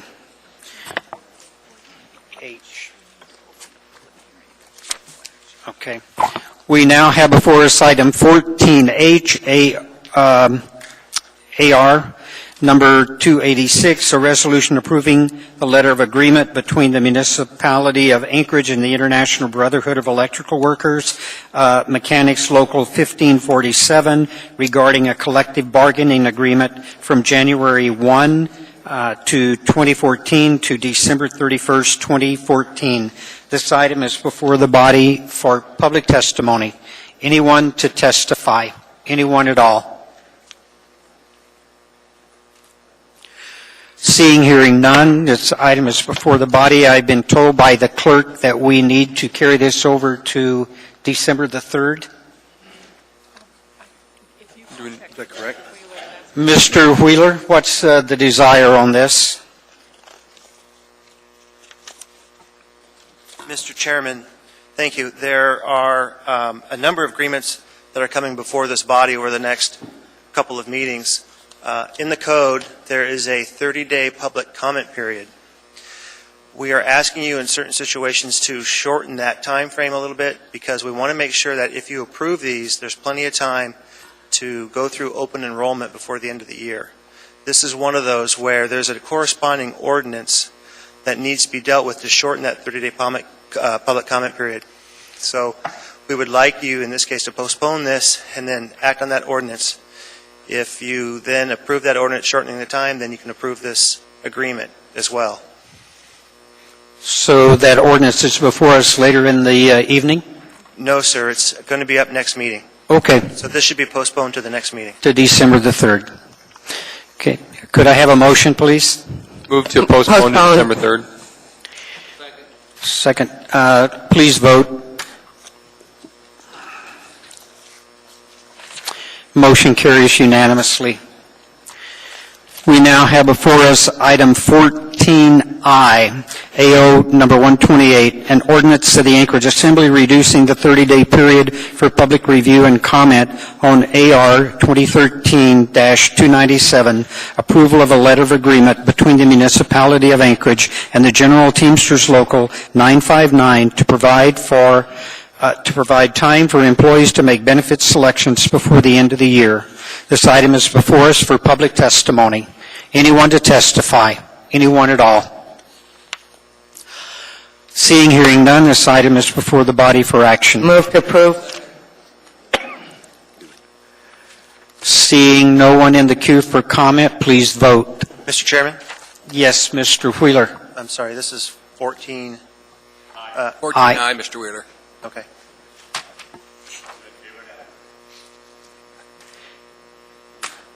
That motion carries unanimously.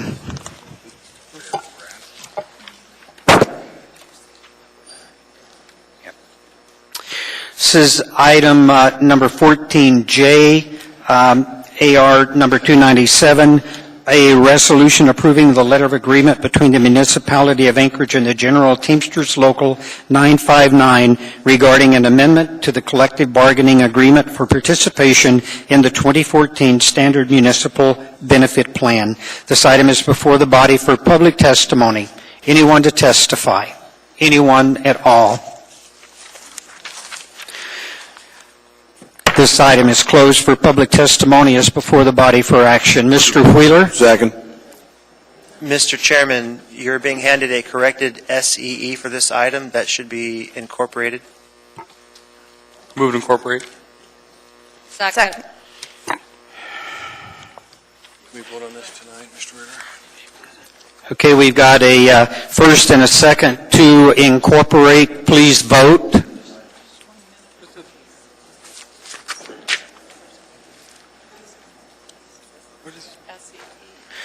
Just a moment. The clerk has a question.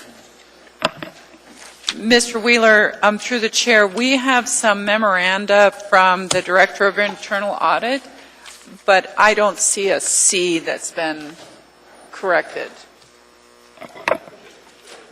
Yeah, it just showed. You've done it, I think, Barbara.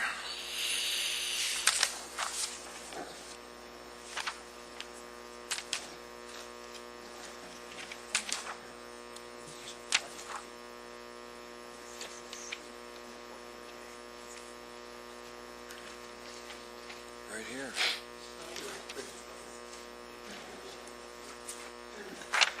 Mr. Wheeler, would you like to take a look at this, please?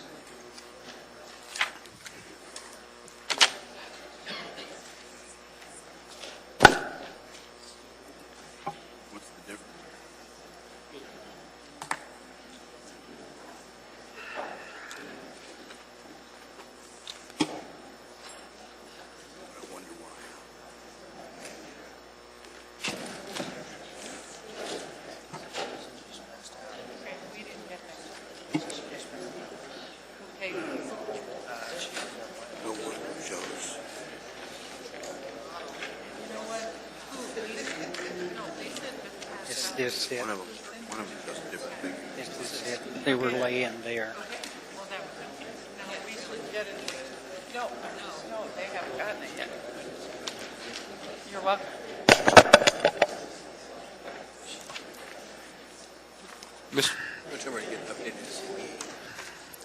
Okay, we have the correct documents now to incorporate. Mr. Chairman? Yes. Miss Mahoney or somebody, we have two memorandums regarding both of them are for the Teamsters contract, and they both have different numbers. Which is the correct increase? Mr. Chairman? Yes, Ms. Gray-Jackson. Thank you. Mr. Raskins is not here, but he left these materials. Internal Audit has to do an analysis, too, of the cost for each contract, and they use two different models, so that's why we have all the paperwork in front of us. But if you look at the title, you'll see that those handouts represent Teamsters, IBW, and whatever the other one is. Thank you, Mr. Chairman. Do you see that, Mr. Trombley?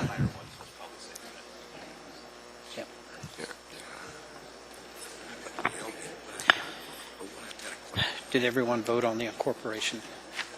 I think the administration did have the mayor did have something to say, Mr. Chairman. Mr. Mayor, are you in the queue? No, I just wanted to just grab a moment of time as they're sorting. As you mentioned, there's two different pieces of paper, and we just wanted to make sure everybody got a copy of each, and Ms. Mahoney can explain the difference between the two. Ms. Mahoney? Yeah, the original SEE that was submitted picked up the wrong number, and it picked up the total labor rather than just the change. And so the revised C that you have has the change, and that is what is needed to be recorded.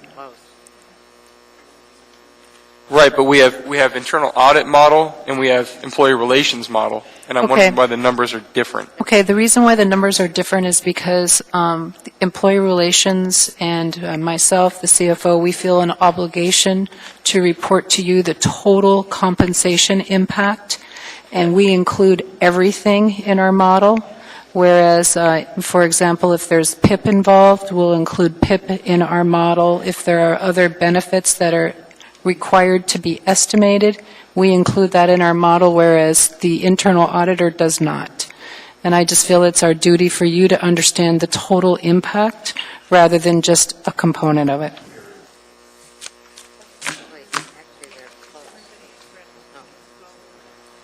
Incorporation. One rounded up. Difference.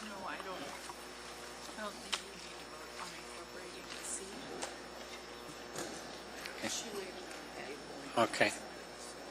All right. So we're ready. I might need to explain that. And that's 14K. Okay. Is everybody familiar? I want you to please vote on approval of 14J.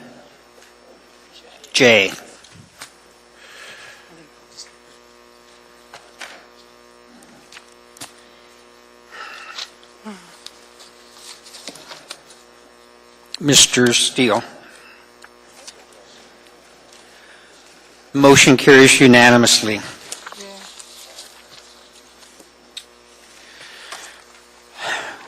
We now have before us item number 14K, AO number 129, an ordinance approving a letter of agreement between the municipality of Anchorage and the Anchorage Municipal Employees Association regarding certain provisions in the successor collective bargaining agreement, including participation in the 2014 to 2015 Standard Municipal Benefit Plan.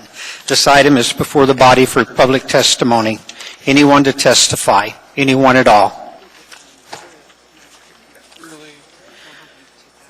Seeing, hearing none is... I'm testifying. I don't know what the heck this even is, but I am absolutely horrified at the way you guys are passing this around and not doing things in order. And we ought to be, we've had the tennis people down here. We're here to testify on something important. Ma'am, we'll get to you. Thank you. Thank you. We rearranged the order of the meeting. Yeah, you sure did. To screw us. Anyone to testify on 14K? Seeing, hearing none, the public's testimony is closed. This item is before the body. Move to approve. Mr. Wheeler? Mr. Chairman, just a note on the first page, line 19, the date of ratification, we'll have to insert that in the final document. I do not have that date handy myself. Okay.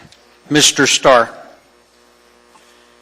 Ms. Mahoney, the performance incentive program language in this contract, how does that relate to the revised SEEs that we just got?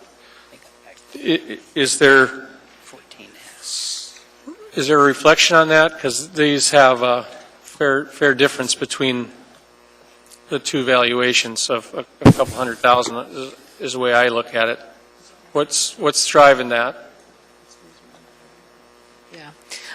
Through the chair, Mr. Starr, our SEE, the SEE prepared by Employee Relations, includes the impact of PIP, which for 2014 is $588,000, and 2015 it's $982,000. and those numbers would not have been incorporated in the internal audit C. So the clause, and I'm sorry, Mr. Chairman, if I'm kind of rambling here, but the performance incentive pay clause on page 4 of 5, performance incentive program, then did you guys use actual enrollment because it's not likely to change anymore? Or does that? Yes, we did, and what we did was we estimated, assuming a certain percentage of those who are currently in the program would earn the benefit. And the increased benefits that go along with current That's enrollment correct. is what you're saying then? Yes. The operating budget that we just passed, does that include which number? The operating budget assumed a 3.2% total compensation increase, which includes all compensation of which PIP is a component. And is the percentage in here 4.30? Is that the way I read it under the ER model? What was it? Just the annual. Okay. In regard to, is your question in regard to the wage increase? Well, I guess, or the overall increase, that is my question, is you show an increase of a 4.30. 2.9 annual, yeah. The annual increase is 2.9%. And what did you budget? 3.2.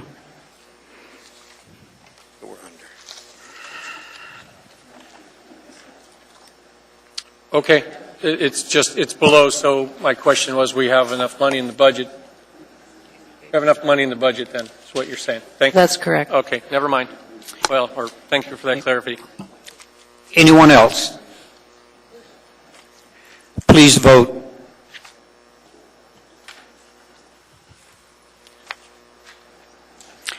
Motion carries unanimously.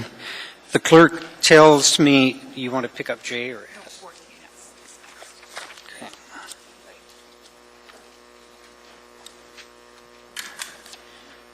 We have before us item 14S, AR number 294, a resolution of the municipality of Anchorage appropriating $100,000 from the State of Alaska Division of Homeland Security and Emergency Management and a contribution of $2,200 from the Anchorage Area-Wide Operating Fund 101, the Municipal Manager Department, Office of Emergency Management, 2013 operating budget to the state direct federal pass-through grants funds 231 for emergency management performance grant activities in the municipal manager's department office of emergency management. This item is before the body for public testimony. Anyone to testify? Anyone at all? Seeing, hearing none, public testimony is closed. This item is before the body. Second. Seeing no one in the queue, please vote.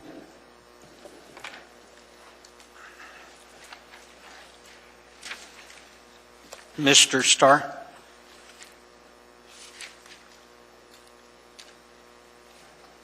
Motion carries unanimously. Now we need to Mr. Chair, Yes. there's one more item I'd like to address before we go back to the regular agenda items. Okay, I need, I'll come back to you. I need to pick up an item the clerk informs me that I missed.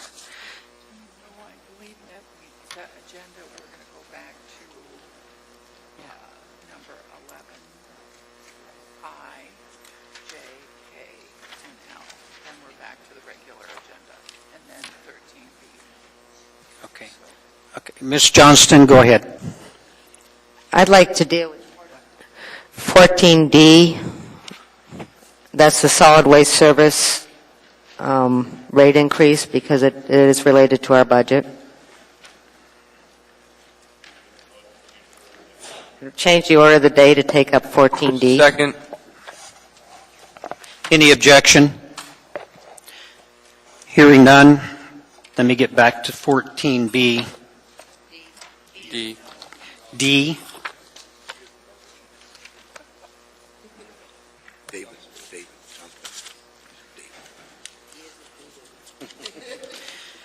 We have before us item 14D, AO number 124, an ordinance amending Anchorage Municipal Code, Section 26.70.040 to change the solid waste service refuge collection container service rates. This item is for us for public testimony. Anyone to testify? Anyone at all? Seeing, hearing none, testimony is closed. The item is before the body. Okay. Mr. Starr. Well, I just want to put my comments on the record. I'm not going to be supportive of this. I think the logic that we had to kind of bring our rates up with everybody else, when I sat through the work session, it seemed to be that was the logic, is because Alaska Waste is charging this, so therefore we can. And I didn't find that model to be an effective argument for me to raise the rates.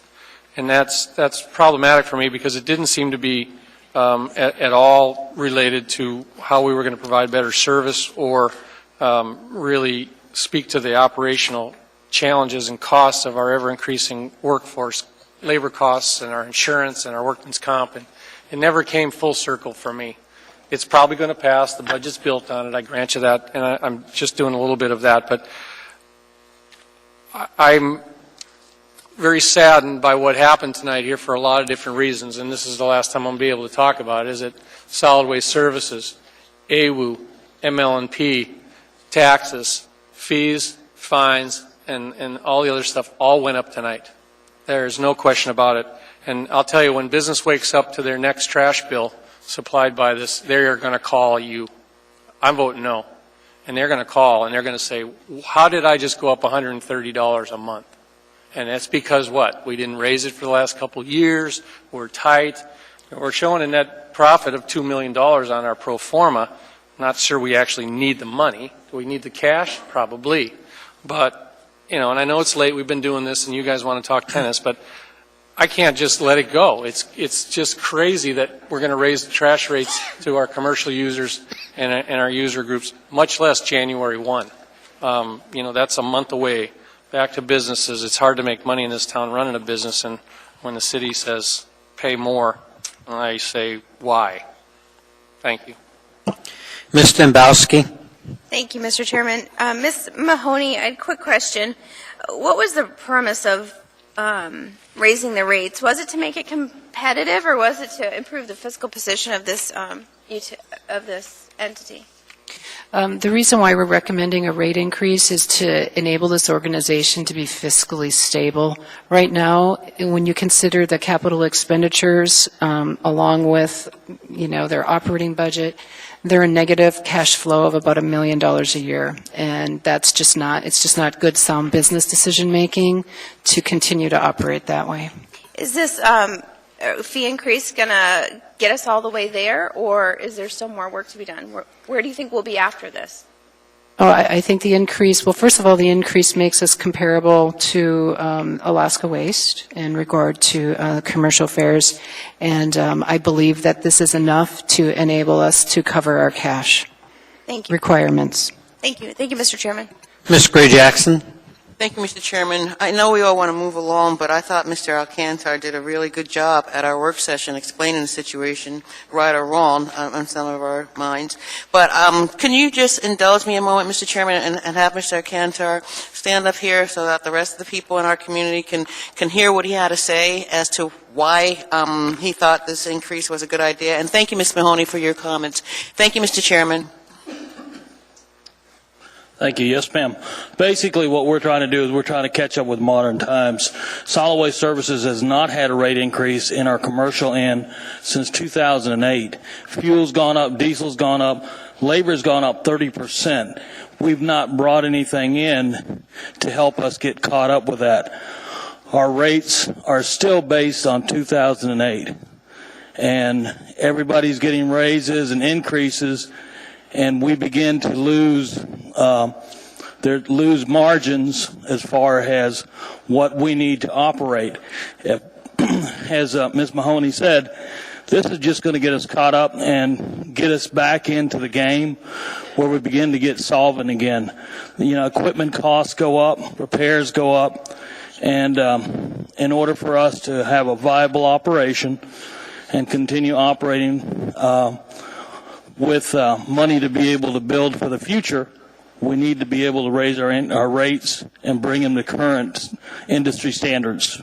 Thank you, Mr. Alcantara. Thank you, Mr. Chairman. Mr. Starr.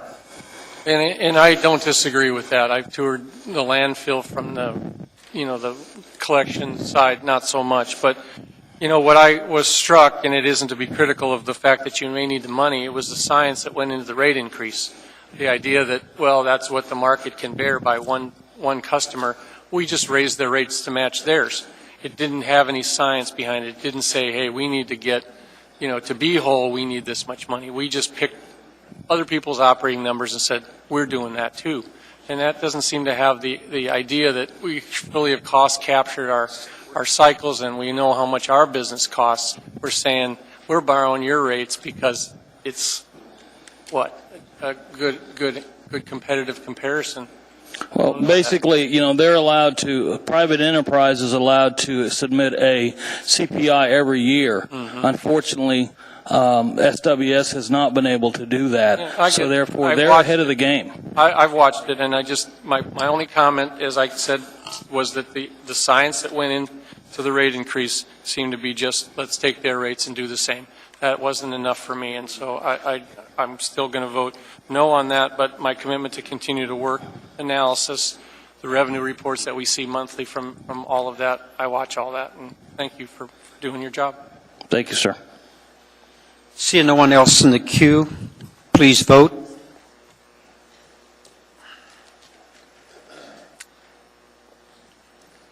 That motion carries 9-2.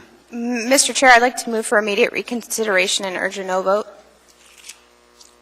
Second. Okay, we got a motion and a second for immediate reconsideration, urging a no vote. Please vote.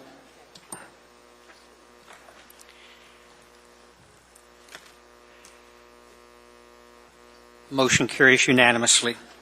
We now have before us item 11I. We're going back to where we dropped. And that is AR number 34, a resolution of the Anchorage Municipal Assembly recommending a site in South Anchorage for Fire Station 9 consisting of an approximately 2-acre portion of Rabbit Creek Park, a 9.28-acre parcel located at the northeast corner of Lake Otis Parkway and DeArmond Road within the southwest one-quarter section 28 T12N /R3W/SM Alaska, and expressing the Assembly's intent to dedicate the remainder as parkland once the property is replatted. This item is before the body for action. And there's a motion to approve already on the floor. Mr. Birch? We've studied this for some time. It's certainly a much needed station. We're replacing the location on Huffman. There's some concern about the siting for this in the Rabbit Creek area, Rabbit Creek School area. I think the matrix study well addressed the benefits to be derived. I believe it adds some 700 homes into the reduced response time radius, and I think the steps and the activities that will be taken to mitigate the impact on the neighborhoods as far as dedicating the balance of the land to a park is well offsets the impact. I think it's going to be a much needed improvement, and urge yes vote. Mr. Starr. Ms. Tucker, the designation of parkland, does that come before dedication? Remember, we've had this conversation, so we're going to move right to dedicated parkland. Is that a reasonable expectation for this, or should we say something else on the record that you have to first designate it as parkland, or can we go right to it?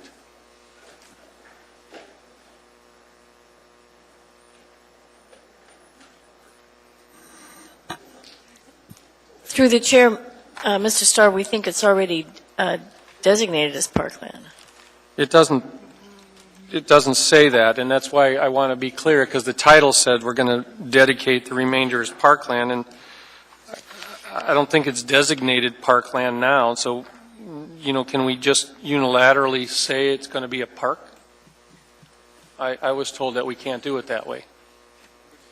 Through the chair, Mr. Starr, the designation as park happens when management authority of a parcel is given over to the Parks Department, which happened quite some time ago. I don't remember when, but it's been in the parks portfolio of designated parks for a very, very long time, probably since the moment we acquired title.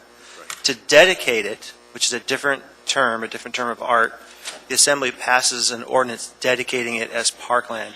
That's what triggers the charter protection then, that any future attempt to dispose of it has to have a vote of the people. All right, so this will actually just set the stage for the formal dedication that'll come sometime later. That is correct. All right, I get that. Thank you. Mr. Steele.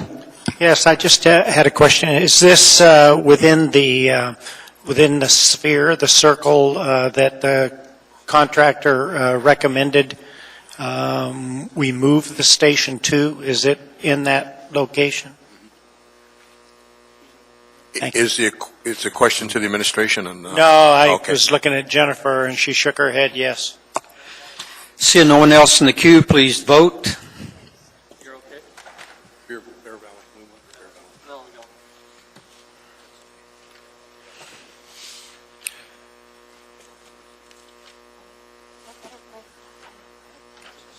Motion carries unanimously. We now have before us item 11J, AO number 109S1, an ordinance to the Anchorage Municipal Assembly amending Anchorage Municipal Code, Chapters 11.10, 11.20, 11.30, and 11.40, regarding regulation of the permitting of taxicabs, limousines, and vehicles for hire, and licensing of chauffeurs and dispatch services, amending Anchorage Municipal Code, Section 14.60.030, fine schedule, amending Anchorage Municipal Code. Thank you. This item is before us. Mr. Trainee. Move to postpone this for action on the 3rd of December, sir. Second. Any objection? Yes. Through the chair, this item will most likely be postponed to a time specific to accommodate a request for an interpreter. And the chair will probably review the agenda and make a decision when that will be. Yes, I will. That's fine, Madam Clerk. Okay, thank you. That item is postponed to December the 3rd.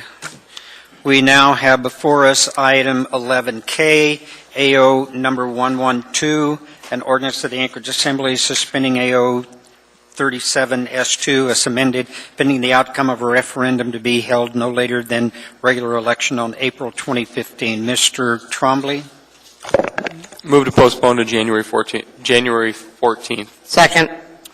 Any objection? Hearing none, that is postponed until January the 14th. What year?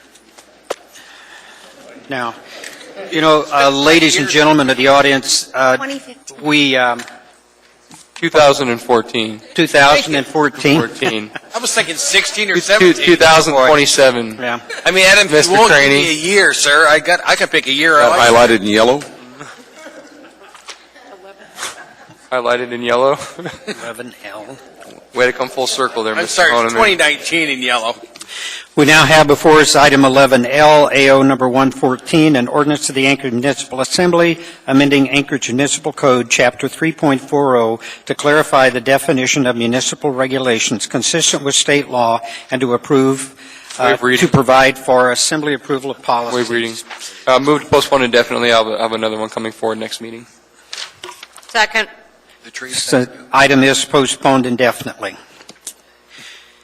Now, ladies and gentlemen, you know, our apologies. We know that a lot of you are here to talk about tennis courts.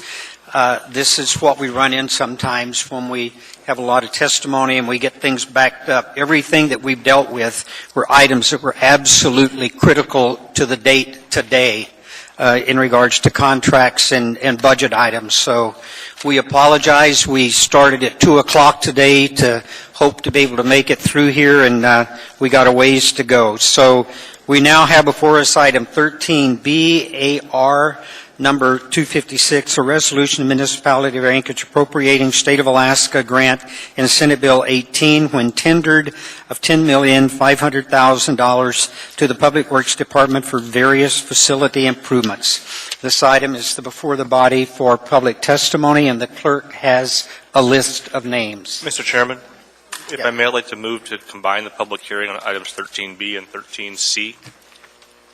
Second.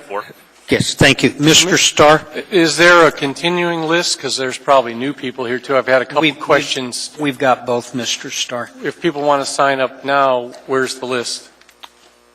Over there. With Lisa. Yes. So, okay. Thank you. Madam Clerk? Okay, the people in order, and if you could please line up in the middle aisle, 3 or 4 deep, so that there's as little delay as possible. It will allow more people to testify. So the names are from the last meeting: Scott Kohlhaas, Brendan Hayhurst, Leola Rutherford, and Marianne Hoke. Good evening. Good evening, Mr. Chairman. My name is Scott Kohlhaas, and I live here in Anchorage, East Side, District 5. I'm also currently serving as the president of the Alaska Tennis Association.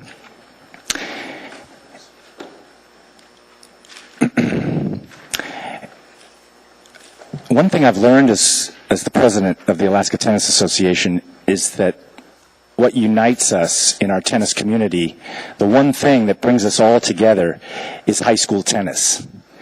And I think that the issues that are going to be decided this fall and tonight are the issues of whether or not high school tennis as a program is going to live, or whether we're going to let it die.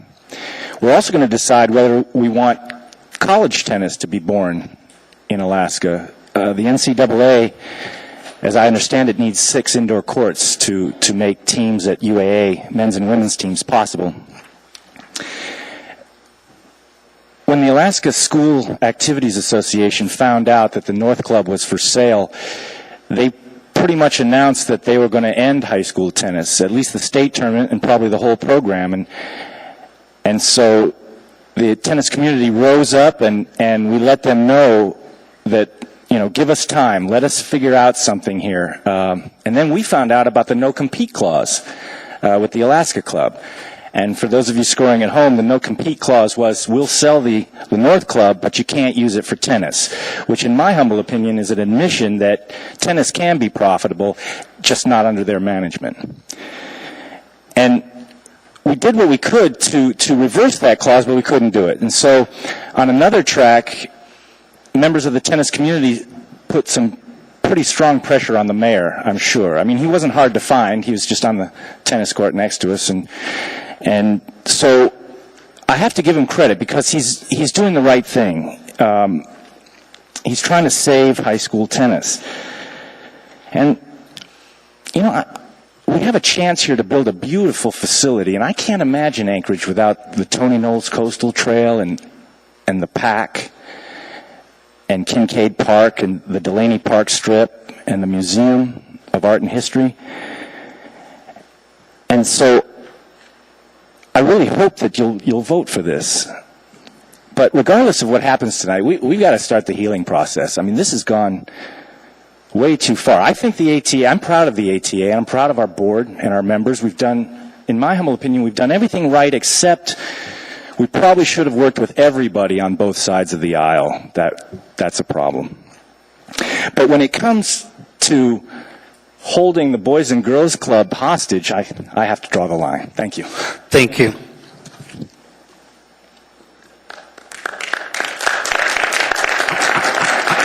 Ladies and gentlemen, more names. Okay, Matt Henry, Christina Ortman, Jake Tracy, Stephanie Williams.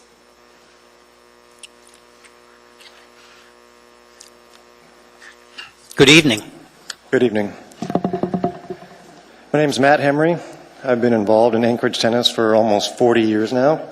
In this time, I have been a player, I've been a coach, I've been a tournament director, been involved in just about every aspect of tennis, also a past president of the Alaska Tennis Association.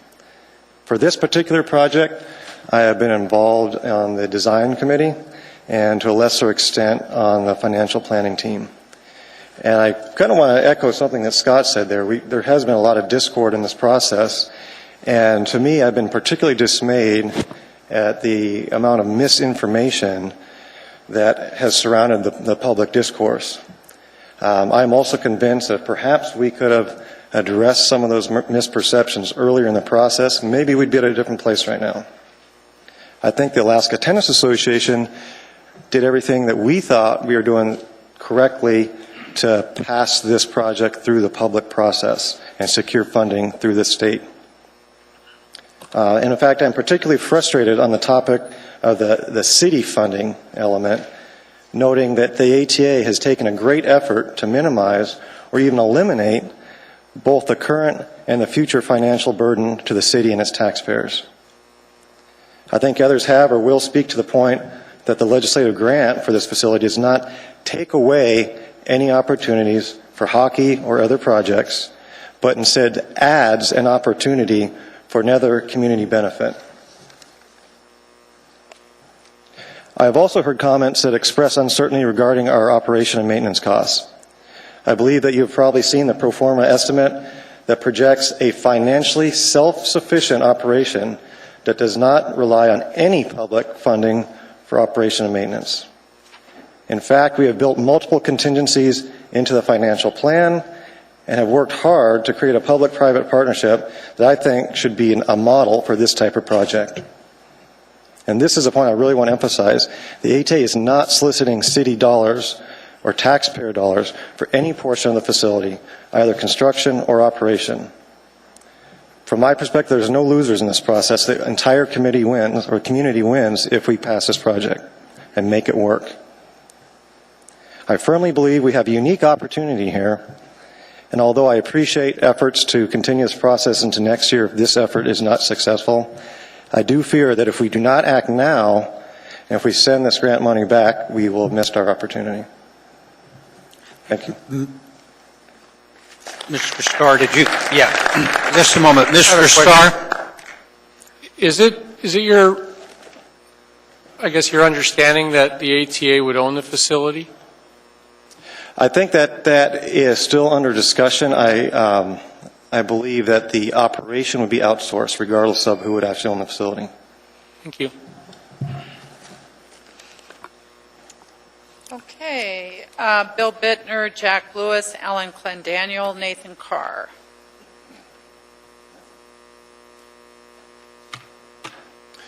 Good evening. My name is Bill Bittner. Thank you for the opportunity to testify once again, and I want to compliment the Assembly. You started at 2 o'clock, and my hat's off for anybody who sits up there with this job. And I've listened to a lot of your issues as we sat here, and they're kind of interesting, and some of them it sounded like were repeated and got kicked over, and as you polished them, I'd say the issue that's before you right now, the construction of a state-funded community facility is a one-time opportunity. And I'd urge you, don't send this back to Juneau. That's dead on arrival. Don't send part of the money back to Juneau to buy a facility that's a broken-down facility. That's dead on arrival, too. I think what you should do is, you've heard the testimony, it'll be municipal owned, maybe operated privately, but that's to be worked out. It pays for itself. It doesn't have any tax impact on the municipality. This is a win-win situation for the community of Anchorage, and I'd urge you to put this issue to rest. Vote yes. A new construction facility with union labor will be built. It could be finished next year. We'll be proud of this for 30 years, as we've been proud of the Project 80s. This isn't blood diamond money where you don't send the McDonald hockey money back to Juneau, but you say, let's do it right and send the money back to Juneau on this. That's just not right. I think what you should do is just face the issue, be done with this, and vote yes, and the community will be proud of you the rest of their lives. So please vote yes, and thank you for working so hard. Mr. Starr? Mr. Bittner, they tell me you're a pretty smart guy. I want to vote yes, but how much money? How do we know how much the place costs to build? Where's that? I don't know how much to give. I mean, we've got 10.5. It starts at, I say, wait a minute. Now we're at 7.7. The guy that tells me how much it's supposed to cost says it's going to cost 12, maybe 10.5. How much? Well, that's a good question. How much is it? What's before you, I think, is it's been whittled down to $8.5 million, and I hear there's a compromise figure perhaps of 7.7. But the point is, if you give us $8.5 million, we'll build a beautiful facility for $8.5 million, and the municipality of Anchorage is not going to put this out for bid unless they can build it for that amount. And if the bids come back and they're $10 million, it's not going to get built. They'll scale it down and eliminate things until they get something that does work for $8.5 million, and that's great with us. Because we don't take refrigerants, we don't take water, we don't take all these other things. And I think it could be honestly done for $8.5 million. I think you have a beautiful facility. No proposal asks for 8.5. I mean, I don't want to split hairs with you here like that. Mr. Steele's got one that's 7.7. I've got one that puts money in escrow. That's what's in front of us right now. The mayor Okay, wants. see, I didn't know. I didn't know that, and when you tell me it's 8.5, that's news to me too. So, Well, I thought I was just referring to 8.5 because I thought there was a resolution for 8. It's 7.7. 7.7 does it. $4 million put in escrow. Mr. Starr, that doesn't do it. Because where do you get the rest of the money? Well, that's my question, even on the 7.7. We can't get it. Tennis community cannot raise another $4 million. I mean, that's a big... Yeah, and I responded, I think, to somebody, and I said this is a messy process. And that's what I responded to, is that the initial pro forma from the mayor said that the tennis community was going to bring in $1.5 million to the table. And I said, that doesn't make any sense. And on that pro forma, the courts were 28 to 34 an hour to rent. And so now we've seen a new pro forma today delivered by Mr. Hendrickson that says, court rental $6 an hour. And so I think we're getting there, but the problem is it's still a moving target. And it's not to try to be that belligerent. You might think that's what I'm doing here, but it's not any of that. I don't see it as a belligerent question at all. I see it as a good question. I think that talking to contractors, they seem to indicate that for in the $7.78 million range, they can build a nice facility. And it's like any other project that comes before you. You say, there you go. There's 7.7. We're not going to give you another dime because that's what we got from the state. Actually, you got a lot more money than that, but that's the only thing, you're giving us. And if you can't build it for 7.7, they're not going to spend more money than that. So I'd say give us a chance, give the municipality a chance, the designers, to go out and see what you can do for $7.7 million. You've got free land and a great location. I think you can build a nice facility for that amount of money. Give us a shot. Escrowing money for $4 million for the Alaska Club is buying a used car that will not run. That'll cost you more money, and your constituents, I think, will be pretty unhappy with you, saying, why didn't you build a brand new facility rather than this wreck of a place called Alaska Club? Mm-hmm. So I'd sure like you to vote for the $7.7 million. Today, in due diligence as well, you've seen my role as chair of budget and finance, and so this came to me as a financial matter. Appropriations catch my attention. So that's how it first came across my plate. I'm not anti-tennis, quite frankly. I'm not even in the Parks District that we're talking about. So Chugayaki River has its own Parks Director and Parks District. We're hoping you move. But in the course of the conversations and reaching out, I reached out to Bill Stoltz, and he agreed to meet with me today along with Chairman Hall and Mr. Trombley.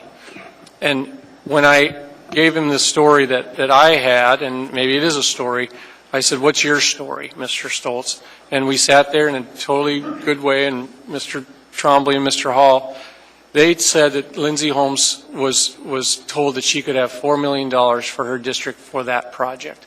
Does that make any difference in terms of legislative intent coming out of Juneau? You know, it really doesn't, because in terms of legislative intent, and this comes up all the time where you talk to legislators and things like that and say, well, the law that was passed and the governor signed it, it said this is in, we didn't ask it for being Project 80s, but it was in Project 80s, and they had an amount next to it, $10 million. You get different opinions from different legislators, but the opinion of a legislator said, well, we had a discussion, I really only wanted to give her $4 million. That's irrelevant. And, people change their mind, people say things, and... well, I guess I didn't mean to debate. I mean, it was linked to the TPS number that you guys provided to us, and you keep putting in front of me. And I'm trying to answer the question of give us what we're due, and I get some good emails my way, and they all say give us what we're owed. I can't answer what that owed is, and so in reaching out for the conversation to those in Juneau that sent us the money, that's what I did today. We had a brokered meeting where, the co-chair of finance said that to me. So I'm trying to reconcile that as quickly as I can.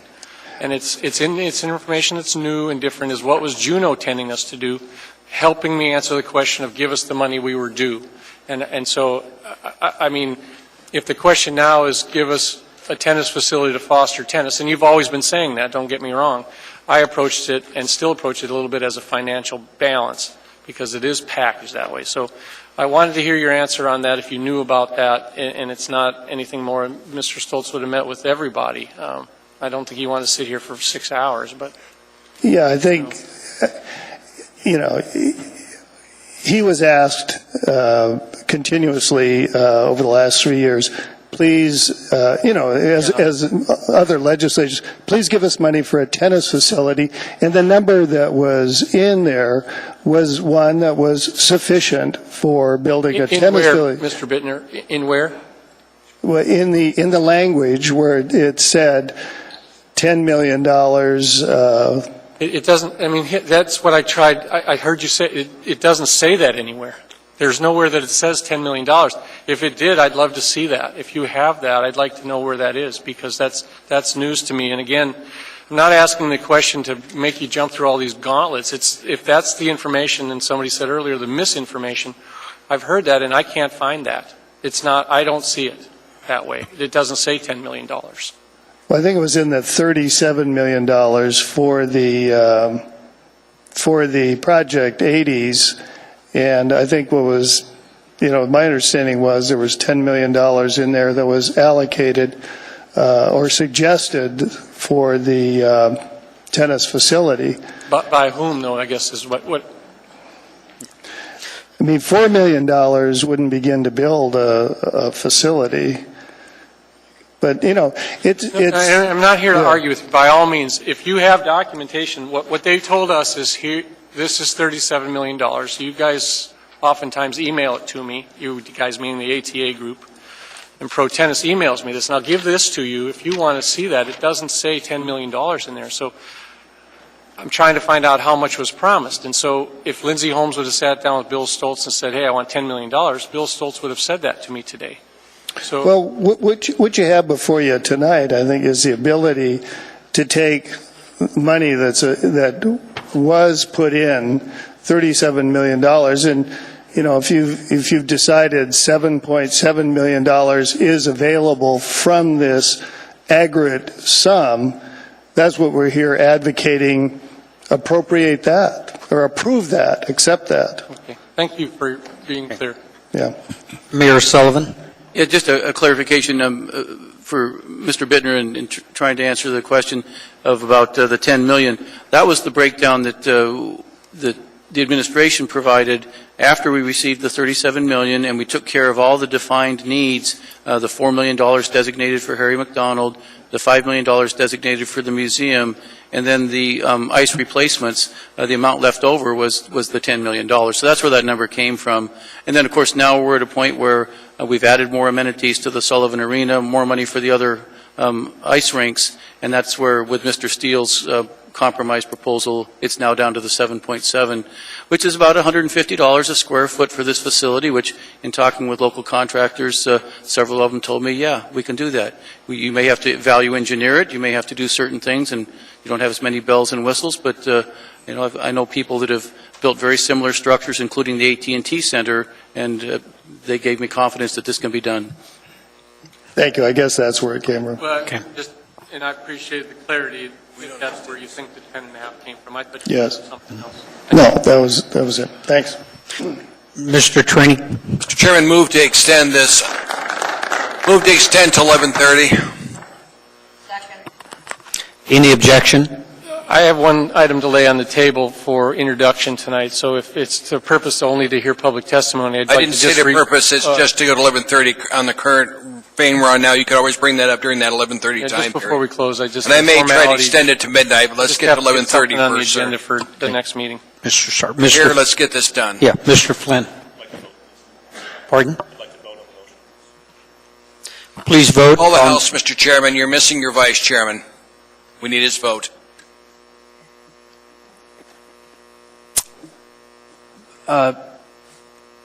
Here he comes. Vice Chairman, we're voting to extend to 11:30, sir. Continue the meeting. Need your vote, sir. Okay, please vote.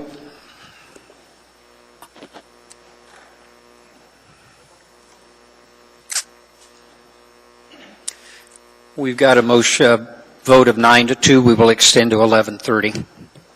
Thank you, sir. Mr. Starr, let's do that item. We're going to midnight. But I got to get you there bit by bit.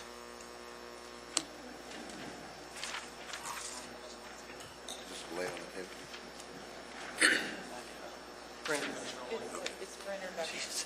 Where's the yellow on here, Bill?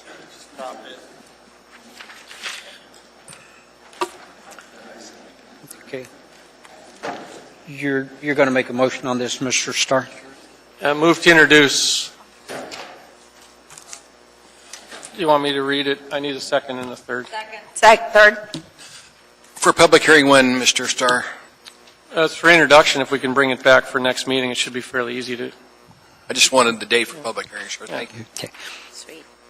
December 3rd. Introduced, is it? Yes, sir, it is. It is. Yes, ma'am.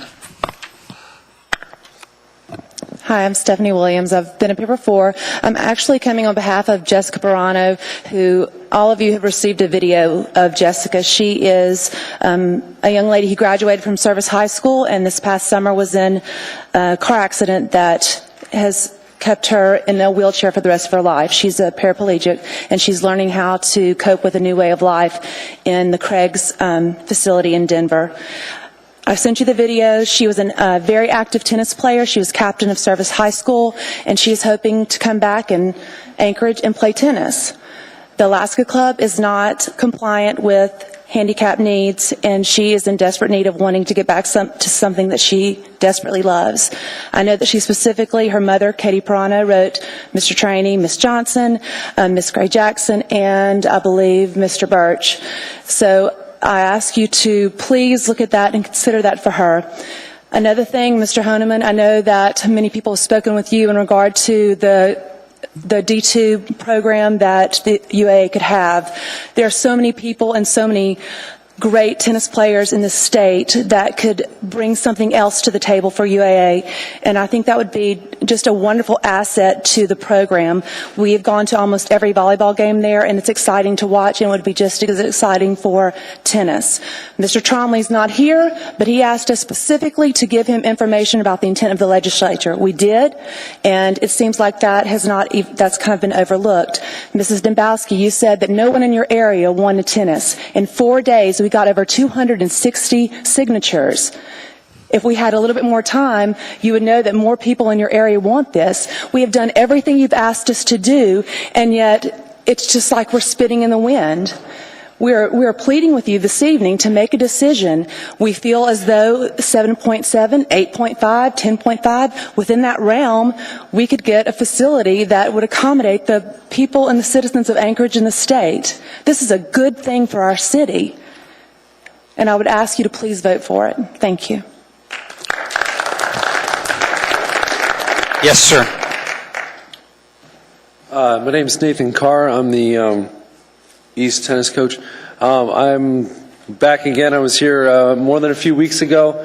I would love to talk to you about tennis, but I was really happy when I showed up here around 6:42-ish and found out that the majority of us are pro-tennis.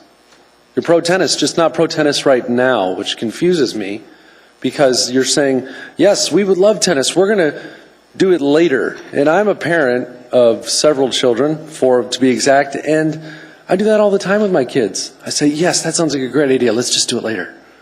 Why can't we do it now? We have the money now. I don't understand why we keep kicking it down the road. I think this is an opportunity for high school players, for senior citizens, for little kids, for everybody in our community. And you are all, not all, I'm sorry, and I don't remember who voted against it, and I'm not going to look anybody in the eye. But I know that the majority of people voted for tennis. And you said, I'm pro-tennis. Why can't we be pro-tennis today? Why can't we be pro-tennis right now? Instead of coming up with new ideas about jumbotrons or mezzanines, or maybe we should buy that building that has tons of birds' nests in it. I don't know if that's true, but apparently that's a problem. My point is, I don't understand why we want to do it later when we can do it right now. We can be proud of it. My family's been in this town for a very long time. I talked to my dad about this process, and he says, you should have seen what they did to us when we thought the Performing Arts Center was a good idea. I love the Performing Arts Center. It sells out. We use it all the time. It's wonderful. We won't get as many people at tennis, unfortunately, but we will be proud of this when it's built. I encourage you to vote on this today because I think it's wonderful for Anchorage. I'm proud to be a person that grew up in Anchorage and lives here, and I will love playing tennis in that building once you vote for it. Thank you. The next people to testify are Cal Damian, Edwin Blair, Richard Clendaniel, and Kathy Gleason. So please come up and get in the aisle so that we can get through as many people as possible before 11:30.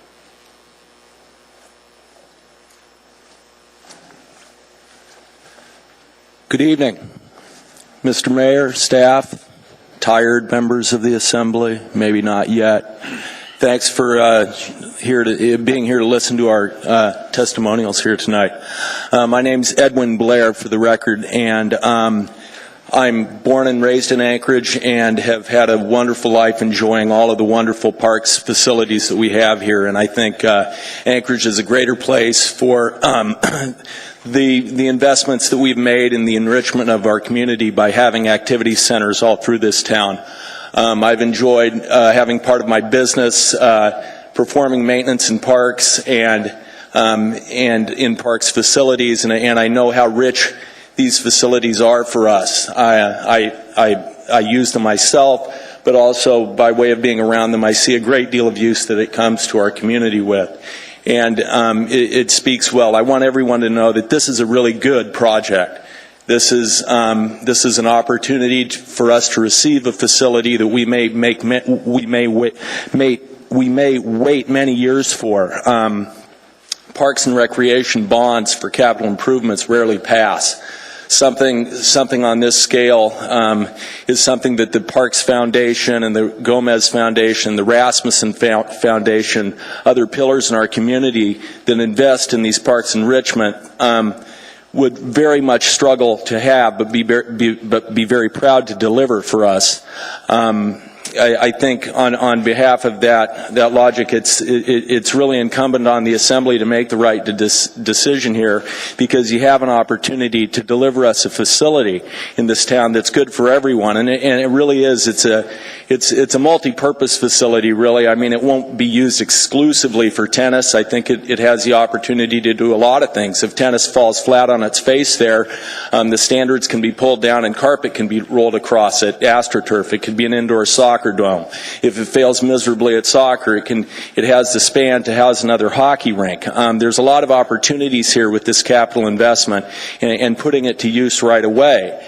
I think also its location is great. It's right practically on a high school and junior high campus. It's in a city center area with other sports activities around it, and it's in amongst a population of people who are being active, and that way it'll feed on itself. The investment of $7.5 to $10 million in that area will only enrich the campus of activity that we have in that area. The comments have been made far and wide. I think you can take that money. You can take the extra 10.5 that's left from the 37 million, calve it off, and smear it all over Anchorage in all sorts of places, in libraries, in schools, in this building probably, all over town. But that's not what's at hand here. What's at hand, I think, for the Assembly to make is a good decision to deliver us a new facility. They don't come that often. The opportunity to have recreation facilities and parks, they're not given all the time. So I want to thank you for your time. I just want to urge the Assembly to vote in favor of this. Thank you. Good evening. Good evening. I've heard a lot of things in support for this facility, and the question has been often asked. I'm sorry. Intent. Could you please state your name for the record? Richard Clendaniel. Thank you very much. I've heard the word intent several times.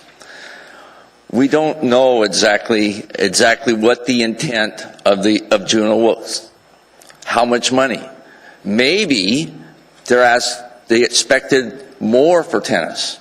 Maybe we should have a resolution for $13 million. Why do we always assume, or why do we always have to defend tennis? Why shouldn't we have to defend hockey? I know one thing that Juneau didn't want. They didn't want to separate the community. They didn't want the hockey community and the tennis community to be fighting over the dollars. But that's what we seem to be doing. I know one thing. You can't buy the North Club and have high school tennis. It's not a facility that is a modern facility. If the fire department saw during the high school tournament all the people that are trying to watch, they would say, we can't do that. There is no place in the North Club to watch the high school tournament. You need a new facility.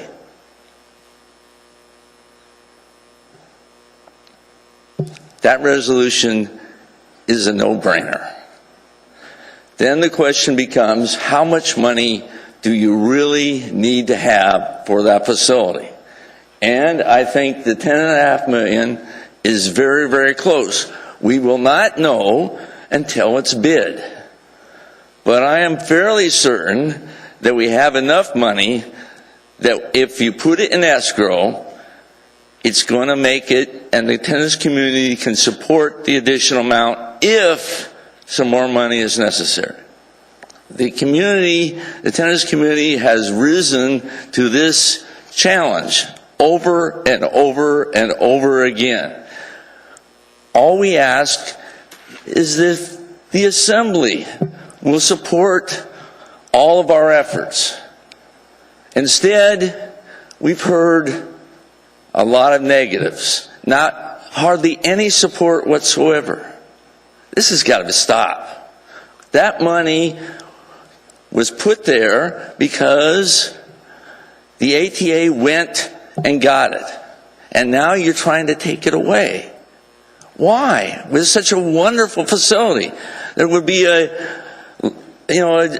something we can all be proud of. I don't understand it. Thank you. Thank you.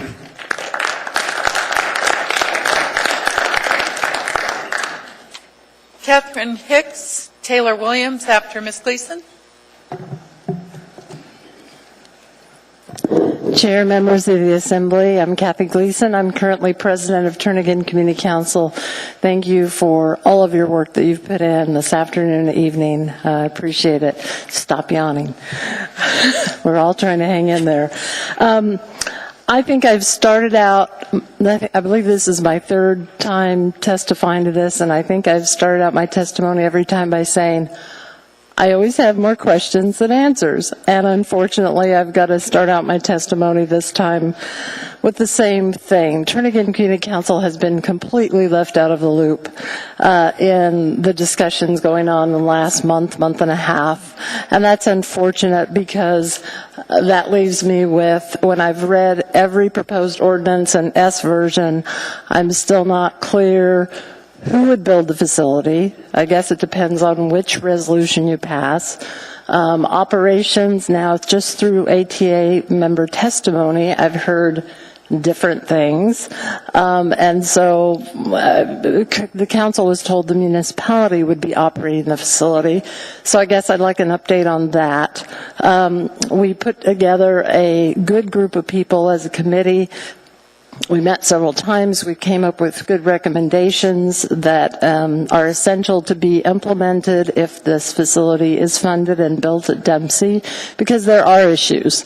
And for those who are coming up and saying it's a great location, it could be a good location if all of our concerns are appropriately addressed. Some of those concerns are going to take some money, especially a traffic flow impact study in that stretch of Northern Lights. And we were assured at the very beginning of this process, when ATA came to our February meeting, that that study would be done. And I have yet to hear where the funding for that study is going to come from. So again, lots of questions. Our support, the council support, is conditional upon those concerns and questions being addressed. So I just need more information on behalf of the council in terms of who's going to develop it. So who do we direct our recommendations to at this point? And we're not done with our recommendation list. Who's going to build it? Who's going to develop it? Who's going to operate it? Who should we be working with at this point in time? If you don't appropriate the entire amount that, and now I'm hearing lots of different figures about, what's needed to actually get this thing built and up and running. And we're talking a range of $4 million or so dollars. That's quite a discrepancy that, again, don't have the answer. Just I'm hearing a lot of information that doesn't match up. So I would ask that you please try and keep us in the loop as best you can, and we will try and move forward with whatever decision the Assembly ends up making. Thank you. Mr. Trini? Kathy, did you go to Dempsey Anderson today by any chance? Did I go today? Yes. No, I did not. Just got a call from a hockey mom that went there, and she found the city's taken down all the parking lights in there. Some aren't working now. The lights are down in the parking area there, taken down. The lighting is being taken down? Been taken down. I don't have any information on that. Thank you. Thank you. The next names, David Neese, Robert Brewster, Phil Isley, Ellen Franklin.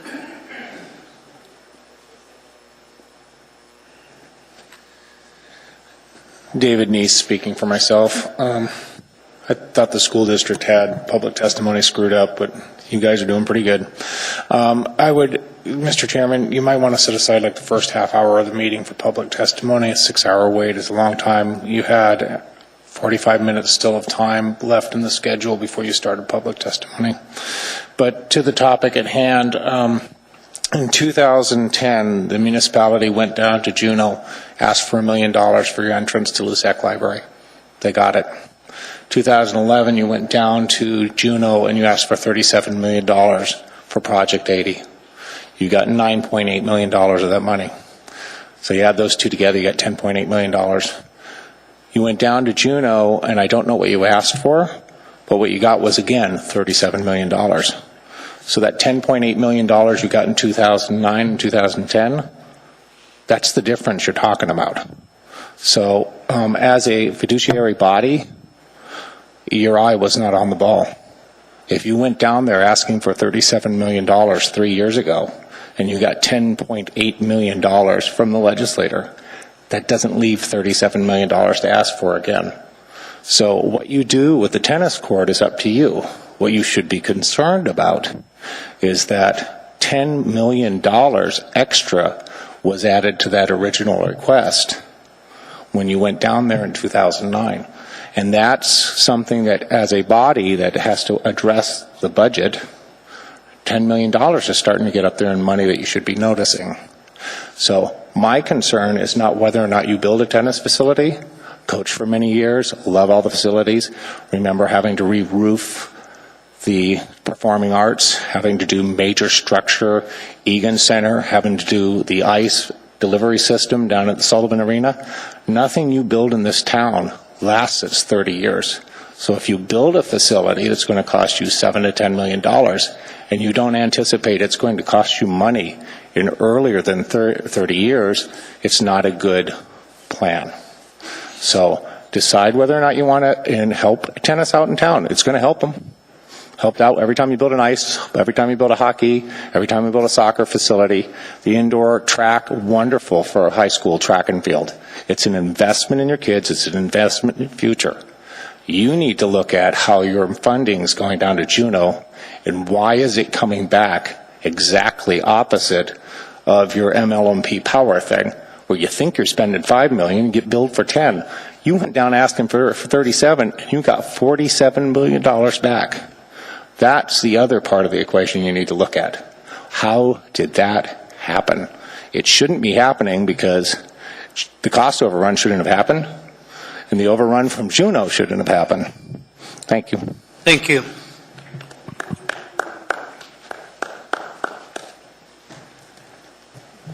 Good evening. Good evening. How are you?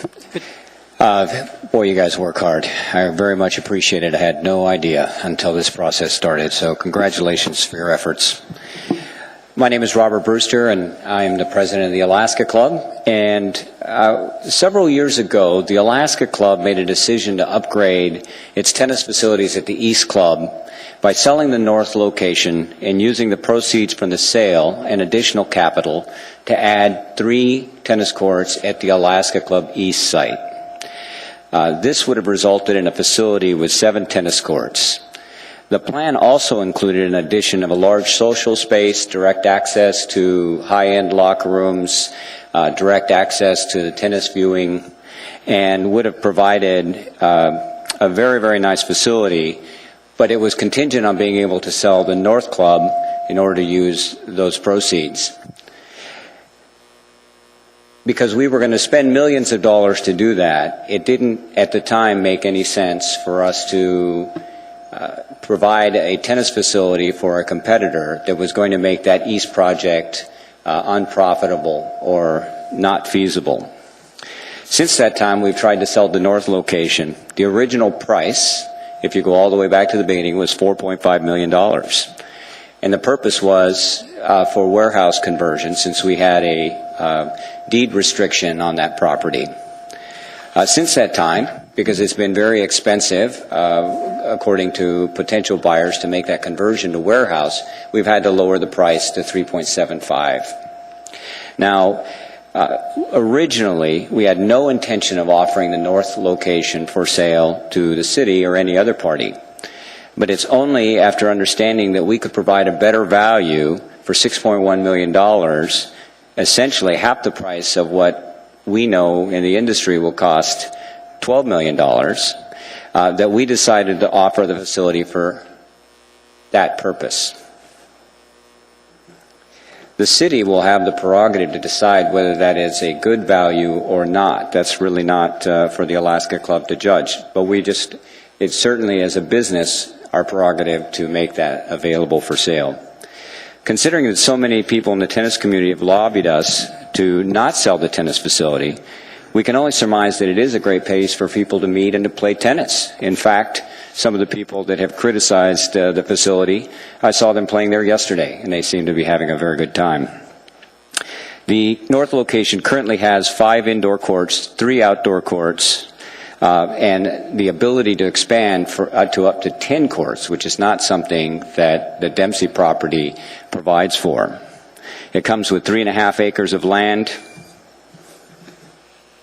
And my time is up. Quick question, Mr. Brewster. Yes. Is there expansion availability on the, I guess, the south side of that building? There's a stretch of land there. Is that part of the club? Not on the south side. We would have expansion capabilities on the west side, as well as over the 3 outdoor courts on the east side. Okay. It's also possible to expand to the north and to the south a small amount. But is that the Daily News that owns that parcel to the south? Actually, we would be abutting the post office, I believe, on the south side. Because there's actually a pretty good sized little parcel there. I noticed the other day, either good for another facility or parking. Yeah, I know behind the post office between there and Burkall Road. But it is important to note that our offer has significant improvements. We would agree with the community that there are aspects of the club that are tired, but we are including in that price $625,000 worth of enhancements, new heating system, new state-of-the-art up and down lighting system, remodeled locker rooms, elevator, an elevator, like a full-on elevator for ADA access, as well as for moving equipment up and down. Thank you. Ms. Dembowski. Thank you, Mr. Chairman. Mr. Brewster, you said currently the Alaska Club North is on the market or was on the market for $3.75? Yes. And then you're proposing $650,000 worth of renovations? $625,000. Okay, so why would you sell it to the city for $6.1 million? Basically the way that our assessment of the property goes, when a real estate concept of greatest and highest use comes into play here. And we've had to lower the cost of the facility, what we're currently selling it for, because we've not previously allowed for its highest and best use, which is use as a tennis facility. And because the costs of retooling that for a warehouse, everything from driveway access to dock high doors to regrading and turnarounds and everything else, led us to have to put a more reasonable price to accommodate those additional fixes. So that in itself raises the price, the actual value of the property. Then there's the improvements that we're making. And then just as somebody would expect when they take an employment contract and a non-compete, they get compensation for that, removing that aspect of our current situation would be worth a small amount in order to compensate us for what is definitely going to be a significant drop in business for us. Second question, what is the current tax revenue that property generates for the city? I'm going to say about $40,000. I looked at that recently, but I could confirm that for you. I think it's about $40,000. Thank you. Thank you, Mr. Chairman. Thank you. Okay. No other questions? No other questions. Thank you very much. Okay. How many people do I have left to testify? I've got 4 on the list and 2 standing. Phil Isley, Ellen Franklin, David Griffith, and Dane Markle. Mr. Chairman, you want to try and extend to midnight to finish up the testimony? We get them done, we get them done. If not, at midnight, we end the meeting anyway. Yes, sir, I would like to finish testimony. So moved. We'll need a second. Second. It'll take 9 votes, Mr. Chairman. Please vote.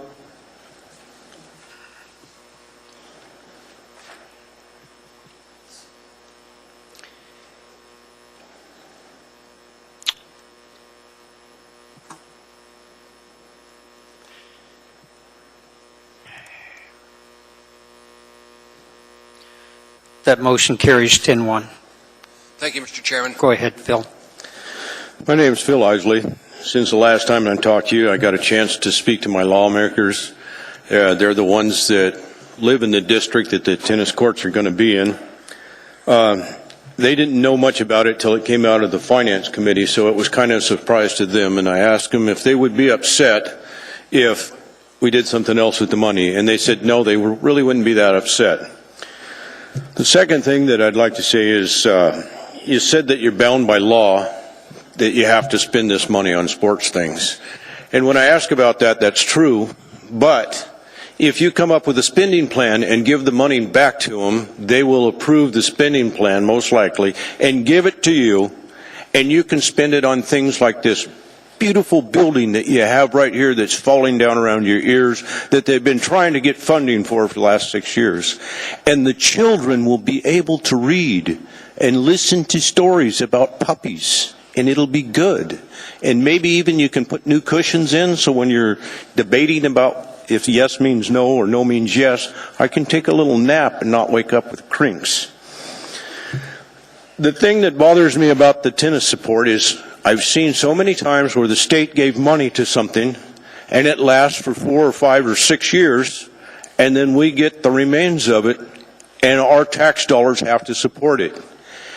If the tennis club was a viable entity, they should go and become a nonprofit group, get on Click, Pick, and Give, and if they really have 11,000 people, it would take them 1 year of all those 11,000 people to pay for that facility all by themselves. And if they did it for 2 years in a row, they'd have another $1 million or $10 million of operating budget. Standing next to the legislatures with your hand out just to get money doesn't give investment or ownership in something. If the support's there, they should be able to do it without bringing the city into it, and then they can do what they want with it, and I won't care, because 10 years down the road, you won't be pulling money out of my back pocket that I go and work hard for to support it. And I'd also like to thank you for dragging this out so all the young kids went home and went to bed instead of coming up and saying how great tennis was for their life, because they don't understand that they will be footing the bill in the next 10 years. And the question that I would like you guys to ask yourself right now is, 10 years from now, would you be willing to sit back and write a check out of your back pocket to keep the lights on, to fix the door, to do the stands, to add the paint, or pay the heat bill? And if your answer is no, then you shouldn't be asking us to do that either.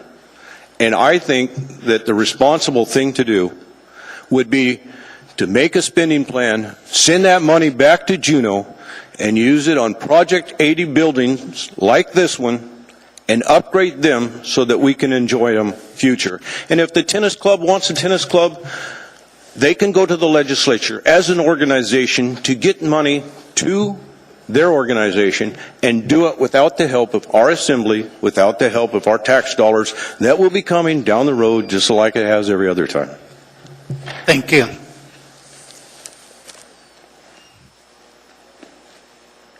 Good evening, Anchorage Assembly. My name is Ellen Franklin, and I'm going to fix the microphone.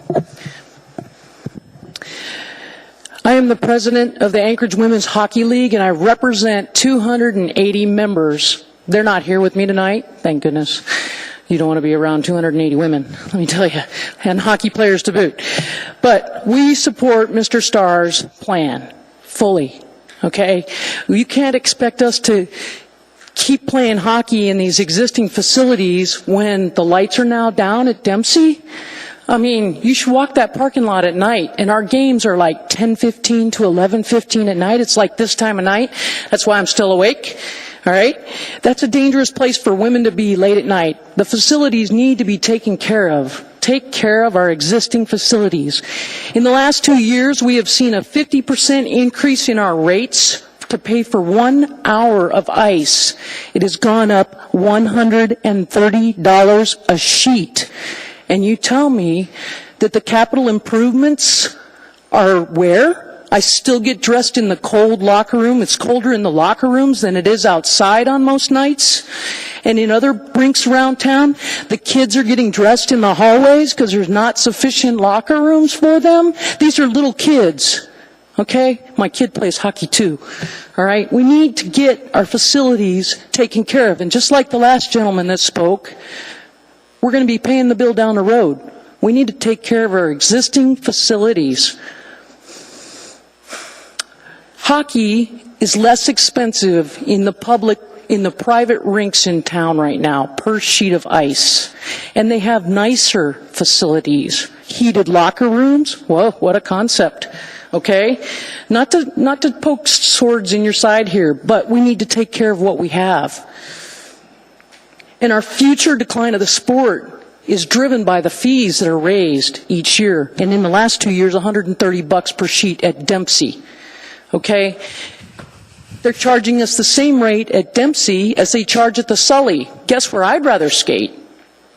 I'd rather be in the big house, you know, with the Jumbotron. I could watch my own replays.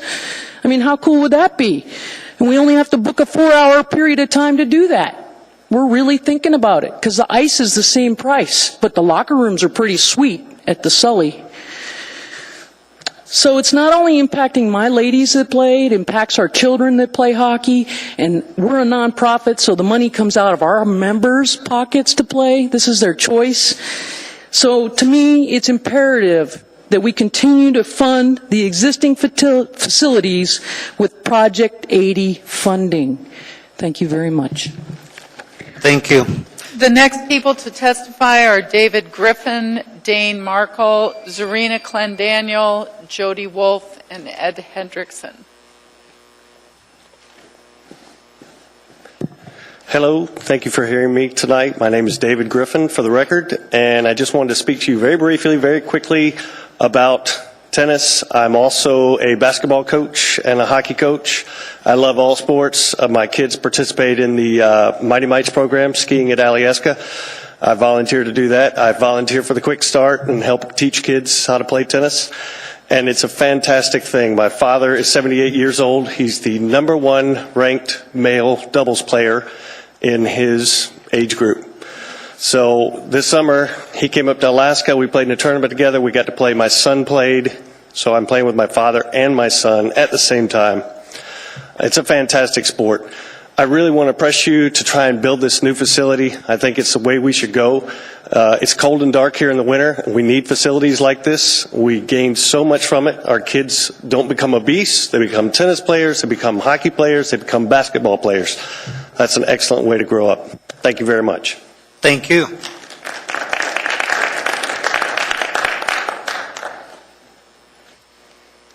Good evening. Good evening. He's tall.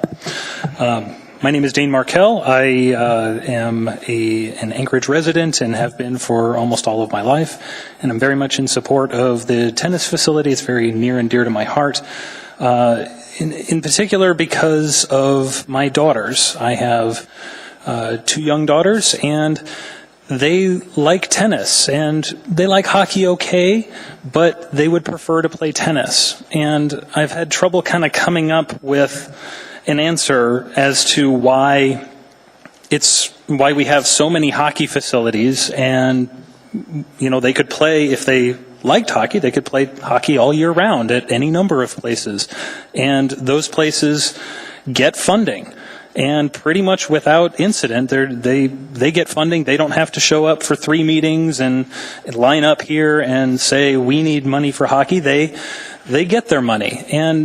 But tennis appears to be different in that way. And I'm not quite sure how to explain it to them that, you know, we just don't like tennis as well as we like hockey. And so I guess I have trouble sort of understanding why we have to pit one against the other, why it needs to be hockey or tennis. Why can't it be hockey and tennis? Hockey got a fair amount of funding through this body and through the state, and they are glad to have it. Most of the folks who are hockey players are out playing hockey right now. They get to go do that, and we're here at this very late hour to try to convince you that we should have that same opportunity. The other thing I want to point out is you know, building a new tennis facility, you know, that's jobs for Anchorage. That's a lot of money going into construction, going into tradespeople who would like to have the opportunity to do that. If we send that money back to Juneau, or if we put it aside somewhere else and kind of say, well, you know, we need to get some more answers or get some more clarification, you know, that's food that's not going onto their table because they don't have the opportunity to do that work. And Anchorage, you know, our economy seems to be pretty good, but, you know, we could always use another nice project like this. And so it seems like the legislative intent is fairly clear. am responsive to Mr. Starr's comments before.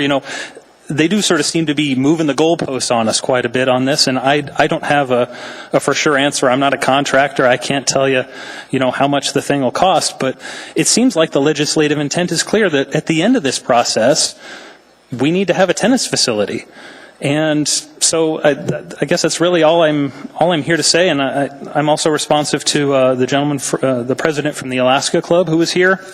I don't really understand the asking price of $6.1 million, since the facility, the municipal appraised value of it is under $2.9 million. Mr. Honeman? Paying all that much more money, but thank you. I'm out of time. Sir, I just want to let for the record, I don't want to debate or anything. I can't speak for my colleagues, but I don't think there's anybody on this body that's against tennis. I just think, there's a lot more at stake here, and there's a lot of moving parts, and we're trying to do our diligence to make sure that we're doing it right. So please bear with us, and I appreciate you guys staying as late as we're staying up. We appreciate it too. The hour's late, and we're all at the end of things. Thank you, Mr. Starr. Yep, I know, because we've been emailing at 11 o'clock at night. And I appreciate your articulate comments, and I hope you appreciate mine in response. I've tried to do that, and I guess for a couple points that Ms. Dembowski's email address seems to be incorrect on the web, so if you're not getting comments back from her, I had not gotten anything back. I wanted to put that on the record earlier, so if you're writing to others. I want you to make sure that you get this takeaway, is that I don't see us pouring money into hockey, as that's the case. What's happened is that they got money quite a bit in the 80s for these facilities that are now broken. And you can dispute whether you want to do that or not. So I think the way it came to me in particular was just that. These facilities that were built are really broken. And it's not to take hockey over whatever. To me, the stewardship said, fix up what we own. So the idea that you make the statement that we're pouring money into hockey and disregarding tennis, we're not debating, but this is kind of the first time I really heard about tennis, quite frankly, that there was a need. Do I agree with tennis as being a viable sport? And you and I talked about daughters and sons and all that, ski, mighty might. I agree with that. But it's not an anti-tennis movement here. We're not, budgeting money. You heard the budget process if you were around. I'm not pocketing money for hockey and ignoring tennis. That doesn't happen. So, trust me that it's not a deliberate statement, and you probably would. Well, and I understand that, but correct me certainly if I'm wrong, but ultimately, out of the money that has not yet been allocated, that which does not go to tennis ultimately is going to go to the other Project 80s facilities that are the hockey rinks. And so prescribed also in the legislative intent, though. So it's not like, we're just deciding that. It also says to do all of those things. And we'll get there. Trust me. It's going to be messy, as I might have mentioned. We're gaining I understand information, and it's helpful to have the testimony as it comes out. I'm with you there. But again, it's where we border on our actions get clouded, and so I didn't do enough of correcting sort of the record on that, but the $10 million reference that the number was out there somewhere, or the 7.7, or Lindsay Holmes now clarifying that data. It's coming out. It's time to have the conversation. There's no question. But it would be helpful if it wasn't accusations that, we're prioritizing one or the other. Well, and I certainly don't mean to make it sound like an accusation. I just think that it was. I'm not somebody who's at every assembly meeting, but on the items associated with tennis, I was here, and the parts of it that were associated with the hockey rinks were, after it was sort of decided, well, we need some more testimony associated with tennis, the amount associated with the hockey rinks was sort of put aside, and my recollection at least was that it was very quickly approved. And there wasn't, like I said, sort of a line of people here who had to, from hockey, who were saying, no, we really need this money, we really need this money. Only the tennis players. I see what you're saying. I didn't get it. So we did a previous appropriation of $26.5 million. Right. Yeah, that was the mayor's numbers. Right. And so I didn't feel, and I guess I'm glad you spoke that way, because I thought you were making statements about that. The $26.5 million I thought was sort of non-debatable, and so I did that. I repackaged the question, and it passed this body. So I put the $26.5 million by taking the mayor's numbers backing out the tennis facility numbers, saying, let's talk about that. Right. That's news to me. So some of the numbers, and I hate to keep throwing this up there, guys don't like it in the audience, but this is where we got the money for those other facilities, was part of this legislative packet through discussion, which you saw some tonight.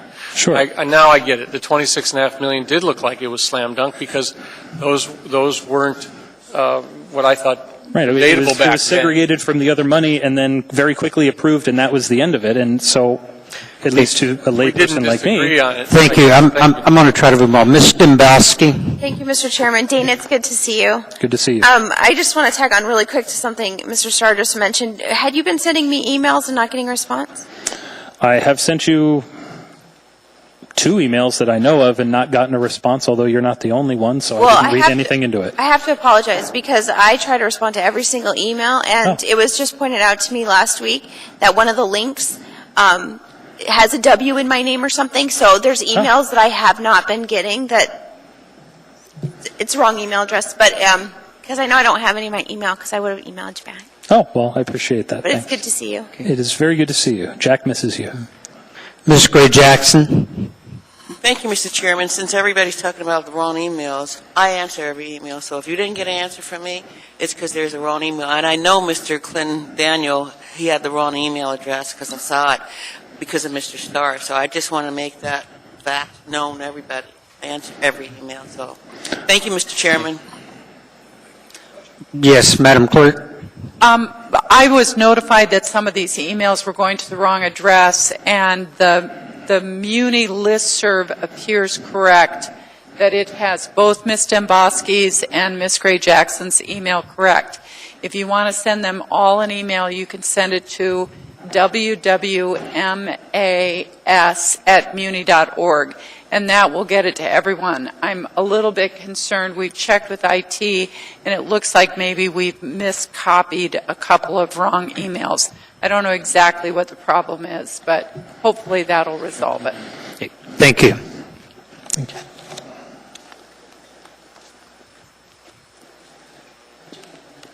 Good evening. Good evening. I'm Zarina Clendaniel. I testified in October, and I've written all Assembly members' emails, so you know where I stand on this project.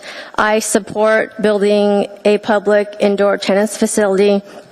And just to make it clear, if it wasn't for the Alaska Tennis Association, there would not be $37 million in Project 80's monies. The only reason why there is $37 million is because the Alaska Tennis Association successfully told legislators we need a public tennis indoor facility. If it wasn't for the Alaska Tennis Association, the money would be a lot less. And I'm glad that Ms. Amy Dembowski actually caught this, because we were quite surprised also when we learned that the Alaska Club North, they wanted to sell it to the city for $6.1 million. It's been on the market for $3.45 million. Why the 63% increase to the city, we do not know. And of all my 34 years being a resident of Anchorage, the Alaska Club has never taken a stand in trying to defeat a great recreational asset to our community. Why now? I don't know. Are they trying to protect their monopoly? They have spent thousands of dollars, including my Alaska Club membership dues, to kill building an indoor tennis facility. First, an ad was printed in the ADN in October 8th meeting, and then recently this ad, which you should have gotten an email from the clerk. I've never seen the Alaska Club do this in all my years living here. I grew up here. Why are they spending so much money to protect their monopoly? I don't know. You can ask Mr. Robert Brewster. Oh, I also have another answer for you, Ms. Dembowski. Mr. Brewster couldn't answer. I looked up today that the Alaska Club North pays $44,000 in taxes to the city. If they were to sell that, we would lose that revenue.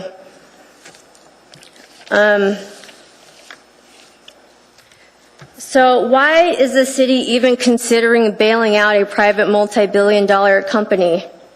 Why are we doing that? There's no reason for us to do that.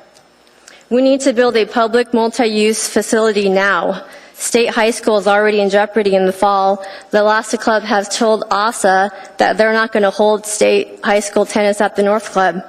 What are the high school kids going to do? We've got kids coming from Fairbanks, Juneau, Kodiak, all the Anchorage schools. I know you're all tired of hearing public testimony on this topic. Like Pat, I want to yawn also. It's way past my bedtime. I don't stay up this late even on the weekends. Let's get this done tonight. We need a public indoor tennis facility. Thank you.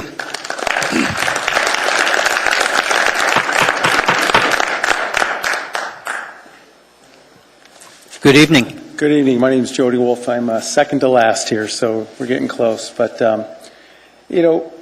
I've been with ATA as a treasurer here for the past year. I've been 40 years of tennis, 25 years here in Anchorage, Alaska played a little college tennis. I've got boys, 3 boys that play a significant amount of tennis, but they also play hockey. And I guess that's part of the point of tonight's theme a little bit for me is it's this idea that, we have hockey, we have tennis, it's not pitting them against each other. A few others have mentioned that as well.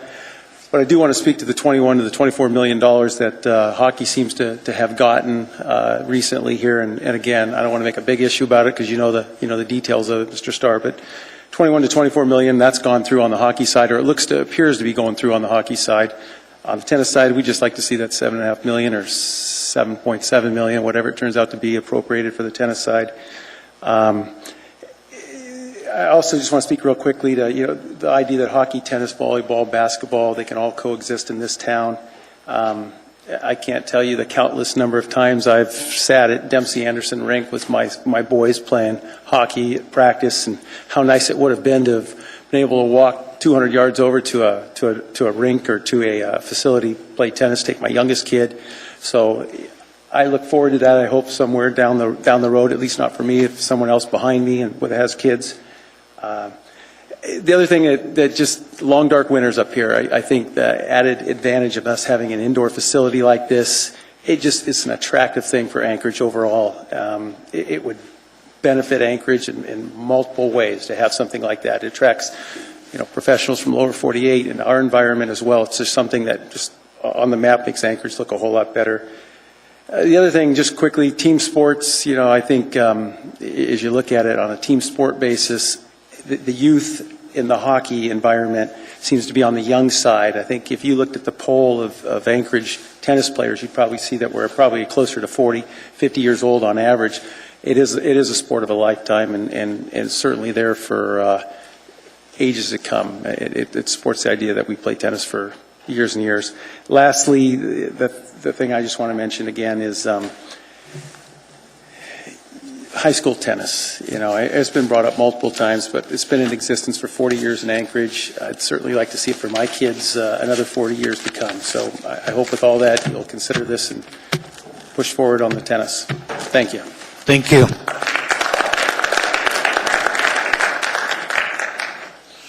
Good evening. Good evening. Mr. Chairman, Mayor, distinguished members of the Assembly. My name is Ed Hendrickson.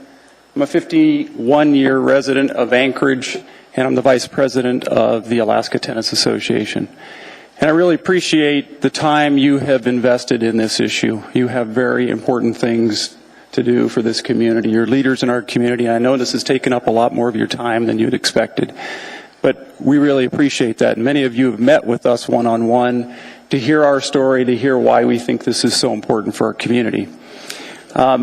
You might say that tonight you have an opportunity to do something fairly historic.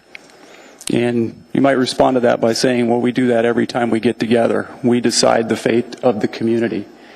Well, in this case, I think you have an opportunity to make an investment that has a generational impact. You've heard people talk to you before about that. And I want you to think about that as you deliberate on this decision. This is something that is incredibly good for our community. Some of our future generation has been here, and you heard an individual earlier say, I'm glad we've extended this so late so those kids could go home. They don't know what they're doing here. I actually disagree with that. I think what you're seeing is the youth have been ignited. They have a vision for what they want to see in this community, and they've come forward, and they're engaged and involved. And I think we should celebrate that, and I thank them for their efforts. And I hope you'll join me in thanking them for their efforts. So, I want you to think back to Anchorage, what it was like before the football stadium, year-round hockey, and Kincaid Park. Remember, it was a Nike missile site. We didn't have those things. We've come a long way since then. And I'd ask you, what would Anchorage be without those facilities today? You've heard more about that already. This indoor recreation facility is no different. It isn't about you or me. It isn't about most of the people in this room. Most of the people in this room can afford the membership at a private club. What we're here is representing people who can't afford access to low-cost recreation. That's what we're trying to do. Many of us will remain members of a private club. We want the nice fluffy towels. We want the restaurant. We want the pool. We want the Pilates. We want the yoga. But there's a lot of people who can't afford that, and that's what we're fighting for today. We believe good communities invest in healthy recreation. We've done that with the McDonald Center. We've done that with our hockey rinks. We've done that with the Mountain View Center and the Spenard Rec Center. This is something communities do. This is not about the private sector competing with the public sector.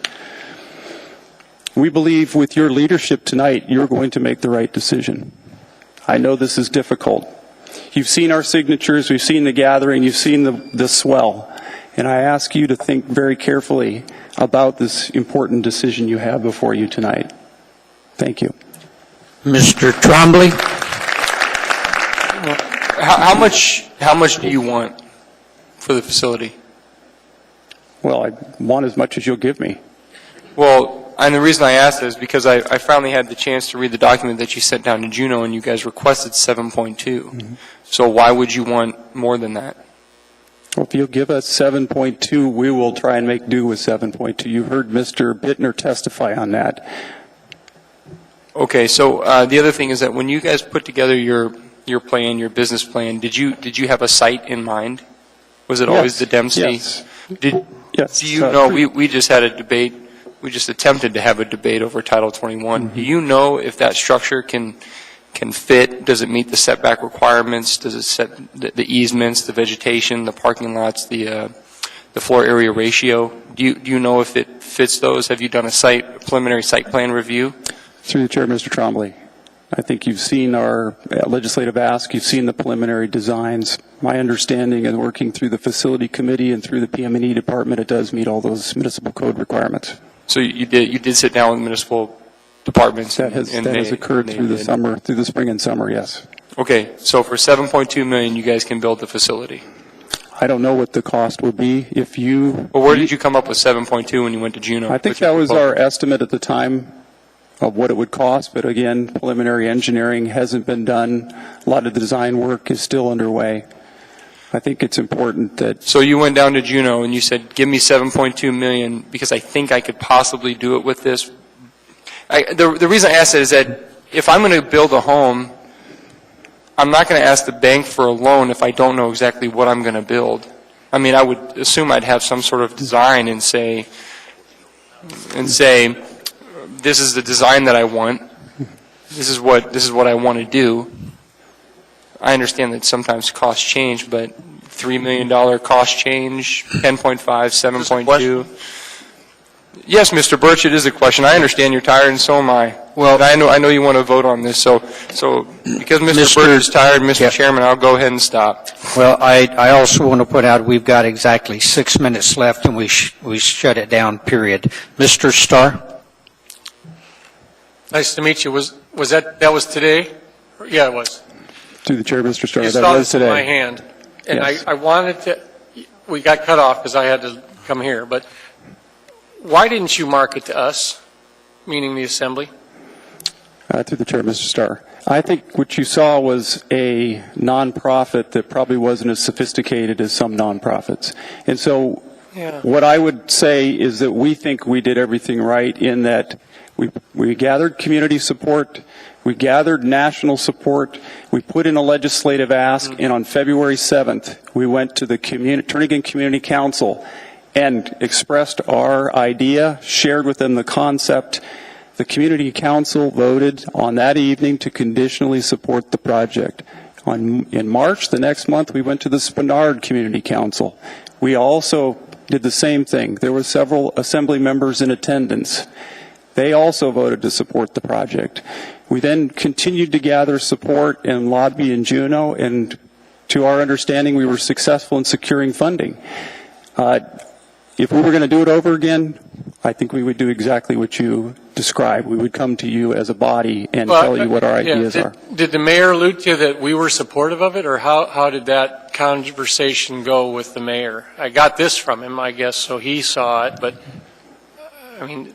Through the chair, Mr. Starr, the mayor did not indicate any other support other than his own personal support. Yeah, I'm trying to figure it out, because process is important to me. That's how this all started, and I got kind of slammed for going through, because I was really surprised. It wasn't a reaction that wasn't the case. You know, we thought we had all the information as related to the stewardship requirements and taking care of our community, so then we get this. And so part of my other thing is to find out what was said, what wasn't said. We had a meeting with the co-chair of finance, Bill Stoltz. Did you present to him down in Juneau? To the chair, Mr. Starr, I did not personally present to Mr. Stoltz. Mr. Starr, I've got 4 minutes, and I'd like to close public testimony. I see. Yeah. Yeah. Okay. Are you cutting me off, Chairman? Pardon? Are you cutting me off? No, sir. I'm saying I've got 4 minutes, and I want to close public testimony. When we debate, we're not going to do it tonight. We have by law to close at midnight. We can't stay longer than that. When we debate, it would be helpful to have somebody from the ATA here, because I've been polite, I've been nice, I've been listening, all of that, but I need to ask some pointed questions. There's one, and I'll be done in a minute. His proposal, $7.7 million, lines out any relationship with the city and ATA. He goes right through it. Whoosh, no ATA for management, no ATA for pass-through grant, no ATA for operations and maintenance. I want to make sure that that's the right thing to do. I got 0 time left to do that tonight. Somebody's going to have to come back when we debate. To the chair, Mr. Starr, when is the next time you'll debate this? I don't know. You'll have to ask him. He runs the place. I will commit that if it meets with our schedule, we will definitely be there to help support the debate. Thank you.